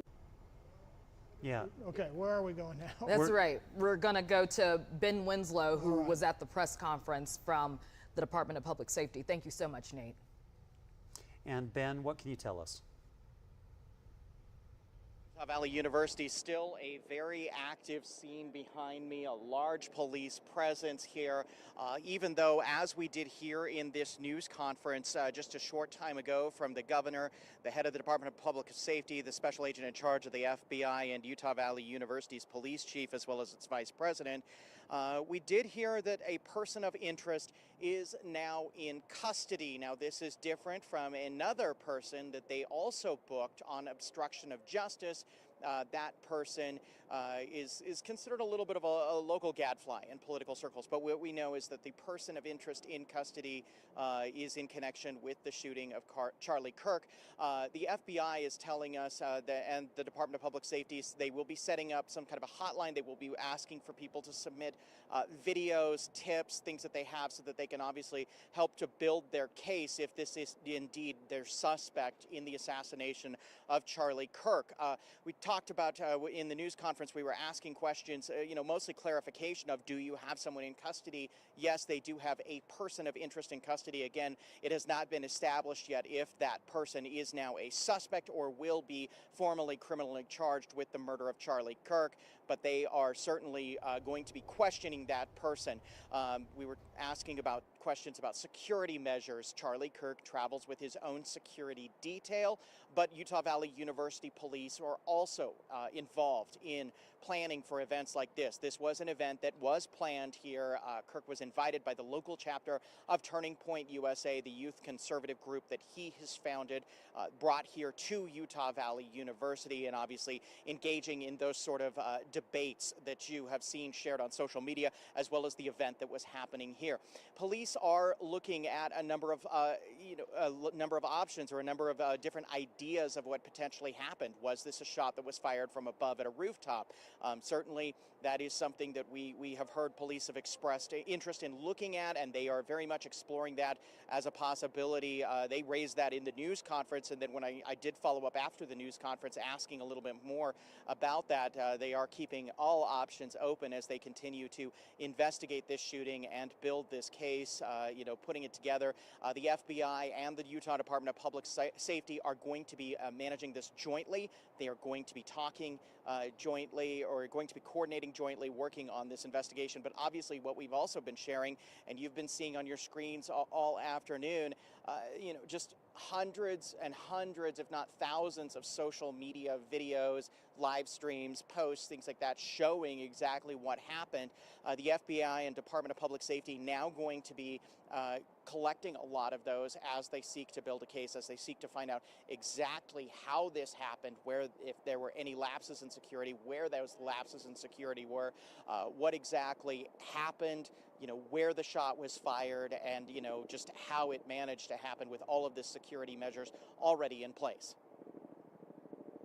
Right, Ben Winslow, thank you so much for that update. And we understand that Bob Evans is live and has been joined by some students there just across from the UVU campus. Bob. Yeah, Max and Robin, we are at Wolverine Crossing, which is the student living complex just west of the UVU campus. I-15 runs between UVU and this complex here. And we are joined today by Kimball Yates and Will Jensen, who are both at this event today. You've had a couple of hours now to kind of reflect on what happened and what you saw. Tell us what you're feeling right now. Right now, feeling sad, and praying for Charlie Kirk's family, but also very thankful for law enforcement who are working to keep us safe and to catch the perpetrator as well. Will, you guys were about 30 feet back from the tent. Tell me what you saw. Charlie was just answering, I believe, the second person up to ask him questions, and we heard a loud crack from above us. And we could see it hit his throat, and we could see the blood come out. Terrifying. What did you do in that moment? I think I turned to Kimball and I was like, he's been shot. We got to go. And then we ran towards the doors, and people were running and pushing each other, and yeah. There were mothers with strollers as well, with little kids, and a couple of families on campus for the event. And I was holding the door for this big group of moms, and I remember just thinking, I really hope the police are on this guy, because I was in the courtyard for a while after it happened, holding the door. It was terrifying, to be honest. Could you see what they did for Charlie in the moments just after he was shot? I'm not sure. I saw him, it looked like he fell down, and then people rushed towards him, but by then we were too worried that there were going to be more shots, so we just tried to get out of there. Now that you've had some time to reflect on the ideas that that people came to share at this event, do you feel like, there's a chilling effect for this kind of discourse in our country now? Absolutely. As we were leaving, Will was saying to me, he's like, I don't know if I'll go to political events anymore. it's deeply affecting seeing something like that, especially as close as we were. Well, certainly you have spoken with your friends, certainly with your families already. The idea of now having to live with this trauma, I mean, you guys were 30 feet away from him when this happened, when he was killed. That is going to take a toll. Yeah, I mean, the best thing that we can do is just offer prayers for Charlie's family, offer prayers for all families across America to help kind of bridge this divide we're seeing in our country right now. I think that everyone should go home tonight and hug their families and spend time with their families. I agree. I guess you never know how much longer you've got, but any time is precious. The idea that this will cause people to think twice already causes Will to think twice about going to a political event or get involved in any way. But if we stay away from these kinds of events, then the other guys win. That's a great point. I think that Charlie seemed like the type of guy who would want people to always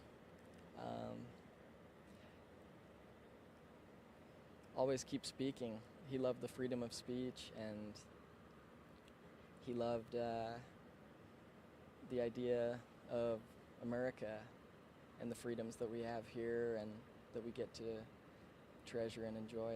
So that's a great point.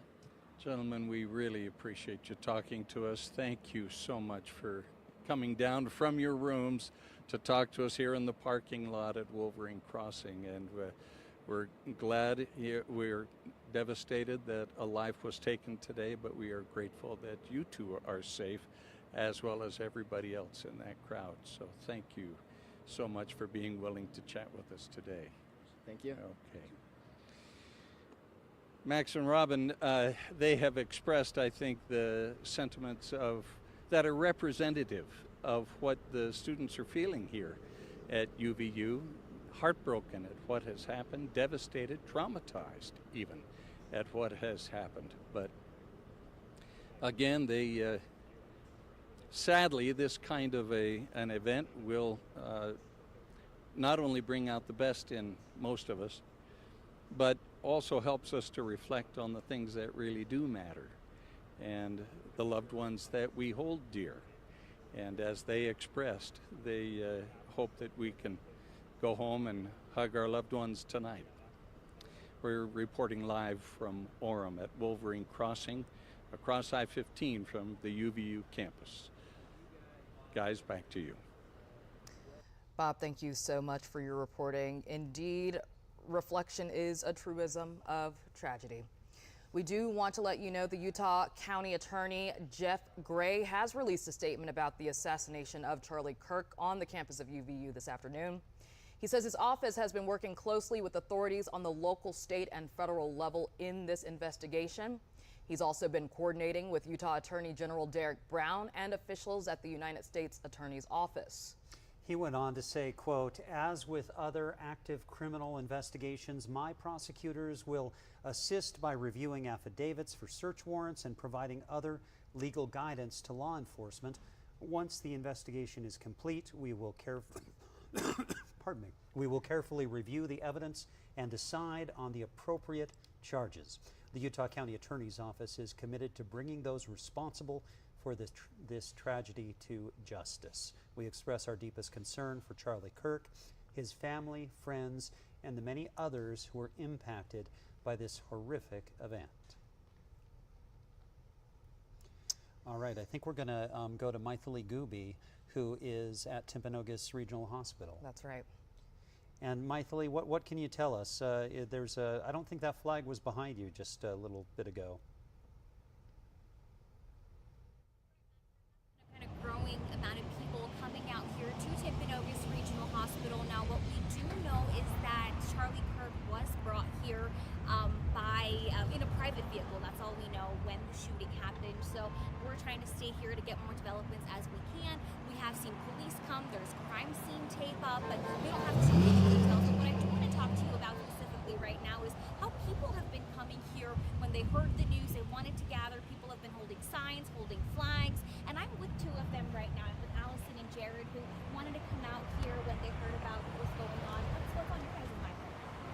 Yeah, our heart really mourns for Charlie Kirk and his family. He was 31 years old. He has 2 kids, a wonderful wife, and it's just so tragic what occurred today. And we really want to be here to support him and his family, and we want them to know that we love them. And why did you guys want to come out here and kind of be part of this right now?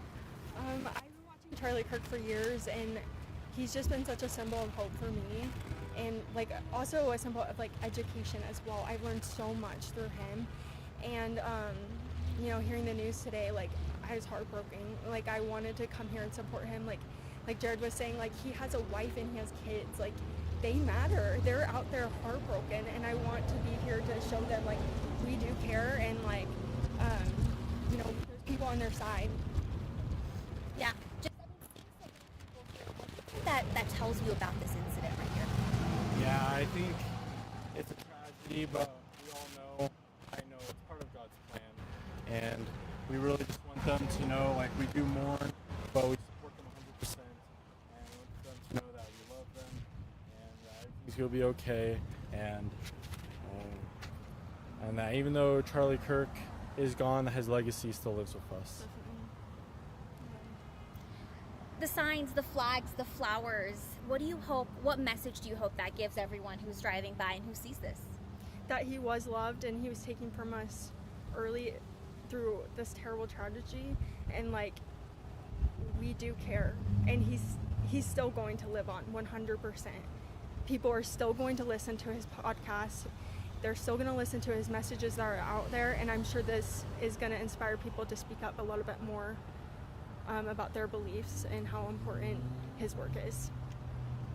Yeah, I have a fire in my heart. I'm gonna spread God's message. I want to represent. I want to spread Charlie Kirk's legacy, and God bless America. Yeah, well, I mean, thank you for talking with us and being out here and kind of being part of this crowd. We'll probably check back in with you guys soon. So thank you so much. Yeah. So that's all we have from here for now. We'll send it back to you guys. Maithili Gooby, thank you so much for that reporting from Timpanogos Regional Hospital, which is where Charlie Kirk was taken in hopes that he would be able to be saved. That was not the case. He died, was pronounced dead there, and we learned that a little bit later in the afternoon after he was shot around 12:20 lunchtime at Utah Valley University. That's right.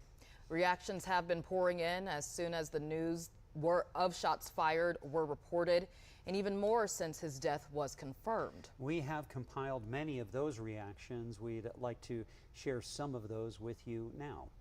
Angela Romero, the Utah House Democratic leader, released a statement saying, oh, it sounds like, just a second, my producer is telling me, are we going to go to a story about Congress? Okay, we are going to hear nationally a story from D.C. about congressional reaction to this event. We text and talk about policy. You know, he was ironically trying to engage, whatever you think of his views or my views, he was trying to engage in civil discourse on college campuses and invite people opposing views and just to go back and forth and have a debate. We ought to be able to debate and have dialogue and go to college campuses without fear of, you know, this kind of attack. Can you just speak to who Charlie Kirk was, what he meant for the conservative movement? Well, he was a beacon of patriotism, and he was a leader of young people, and this is really a tragedy, and my thoughts and prayers are with his family, and we lift up him in prayer. Are you concerned about political violence in this country? I mean, the rhetoric? Everyone's concerned about political violence and the rhetoric, yes. The fact that we asked for a moment of prayer for Charlie Kirk, and then the Democrats decided at that point in time to try to shout that down. First and foremost, Charlie Kirk is now pronounced deceased. He was murdered. That type of rhetoric is the exact type of rhetoric that got him killed. So to be clear, we should have been allowed to pray for Charlie. I am praying for him. He's a close friend. I'm praying for him right now. It's horrific. It's evil. It's wrong. It's horrific. There's a lot of toxic hate, and too often that hate manifests in violence. I've known Charlie since he was a teenager, and he's, I think, a courageous leader. And I just pray that God's healing hand be upon him. The lack of tolerance for thought, for speech, for having a debate on a university campus.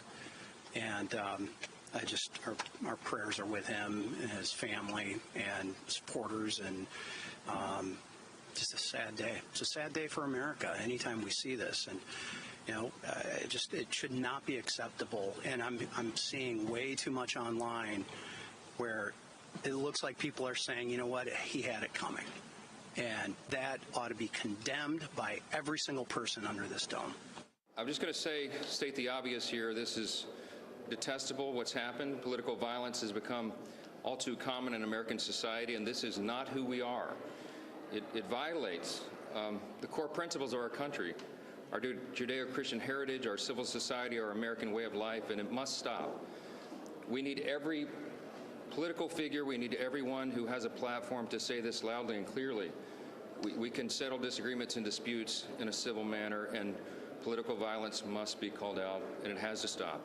This is not what our politics should be. And I think, frankly, all of our elected officials have a responsibility to think long and hard about how they engage on these issues, how they talk about these issues. We can duke it out. We can have political disagreement. We can vote our conscience. But the rhetoric that is constantly used to demean each other, and both sides are painfully guilty of this, it's got to stop. Every single member of Congress, every single political activist, every single group in the country that has ever called Republicans and conservatives fascists needs to condemn this violence. I was supposed to go to medical school. Charlie Kirk called me the day before I was supposed to leave and recruited me to go be the National Hispanic Outreach Director for the organization.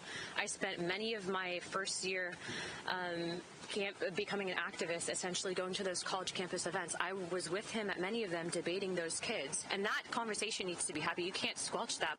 Can you speak to his importance to the conservative movement, to your own political rise? He would go on college campuses and tell young people to get married and have children, and just talk about how wonderful it is to be married and have children. He shared the Word of God. He was a Christian, and he shared the gospel of Jesus Christ, and he encouraged young people. And he also would have debates on ideas on college campuses, which, I mean, that's our First Amendment, and college campuses have always been a place for that.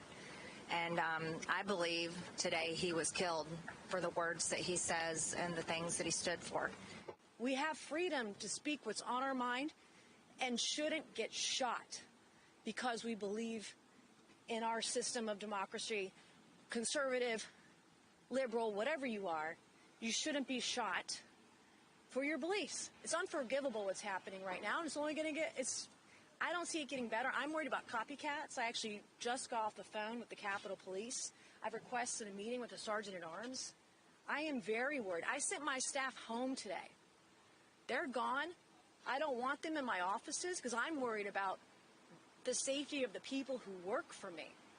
It's horrendous. To see it up close, good God. You know, people are trying to shut down free speech making like Charlie Kirk. There's no place in this society. This is what happens in third world countries. But so sad for his family and his children. Do you think this country has a problem with political violence? Absolutely. Some Republican members of Congress have blamed Democrats at this point, and the rhetoric from the left as a result for this shooting. I mean, do you think that rings true at all? It doesn't help a very difficult situation for people to be blaming violence like this on political parties or political factions. You know, I certainly resisted that when I heard people doing that after the Minnesota killings or after Paul Pelosi was attacked. And there's no reason for us to get into that. The violence against political leaders is unacceptable. The killing of Charlie Kirk, I mean, it was obviously shocking. The way that happened, as I said earlier, the absurdity that this is a guy that you can disagree with him. I obviously agreed with him on most things. This is a guy that was trying to open up dialogue and engage in civil discourse. What does his legacy mean for the conservative movement? I mean, look, Charlie, I don't know how to say past tense right now. It's just, Charlie was a incredible deep thinker, grounded in philosophy.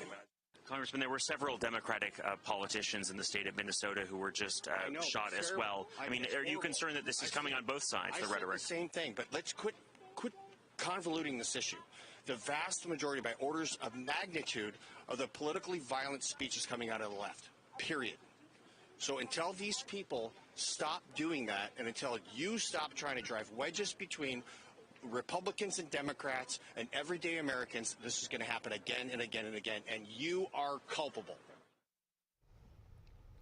That was, we heard mostly from Republicans there, so sorry that when we got from the network those replies to what had happened, that was the case. This is from former President Joe Biden. We've also heard from Donald Trump, George W. Bush, Barack Obama, and former President Joe Biden says there's no place in our country for this kind of violence. It must end now. Jill and I are praying for Charlie Kirk's family and loved ones. And Max, you read this earlier. This is what former President Barack Obama had to say. We don't yet know what motivated the person who shot and killed Charlie Kirk, but this kind of despicable violence has no place in our democracy. Michelle and I will be praying for Charlie's family tonight, especially his wife Erica and their 2 young children. And Angela Romero, the Utah House Democratic leader, released a statement saying, I condemn any act of violence in response to political disagreement. Today, a conservative commentator was shot while speaking at Utah Valley University. Our deepest condolences go out to Mr. Kirk's loved ones during this incredibly difficult time. Every student deserves to feel safe on campus, regardless of political views. Colleges should be places of learning, discourse, and the respectful exchange of ideas. My heart is with the students, faculty, and staff at UVU. The actions of one or a few individuals must not overshadow the importance of civil discourse. This in from Salt Lake City Mayor Erin Mendenhall. She made this post to X saying, the horrific act of violence against Charlie Kirk at UVU this afternoon is abhorrent and un-American. There's no place for political violence in our society. And Jenny Wilson, Salt Lake County Mayor, said, I'm deeply concerned for everyone impacted by the shooting of Charlie Kirk today at UVU. Our thoughts are with him and his loved ones. As Salt Lake County Mayor, I implore all Utahns to respect freedom of speech and to resolve conflicts through civic engagement, not with violence. And the Salt Lake County Council Democratic Caucus also shared a statement about the shooting at the campus. Council members Suzanne Harrison, Natalie Pickney, Ross Romero, and Jairo Johnson say, quote, the Salt Lake County Council Democratic Caucus unequivocally condemns political violence in all of its forms. Our thoughts are with Charlie Kirk and everyone affected by today's tragic shooting at Utah Valley University.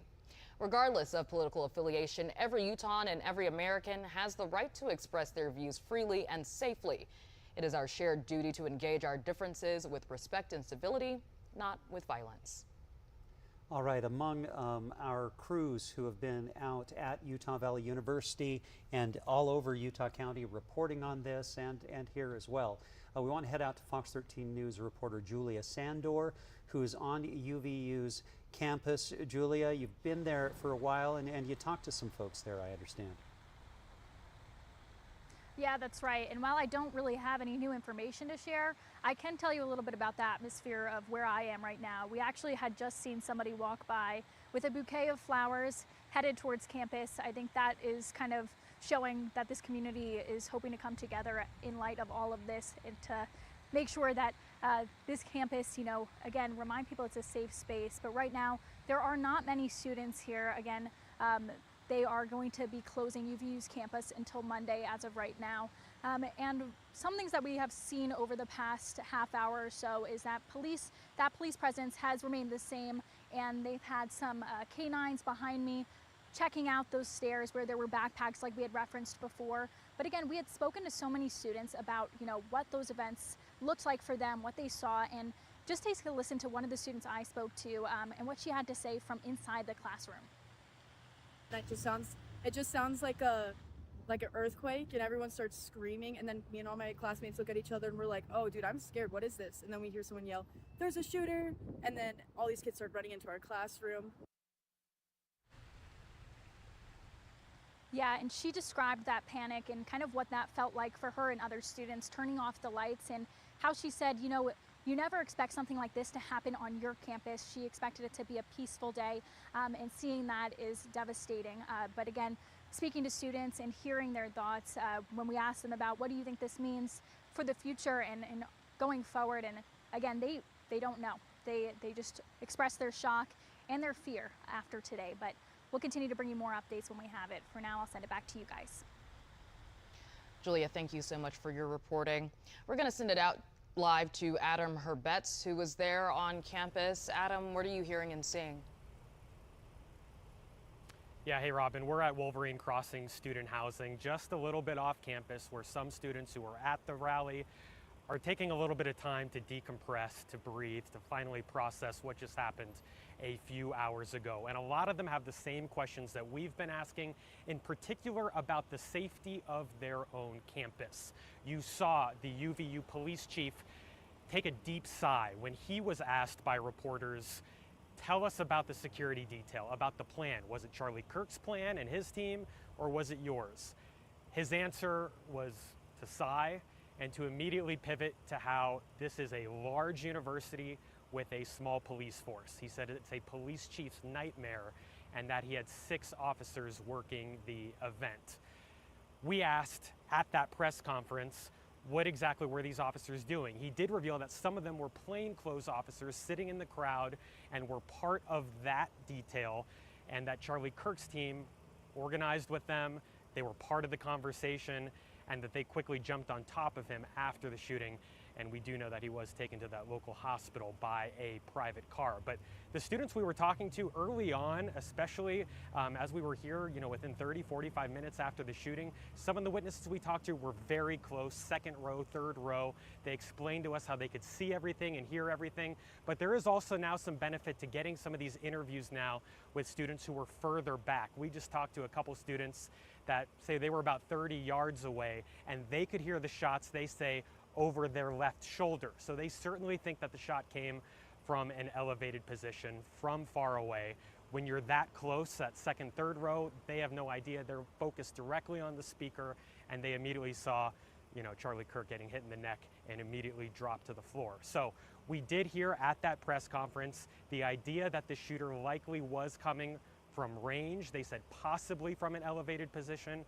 So that is one of the things that they are working on as they speak to the person of interest. They are not calling this person a suspect. Of course, if they were booked and identified as a suspect, then they would be legally required to release the name of that suspect. It's just similar to how they did with George Zinn, the man who was booked for obstruction of justice but is not being considered a suspect in this shooting. So that gives us an idea of how this investigation is unfolding. We still don't know when or if that person is going to be upgraded to a suspect, when or if that person is going to be booked, and how long after that we will get a name. But the questions everyone is asking right now, who did it, how did they do it, and why did they do it? The why, people are jumping to the fact that this was a political speaker who spoke very publicly, encouraged confrontation, encouraged people to speak with their chest, and encouraged people to debate with him. He did not encourage people to shoot at him. That is why Governor Spencer Cox is referring to this as a political assassination. So we're continuing to try and piece together what happened from the beginning to the end. Only 2 questions asked at this debate. I believe our reporter Ben Winslow spoke to the person who asked that first question. The second question was about transgenders, gun rights, transgender access to guns. One of the questions was, has a transgender person ever conducted a mass shooting?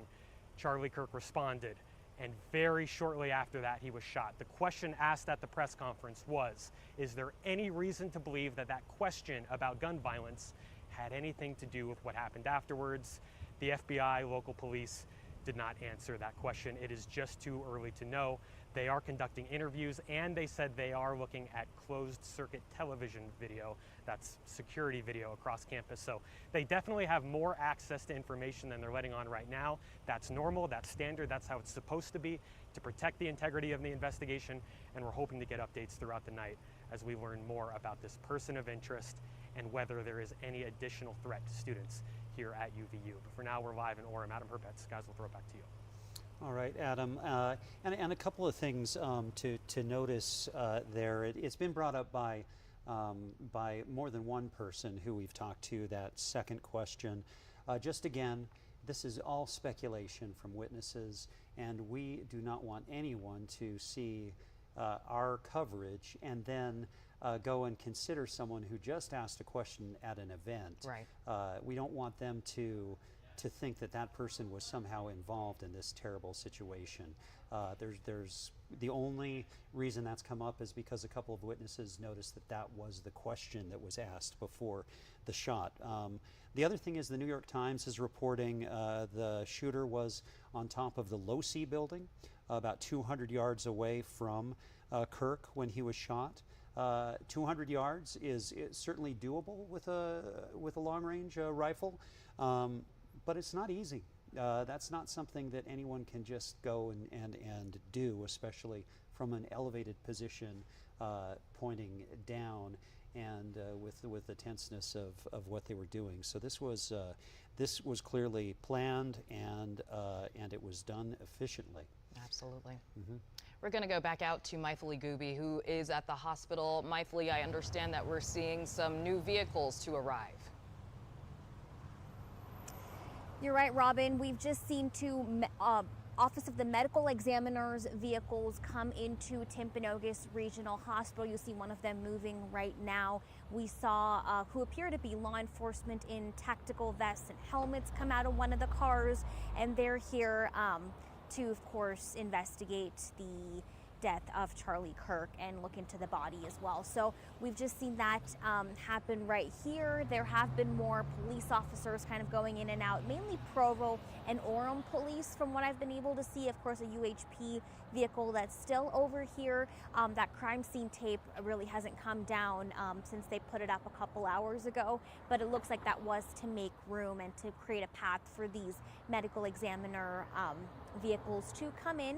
There have been more people gathering, though. That intersection is really filled up since a couple hours ago. There are people now with signs, with flags, just on both sides of the political spectrum, wanting to share their condolences to Charlie's family and the fact that this happened, you know, right in our own backyard. So a lot of heavy feelings, a lot of emotions about the shooting itself, and that this shouldn't be how political discourse happens in our country. People are putting up flowers at that intersection. There are balloons, prayers for the family, prayers for America, hoping that, you know, this doesn't have to happen in the place that we live in now. So we're still trying to keep any other developments that we're getting out here. We're looking into what's going to be next, and we'll keep you updated with the latest details as we get them. We'll send it back to you for now.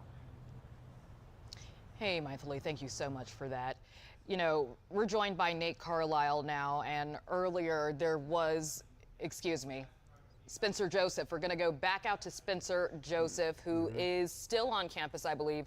Spencer, it's been a while since we've checked in with you. Can you hear me, Spencer?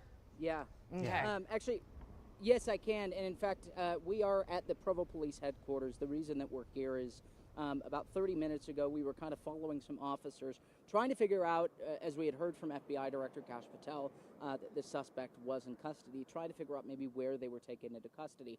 Well, when we stopped by Provo Police, and unfortunately it cleared up very quickly after this, there were officers from all over Utah Valley in full head-to-toe SWAT gear that were here with their long rifles, and it eventually then got in their cars and left. Again, we don't know what's happening here, but I can also tell you we stopped by Utah Valley Hospital. There are officers there. There are officers all over this area, and as we know this investigation is getting underway, I think these officers will remain in the area. But what we're trying to do is just piece together exactly what's happening, and we're trying to go from place to place and just try to get you, the viewer, more information.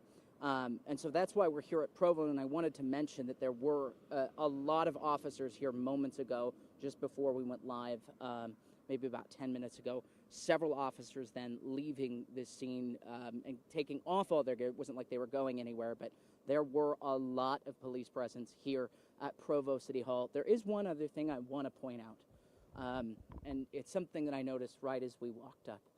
This is the first place that I have seen so far, anyways, as ordered by the governor and the president as well, that the Utah flag and the American flag are being flown at half-staff after the death of Charlie Kirk. So still a lot of questions. We're going to try and answer them to the best of our abilities. We're still trying to piece together and find out more information as we travel around this area. As we hear of something popping up, we're going to investigate it, and we're going to try and figure out what's going on. Max, Robin? All right, thanks so much, Spencer, for all your work, and you know, it's we're all chasing after that whatever piece of information we can find, and it has been, you know, I was going to use the wrong term, as a moving target. You know, so much of our language is uses that kind of metaphor. That's right. But it has, but we have been working to figure out what we're hearing that's true, what we're hearing that's speculation, and there's still a lot of questions about all of that. Still so many questions, and speaking of which, there was a little confusion earlier during that press conference. We were hearing Governor Cox saying that we had someone in custody, a person of interest, and then we saw FBI Director Kash Patel saying that they had a suspect in custody. And there is a difference between the two. I believe we are now joined by Nate Carlisle. Please tell me we're being joined by Nate Carlisle. I see him, yep. So Nate, what can you tell us about that? Well, yes, there typically is a difference between a person of interest and a suspect. Let's talk about person of interest first. It's a bit of an ambiguous term. I'm not aware it has a legal definition in Utah, but it's often used to kind of describe maybe a couple different types of people. It could be that they honestly don't know yet if this is the suspect, and so they're trying to gather more evidence. It could be this person is talking to them, and so they don't want to describe them as a suspect at this point, or make an arrest at this point, because you know, certain legal obligations would kick in at that point. But eventually, if this is indeed the suspect, the person that shot and killed Charlie Kirk, then they would have to book that person into jail, and at that point, prosecutors would have 72 hours to actually file charges, formal charges, against that individual. The other thing that jumped out at me at that press conference, I think this came up, was sort of the contradiction between what the people at the press conference, physically at the press conference, said about, you know, having a person of interest they were talking to at this point, and the tweet from Kash Patel, where he describes that they've got the person. I can't, in 20 years, ever remember a contradiction like that. Usually, it's not unusual to have multiple agencies involved in a law enforcement investigation, but usually they get their ducks in a row. They all decide in advance what they're going to tell the public about this situation. That's probably why that press conference was, what was it, 15, 20 minutes late getting started in the first place. They were probably game planning that a little bit. And so they said what they said at the press conference, and then in the middle of the press conference, we have the tweet from the FBI director. That is unusual. Max and Robin, the other thing I'm thinking about here is I am wondering if, when Mr. Kirk's body goes to the state medical examiner's office for the autopsy, you're probably going to see detectives with the remains of Mr. Kirk, and they will probably go in to the exam room, and they're often present for the autopsy to see what evidence is gathered right there in the room. And I think we also heard the county attorney in his statement say something about search warrants. So I'm assuming some search warrants have been executed or will be shortly. And could be weeks, if ever, before we see those search warrants. Again, they've got some mechanisms to keep search warrants under seal in Utah if they want to. Yeah, and a search warrant, and getting search warrants might suggest that the person is from Utah, but we really don't know that yet. Right. Yeah, we do not know. You can get a search warrant to search, a digital device. Oh, yeah. So that person could have driven in from who knows where, and if they were captured with a cell phone, there'd be a search warrant, a local search warrant, to examine the cell phone that they've got in custody in Orem or somewhere in Utah County right now. Thank you so much, Nate. Thank you. Great information. And I believe we're going to go to Bob Evans next. That's right, yes. And Bob's standing by outside of Utah Valley University in Orem. Bob. Yeah, Max and Robin, we're at Wolverine Crossing, which is the student housing complex. It's not actually associated with the school, but it is the closest thing to it. And it's right across the freeway from Wolverine campus. And we've been talking to the students here, many of whom were at the event today. I'm joined now by Ryan, Sophia, and Teague. And sadly, you guys are on the front row. Front and center. What did you see? What did you do? Man, it's kind of fuzzy, but we were just like standing there cheering. Me and T get kind of hype at these kind of things, and I just like all of a sudden he just like looked like he took a breath, and then blood just started coming out. And for a second we were like, "What's going on?" The sound came like a split second after we saw the blood, and then I don't even know. We just dropped to the ground. This is trauma like you have never seen before. Sophia, how are you dealing? I mean, now a few hours later, how are you dealing with what you saw? Yeah, I mean, it was a pretty traumatic experience, but we've had friends around all day, which has really been helpful, but we're definitely getting flashbacks every once in a while from it, but we're just trying to cope with it. And having the friends to talk to, many of whom were probably there as well, I would think. Yeah, they were a lot of our friends were there, but it's really helpful just to have people around. Teague, you got up this morning, never suspected that you would watch a man die today. No, yeah, I woke up. I thought it was just like, I was super excited. I've been looking forward to it. I actually do enjoy politics quite a lot. So it was like, this was almost Christmas morning. And we showed up, we were there 3 hours early, getting ready, and just to have the unfortunate things that happened today, it breaks my heart. When I first started getting into like liking politics and whatnot, Charlie Kirk was always someone that I would watch, and I know it was very, I was like, agree with Sophia, it was very traumatizing today. Charlie Kirk has become an icon, especially for folks in your generation when it comes to politics, and they get people. He got young people excited about politics. Now what? Now what? For you guys, what do you do with what happened today? Well, I think he taught a lot of people with all of his debates and discussions at different college campuses, kind of like some good morals that we can all stand on. So I think the biggest thing that we can take away from it is just stand for what he stood for, what we believe in. No matter what side you're on, stand for what you believe in and do it peacefully and just love other people. And I think he was a great example of that. So. Now, where are all of you from? I'm from Saratoga Springs, just across the lake. Saratoga Springs? I'm from Atlanta, Georgia. Atlanta, Georgia. Yeah. You've come a long way. Yeah. Long way. How about you? Saratoga Springs, right across the pond. Right. You and Ryan know each other.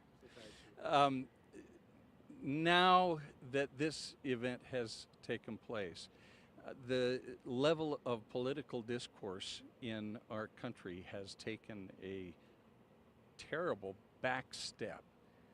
How do we regain that ground so that people feel comfortable sharing ideas, regardless of what those ideas are? I mean, I really don't know. I think everyone deserves to be treated with respect, and I don't think guns are ever the solution, and I think it's just important to hear what people have to say, but it's also important to respect what people think. Teague? With what happened, I think the best thing that can happen is for people to keep spreading their ideas and keep talking about how they feel and why they feel about certain things. Obviously, things like this, they're meant to scare people. It's, if I would definitely, if I was in someone's shoes, like wanting to be like Charlie Kirk, I would definitely be fearful. But I think the most important thing is to keep sharing your ideas, keep spreading of like why you think this way, because the worst thing possible is to stop sharing information or stop sharing your values. You know, we've heard a lot of political leaders today respond to what has happened. On both sides of the aisle, they have responded. In some way, do you think that this could be a unifying kind of thing? Despite the horrific tragedy that has been brought about, could this be a turning point for the political discussions in this country? Yeah, I think no matter what you believe in politically, like killing somebody for what they believe is not okay. So I think in a way we can unite in the idea that we got to treat each other with respect no matter where we come from. So yeah, there is a way where we can unite. Like everybody has a belief, or most people have the belief that you shouldn't kill people for that reason, but it's hard though. It's hard when everybody has different views and people get mad about it. But yeah, there's definitely a way to connect and get past this. Sophia, you're playing this over and over in your head. How are you going to deal with this going forward? I don't know. I feel like it's just important to talk to people about it, just try to get over it. But I mean, eventually it'll go away. It's just a pretty traumatic experience, so I think help would be great. Are you guys going to get together with more friends and continue to discuss this? I mean, will it become something formal, do you think? At least for me, yes. I will say that's one of the things that people, they joke about me with, is like how much I enjoy it. But I also do view things of like, you know, people like Charlie Kirk or like Ben Shapiro or big names like that.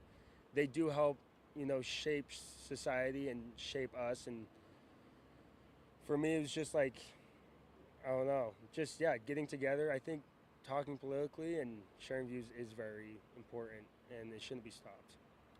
Well, hopefully they will continue to share political and other kinds of views on college campuses across our country. The fact that it happened here in Orem, Utah, perhaps one of the most reddest places on the planet.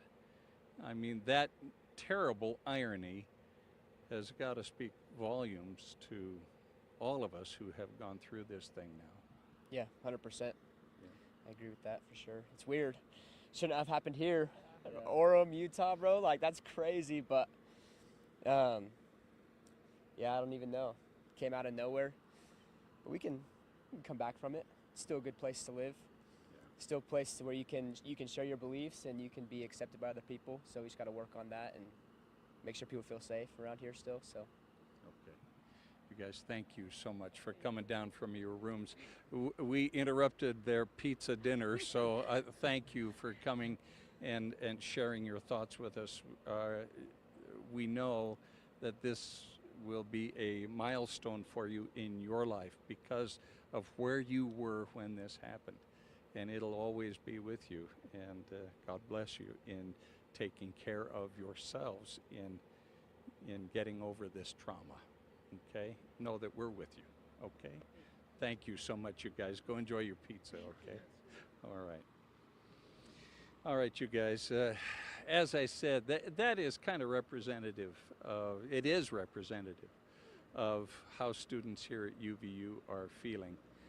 This terrible tragedy, and now several hours removed from it, they are reflecting on it, the trauma that they'll have to deal with, reflecting on the more global view of what has happened and how that affects the discourse, the political discourse in our country. And of course, personally, how they will move forward and try to make a difference in the way that they feel they can make a difference. So, Max and Robin, it is somber here. Certainly, despite the pizza, there is no party going on here at Wolverine Crossing in Orem. Back to you guys. Eerily quiet there, Bob. Thank you so much for your reporting. Well, if you're just joining us, we want to catch you up on the details of the day. Charlie Kirk, a conservative right-wing founder of Turning Point USA, was shot during an event on UVU's campus in which he was taking questions from the people in attendance, and he was shot while answering one of those questions. And what you're seeing and hearing right now is a positive response to Kirk arriving on the campus. This was posted by his own social media account prior to the shooting at about 12:20 today. One shot, and it hit Charlie Kirk. The best reporting that we have is in the neck, but we've heard a lot of people think that it was in the chest. Either way, Charlie Kirk was killed by that one shot. And now reaction all over the world. Forgive us for that sound immediately there. What we're going to see or hear here is the actual shot, that one shot for 1 second. But you're not going to see him hit. Right. That's it. And that's when it happened. Yeah. So we don't know who the shooter was. We're not completely sure. Police have that person in custody, but they do have a person of interest in custody. That's right. The investigation is ongoing. Obviously, there are so many more questions that need to be answered, and we are working to get those for you. We'll be back in 60 seconds.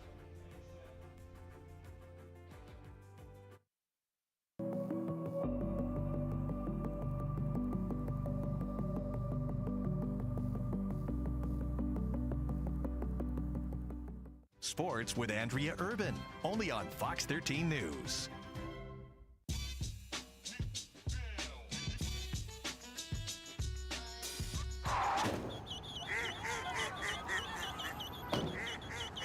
For no matter what crosses your path, get coverage confidence with AAA Insurance. Look closely at this truck. You'll see hard work, a great adventure, and so much more. Inside and out, it's designed for the family, the road trip, and the most demanding job. The Ford F-150. It's time to see Ford in a new light. Now get this low zero-down lease on a built Ford Tough F-150 for just $479 a month, only at your local Ford stores.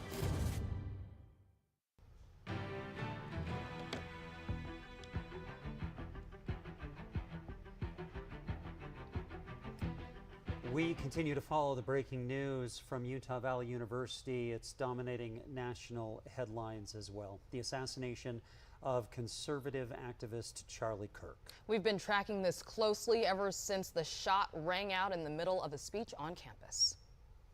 Do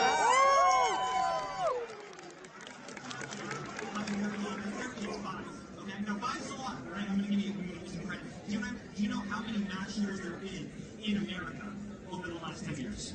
Counting or not counting gang violence? Great.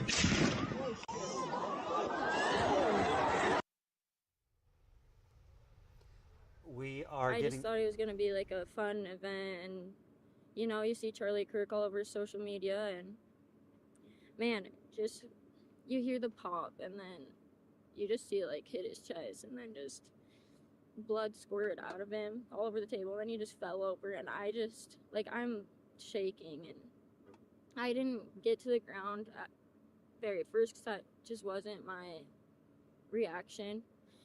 And then my brother pulled me down, and he put his body on top of me, and then Ethan came and put his body on top of me, and everything just happened so fast, and everyone was running and screaming, saying get down. It just didn't feel real in the moment, especially like the blood. I'm still really shaken up. And we are getting reaction from the president on Truth Social about this assassination. President Trump says, in honor of Charlie Kirk, a truly great American patriot, I am ordering all American flags throughout the United States lowered to half-mast until Sunday evening at 6 p.m. Governor Spencer Cox posted this to X. I have ordered the flags of the United States of America and the great state of Utah to be flown at half-staff on all state facilities in recognition of the tragic passing of Charlie Kirk, who was shot and killed this afternoon while speaking at Utah Valley University. Flags should be lowered to the half-staff position and remain in the half-staff position until sunset on Sunday, September 14th, 2025. The governor extends an invitation to all private citizens, businesses, and other organizations to participate. Now we've got team coverage of what's happening right now. Winslow. Ben. Yeah, what we do know is that a person of interest is in custody at this point. We have been told that by the governor, the commissioner of public safety, the SAC of the FBI, who held a news conference here.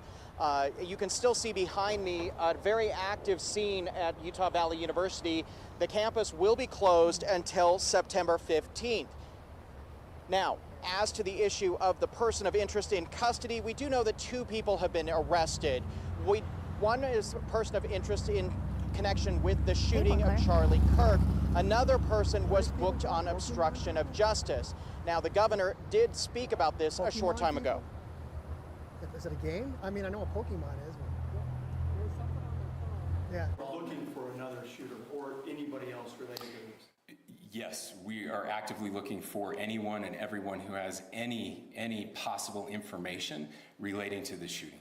Can you tell us details about the suspect being taken into custody? Where, how long ago? We cannot at this point, but we will get you that information when we can. Is there believed to be a second individual involved in the shooting? At this point, there is no information that would lead us to believe that there is a second person involved. Now, again, we do not know much more about the person of interest in the shooting. They are looking at what happened, basically trying to figure out what exactly happened, how this happened. We do know that Utah Valley University's police department was here. They did coordinate with Charlie Kirk's security detail in coming up with a security plan, and now they're looking at how this happened. The FBI has been putting out, as well as the Department of Public Safety, if anyone has photos, video, they are looking for all of that information to piece together exactly what happened and how this happened. Back to you. Ben, thank you so much. Now, you heard in that news conference officials say they have a person of interest in custody. So here in studio, we have investigative reporter Nate Carlisle. And Nate, you have covered law enforcement in some fashion for a long time.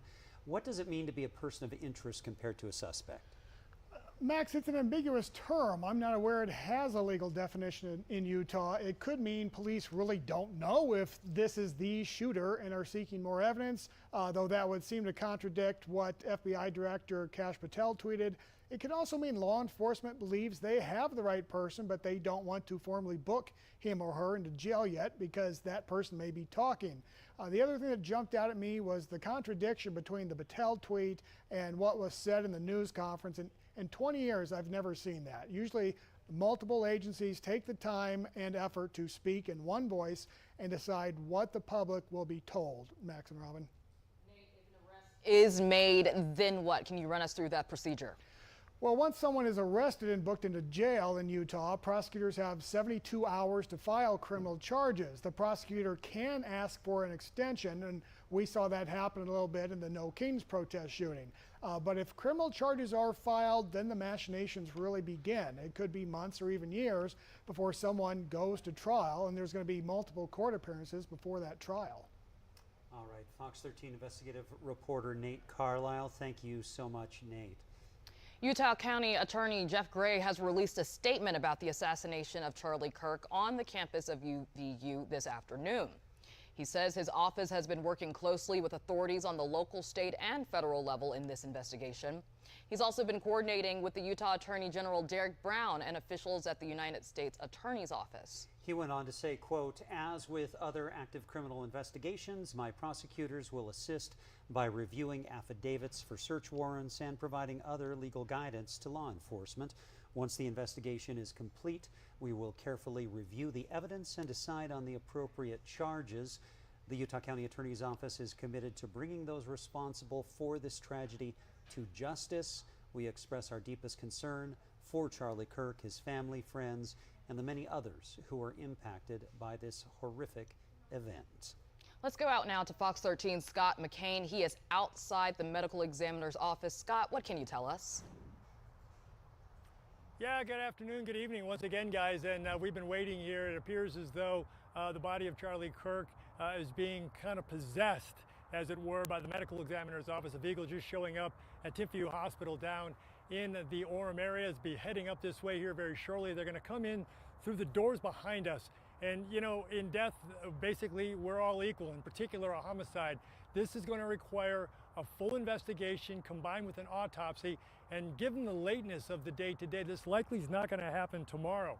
The other thing to keep in mind here is that with law enforcement at UVU, they may or may not be able to handle this level of investigation. So it may behoove someone like the Utah County Major Crimes Task Force or some other investigative agency to be there during the autopsy. And there could be some complications because clearly there were life-saving efforts made at the hospital down in Orem. That could complicate whatever happens with the autopsy here tomorrow.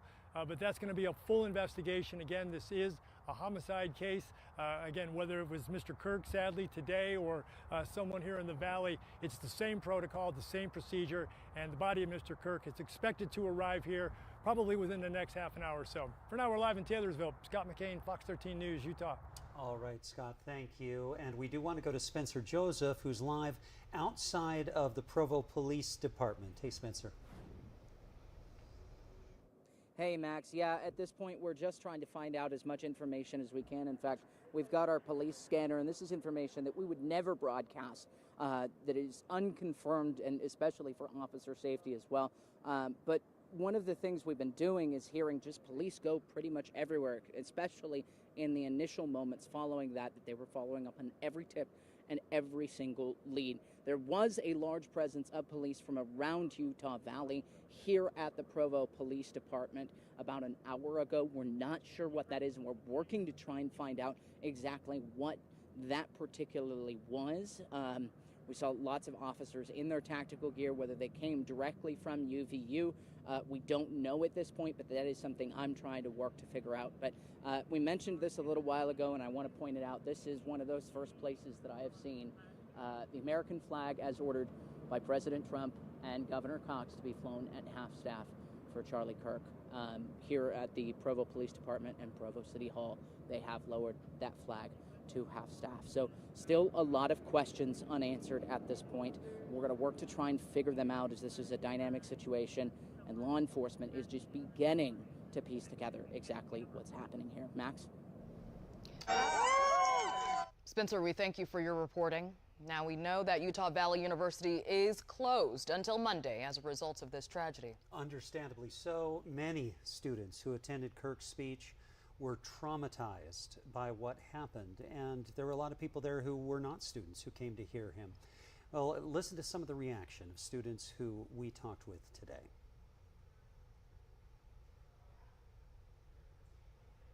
We were like second row.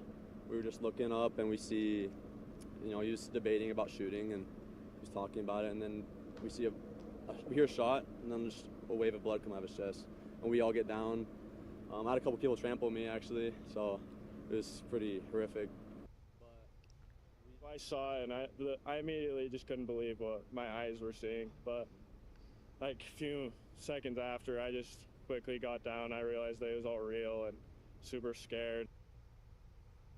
The whole event, probably we were like 15-20 minutes in. It was only the second question, and the topic was mass shootings.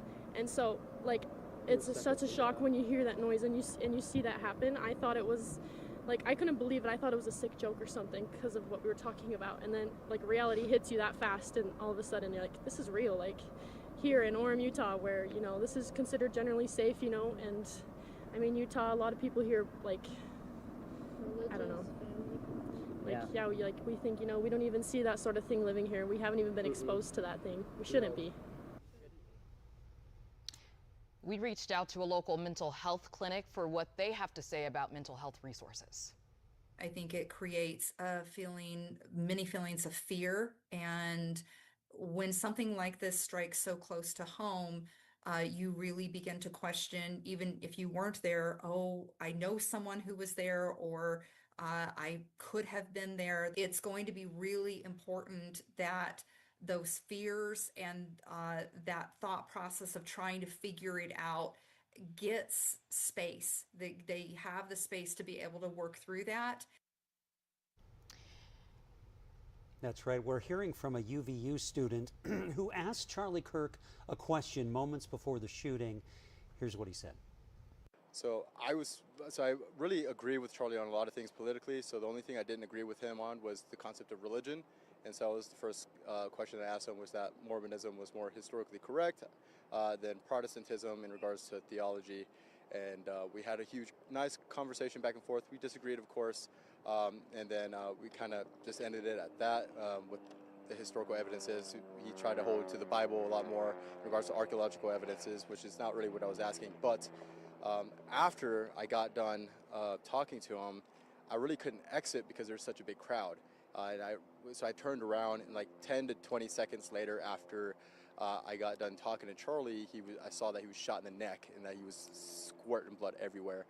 But I was piecing things together, and it was really weird because the second guest that I talked to, before I went and asked him the question, what I was going to ask him, he was talking to him about how he was going to ask about transgenderism or something like that, but nothing about shootings. And this is the irony that came to me, which was like, right when he asked that, not like 5-10 seconds later, he was shot. All right, and we're just getting word, and this has been such a strange day in terms of, I mean, of course, a strange day and a tragic day, but in terms of where we're getting information, this is from Kash Patel, the director of the FBI, and he has tweeted, "The subject in custody has been released after an interrogation by law enforcement. Our investigation continues, and we will continue to release information in the interest of transparency." This is the same FBI director who initially said they had the suspect in custody, right. And he said that after the agent in charge and the governor here in Utah had just said we have a person of interest. A person of interest. It's been it's really hard to get a bead on where the good information is coming from, but apparently the person of interest they had in custody is not considered a suspect. Right. Well, now that gives us somewhat more clarity. But we are hearing now from Utah Senator John Curtis moments after a CNN reporter got his reaction to Charlie Kirk's death on the campus of UVU. This is my backyard. This is very, very personal because of that, and leaves the scars. I think it's time for all of us to reevaluate how we're talking about issues. I think that if we're honest, we're having conversations within families that are too heated. We're having conversations among friends that are too heated, and then that obviously escalates as it gets to a broader conversation. It's not healthy. It's not who we are. And this is why it's so impactful to me. It's especially not who we are in Utah County where this happened, and I would hope we're better than that. Well, we are hearing from Greg Rogers, a professor at UVU, who was a former FBI agent, about his reaction to the shooting and the investigation moving forward. I can assure you that there are SWAT teams on campus. They're having to clear those buildings. Those buildings all need to be cleared that had line of sight to that stage. That's hundreds of classrooms, and they all have a lot of agents out interviewing everyone that was anywhere near that stage, looking at phones, seeing if anybody caught anything. So there's a monumental amount of work going on right now trying to identify who this shooter was. A lot of work indeed. We're going to go out live now to Fox 13 News reporter Mythili Gooby. She's been at the hospital for us this afternoon. Hi, Mythili. Max, Robin, I'm still here at Timpanogos Regional Hospital. Now, we do know from officials, they told us earlier today, that this is the hospital where Charlie Kirk was brought after he was shot at Utah Valley University. He was brought in a private vehicle, is all that we know, and brought here to this hospital. Now, we've seen police out and about. We've seen cars coming through for Utah Highway Patrol, Provo Police, Orem Police, and crime scene tape as well. And just about less than an hour ago, we saw vehicles from the Office of the Medical Examiner come in as well. There were 2 cars, and there were law enforcement in tactical gear as well here at the hospital. So we'll be here monitoring for updates as and when they come. But in addition to the officials, has also been people that have been coming through.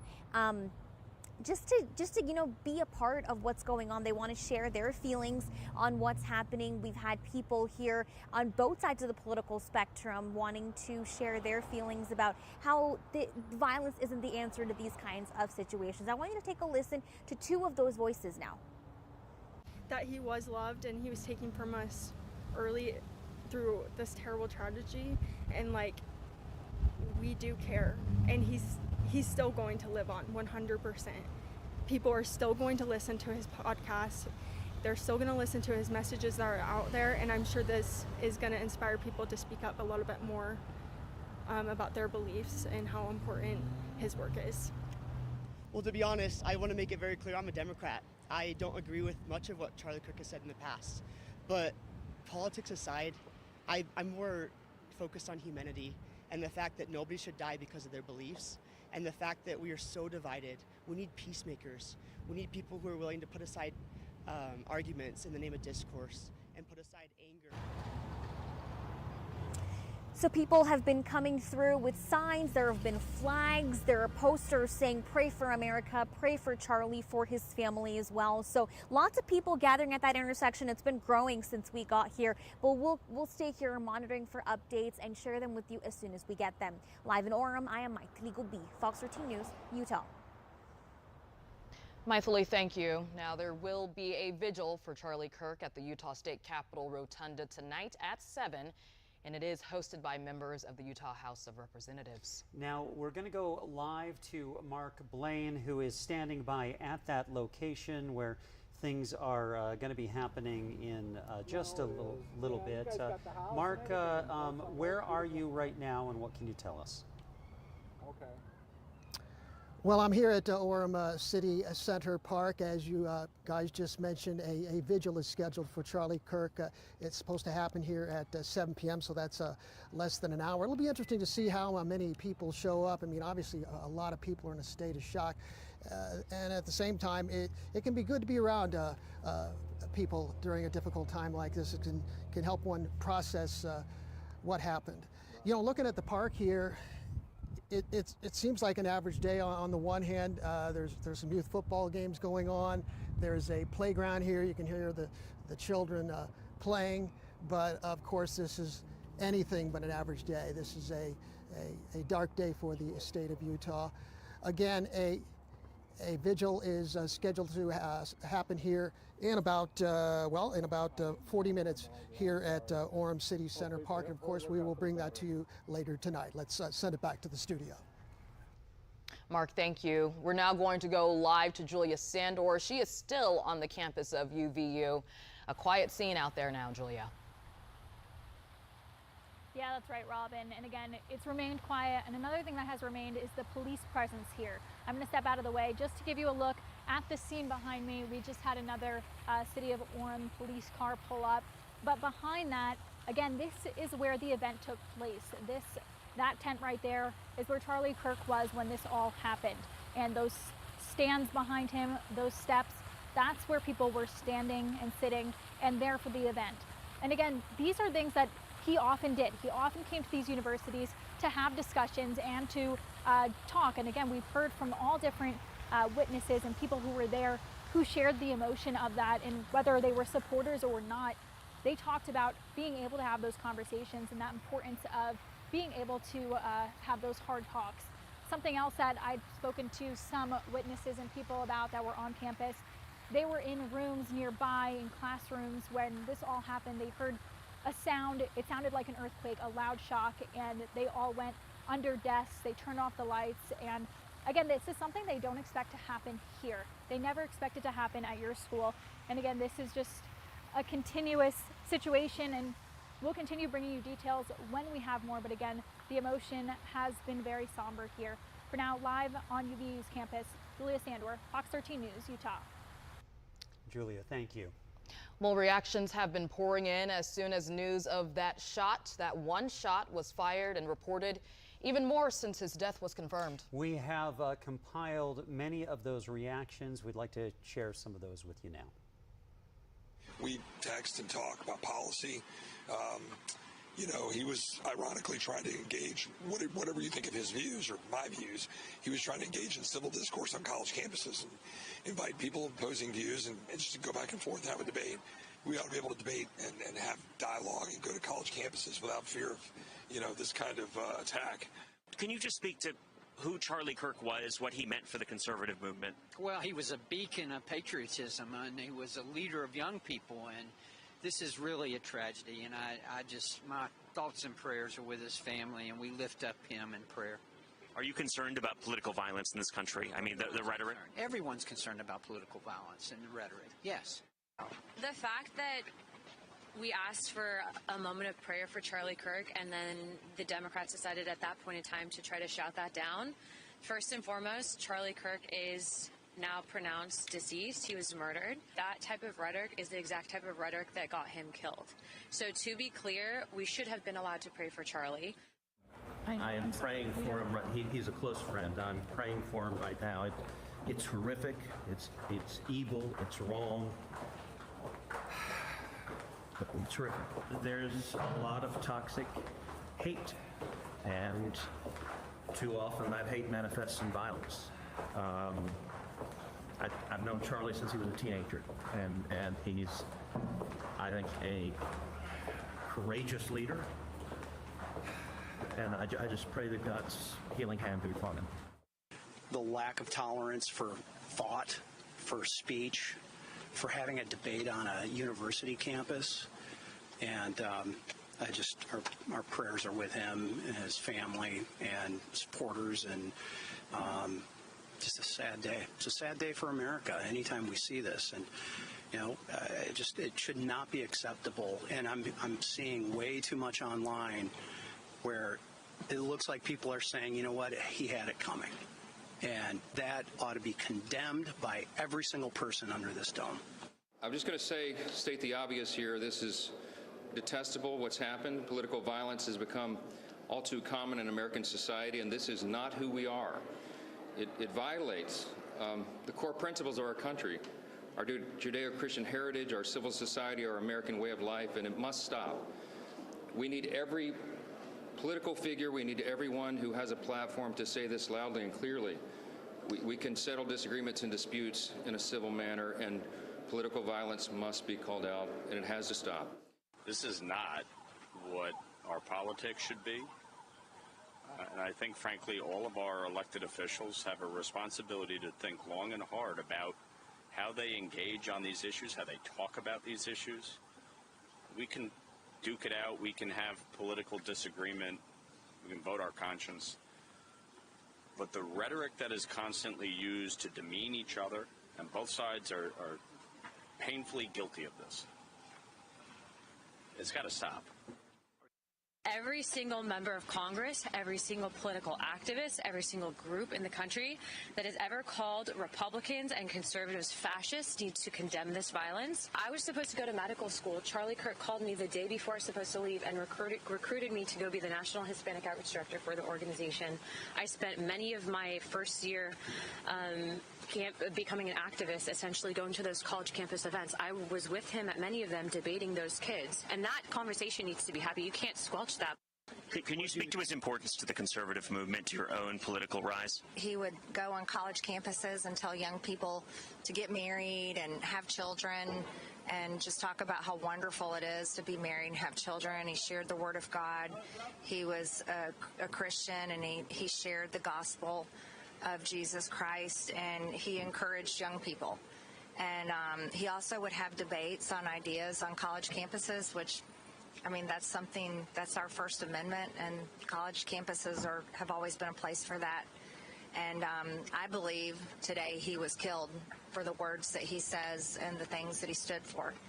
We have freedom to speak what's on our mind and shouldn't get shot because we believe in our system of democracy. Conservative, liberal, whatever you are, you shouldn't be shot for your beliefs. It's unforgivable what's happening right now, and it's only going to get, I don't see it getting better. I'm worried about copycats. I actually just got off the phone with the Capitol Police. I've requested a meeting with the Sergeant at Arms. I am very worried. I sent my staff home today. They're gone. I don't want them in my offices because I'm worried about the safety of the people who work for me. It's horrendous. To see it up close, good God. You know, people are trying to shut down free speech making like Charlie Kirk. There's no place in this society. This is what happens in third world countries. But so sad for his family and his children. Do you think this country has a problem with political violence? Absolutely. Some Republican members of Congress have blamed Democrats at this point in the rhetoric from the left as a for this shooting. I mean, do you think that rings true at all? It doesn't help a very difficult situation for people to be blaming violence like this on political parties or political factions. You know, I certainly resisted that when I heard people doing that after the Minnesota killings or after Paul Pelosi was attacked. And, you know, there's no reason for us to get into that. The violence against political leaders is unacceptable. The killing of Charlie Kirk, I mean, it was obviously shocking, the way that happened. As I said earlier, the absurdity that this is a guy that you can disagree with him. I obviously agreed with him on most things. This is a guy that was trying to open up dialogue and engage in civil discourse. What does his legacy mean for the conservative movement? I mean, like Charlie, I don't know how to say past tense right now. It's just Charlie was a incredible deep thinker, grounded in philosophy. Congressman, there were several Democratic politicians in the state of Minnesota who were just shot as well. I mean, are you concerned that this is coming on both sides, the rhetoric? I said the same thing, but let's quit convoluting this issue. The vast majority, by orders of magnitude, of the politically violent speech is coming out of the left, period. So until these people stop doing that, and until you stop trying to drive wedges between Republicans and Democrats and everyday Americans, this is going to happen again and again and again, and you are culpable. All right. Well, this has been a tough day in Utah.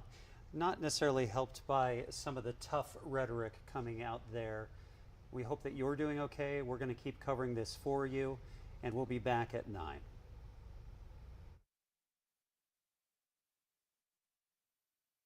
A show of support for Jennifer Aniston from her man, Jim Curtis. Access Hollywood starts right now. For Alex, you know, she actually does have a little romance. In the morning show, Red Carpet's also got Reese talking Taylor and John Hamm fanning out over Bad Bunny. I showed Jen and Reese your Bad Bunny moves today. That's him? He said, you're worth saving. Charlie Sheen reveals the Hollywood icon his dad Martin invited to his emergency intervention, ultimately saving Charlie's life. He was just like, no, I'm not going to hurt you, and just continued. Tyler Perry's accuser on camera, his disturbing allegations. Ladies, welcome back to Wisteria. Oh my God. The Tram fans go wild as Desperate Housewives star Terry Hatcher returns, along with her TV daughter and real-life daughter, and her emotions run the gamut. Where was the one where I was naked in the bush? That was over here.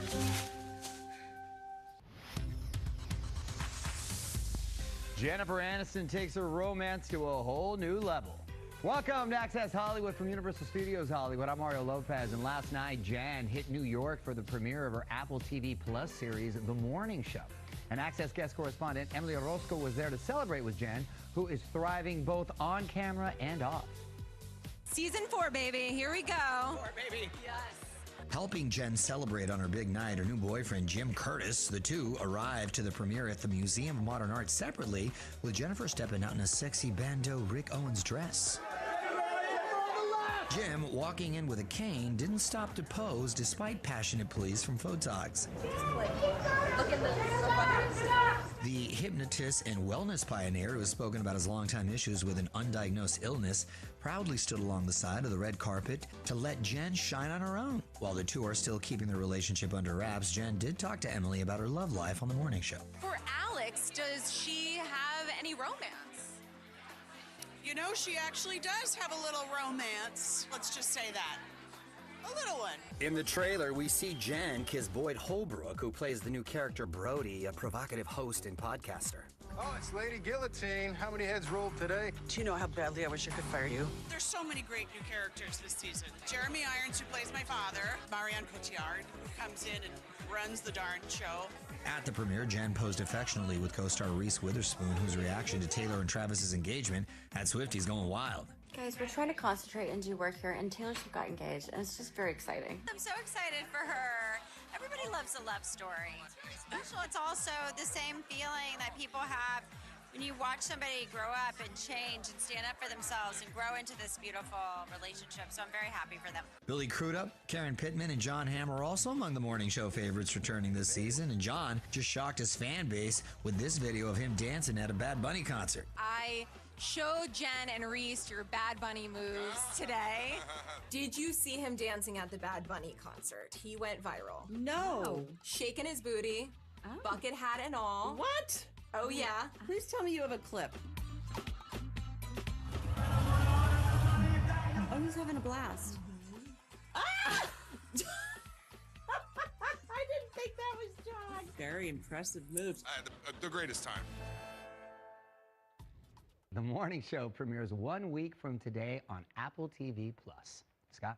All right, Mario, now let's turn to Charlie Sheen, whose new Netflix documentary, a.k.a. Charlie Sheen, dropped at midnight. And among the many bombshells is the revelation that his former co-star from The Rookie, Clint Eastwood, was a part of a life-saving intervention.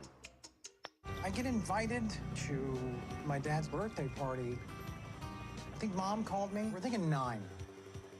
I'm like, a.m. It's like, yeah. Charlie recalling the very emotional day his friends and family, led by his mom Janet and dad Martin, staged the This Is Your Life moment in the 90s. I see the living room has this like really expertly organized circle of people, but it's a weird mix. What made it all hit home was that unexpected call from Clint. He said something to the effect of, you know, you got to get the train back on the tracks, kid. You know, he said you're worth saving. Yeah, it was really powerful. It's weird how decades later, from losing someone that I lost when I was 2 years old, I almost have an even greater picture of the person he was as I get older. Now 21, Robert is sharing more of that picture of his dad in The New People. Steve Irwin was tragically killed in 2006 in a freak accident. He was pierced in the chest by a stingray's barb. Robert credits his mom, Terry, with keeping their father's legacy going. She was able to pick up all the broken pieces and move forward with such grace and still be there for my sister and I. Well, this is it. Rehearsals, Dancing with the Stars for the week 1 dance. And look at who's here. Yeah, Bindi. Robert now follows in his sister Bindi's footsteps, competing on Dancing with the Stars. Scares me more than anything else. It makes me the most nervous. I have never done anything anywhere close to dancing. I mean, I guess avoiding a crocodile eating you, like that requires footwork, I guess. But I want to challenge myself. Listen, I'll take the cha-cha over a crocodile any day, kid. Not me, I'll take the crocodile. Yeah, I know you would. And joining Robert in the ballroom are Jen Affleck and Whitney Levitt from The Secret Lives of Mormon Wives. And today comes news that fellow Mormon wife Taylor Frankie Paul is getting a show of her own. She has been named as the new Bachelorette. Taylor breaking the news this morning on Alex Cooper's Call Her Daddy podcast. You are this season's Bachelorette. How are you feeling? To be honest, surreal. It has not hit me. Like right now in this moment, I'm just thinking about it, and it's like, it's not real. It's not real. The 31-year-old's quest to be the next Bachelorette started when she made a TikTok about it 3 years ago. People started tagging like the Bachelorette, like you should, and then I don't know if that got their attention. It was a joke to me, like unattainable. Right. You're like, I'm never gonna be the Bachelorette, No. but I'll make a fun TikTok. Yeah. Dare we say Taylor is the franchise's pick with the most personal baggage yet? It could scare them a little bit. When they offered it to you, did you have any hesitations? Yes. Okay. Yes. Talk to me about those. I did. I guess going in my head, I'm like, okay, how do I make this work? I'm a co-parent. I have 2 baby daddies, not 1, so I'm dealing with 2 different people, right? The mom talker is divorced and has 3 children. She was also at the center of a swinging scandal. We would have parties, and there was a group of us that were intimate with each other. And 2 years ago, she was arrested on suspicion of domestic violence following an incident with her then boyfriend and baby daddy, Dakota. What is your emergency? Somebody is screaming, get off me. What's your name? Taylor. Taylor. At this time, you're going to be placed under arrest. I am such a passive mom and like really good to my kids, so to be known as something like that was like the worst time. They're like, what's wrong? What's wrong? I'm like, I'm in so much pain inside, and I'm literally like, it's on the tape. After so much drama, she's excited to try a new way of dating. Obviously, I got married young, divorced, and then the first guy I met was the next relationship. So I have not done the whole meeting new people out. The same, like dating at the same time. Is my husband popping out of a limo here in a month? All right, and Taylor also said her potential husband must be willing to move to Utah, but he does not need to be Mormon. Oh, that's nice. Woo!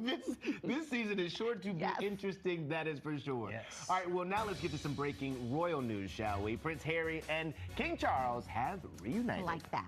Harry was seen arriving to the King's London residence in this Range Rover today for a proper tea with his dad. It's the first time they've met in person since February 2024. Might need more than tea. That 2024 meeting coming just days after King Charles revealed he was being treated for an undisclosed cancer. We'll be right back, everybody.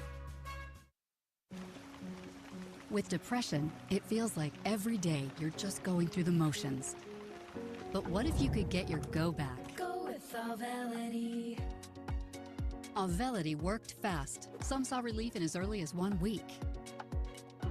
And Auvelity lasted. On average, significant relief was seen at 6 weeks. Antidepressants may increase suicidal thoughts and actions in young adults. Tell your doctor about sudden changes to mood, thoughts, or behavior. Don't take Auvelity if you have a history of seizure, eating disorder, or have abruptly stopped drinking alcohol, or taking benzodiazepines, barbiturates, or anti-seizure medicine. Serious allergic reactions can occur. Don't take if you're allergic to dextromethorphan, bupropion, or any of the ingredients in Auvelity. Don't take with MAOIs. High blood pressure, manic episodes, serious eye problems, and dizziness can occur. Report all medicines you take to avoid a life-threatening condition. Don't take Auvelity if you are or may become pregnant. Side effects can include dizziness, headache, diarrhea, feeling sleepy, dry mouth, sexual function problems, and excessive sweating. Ask your provider about Auvelity. Go with Auvelity.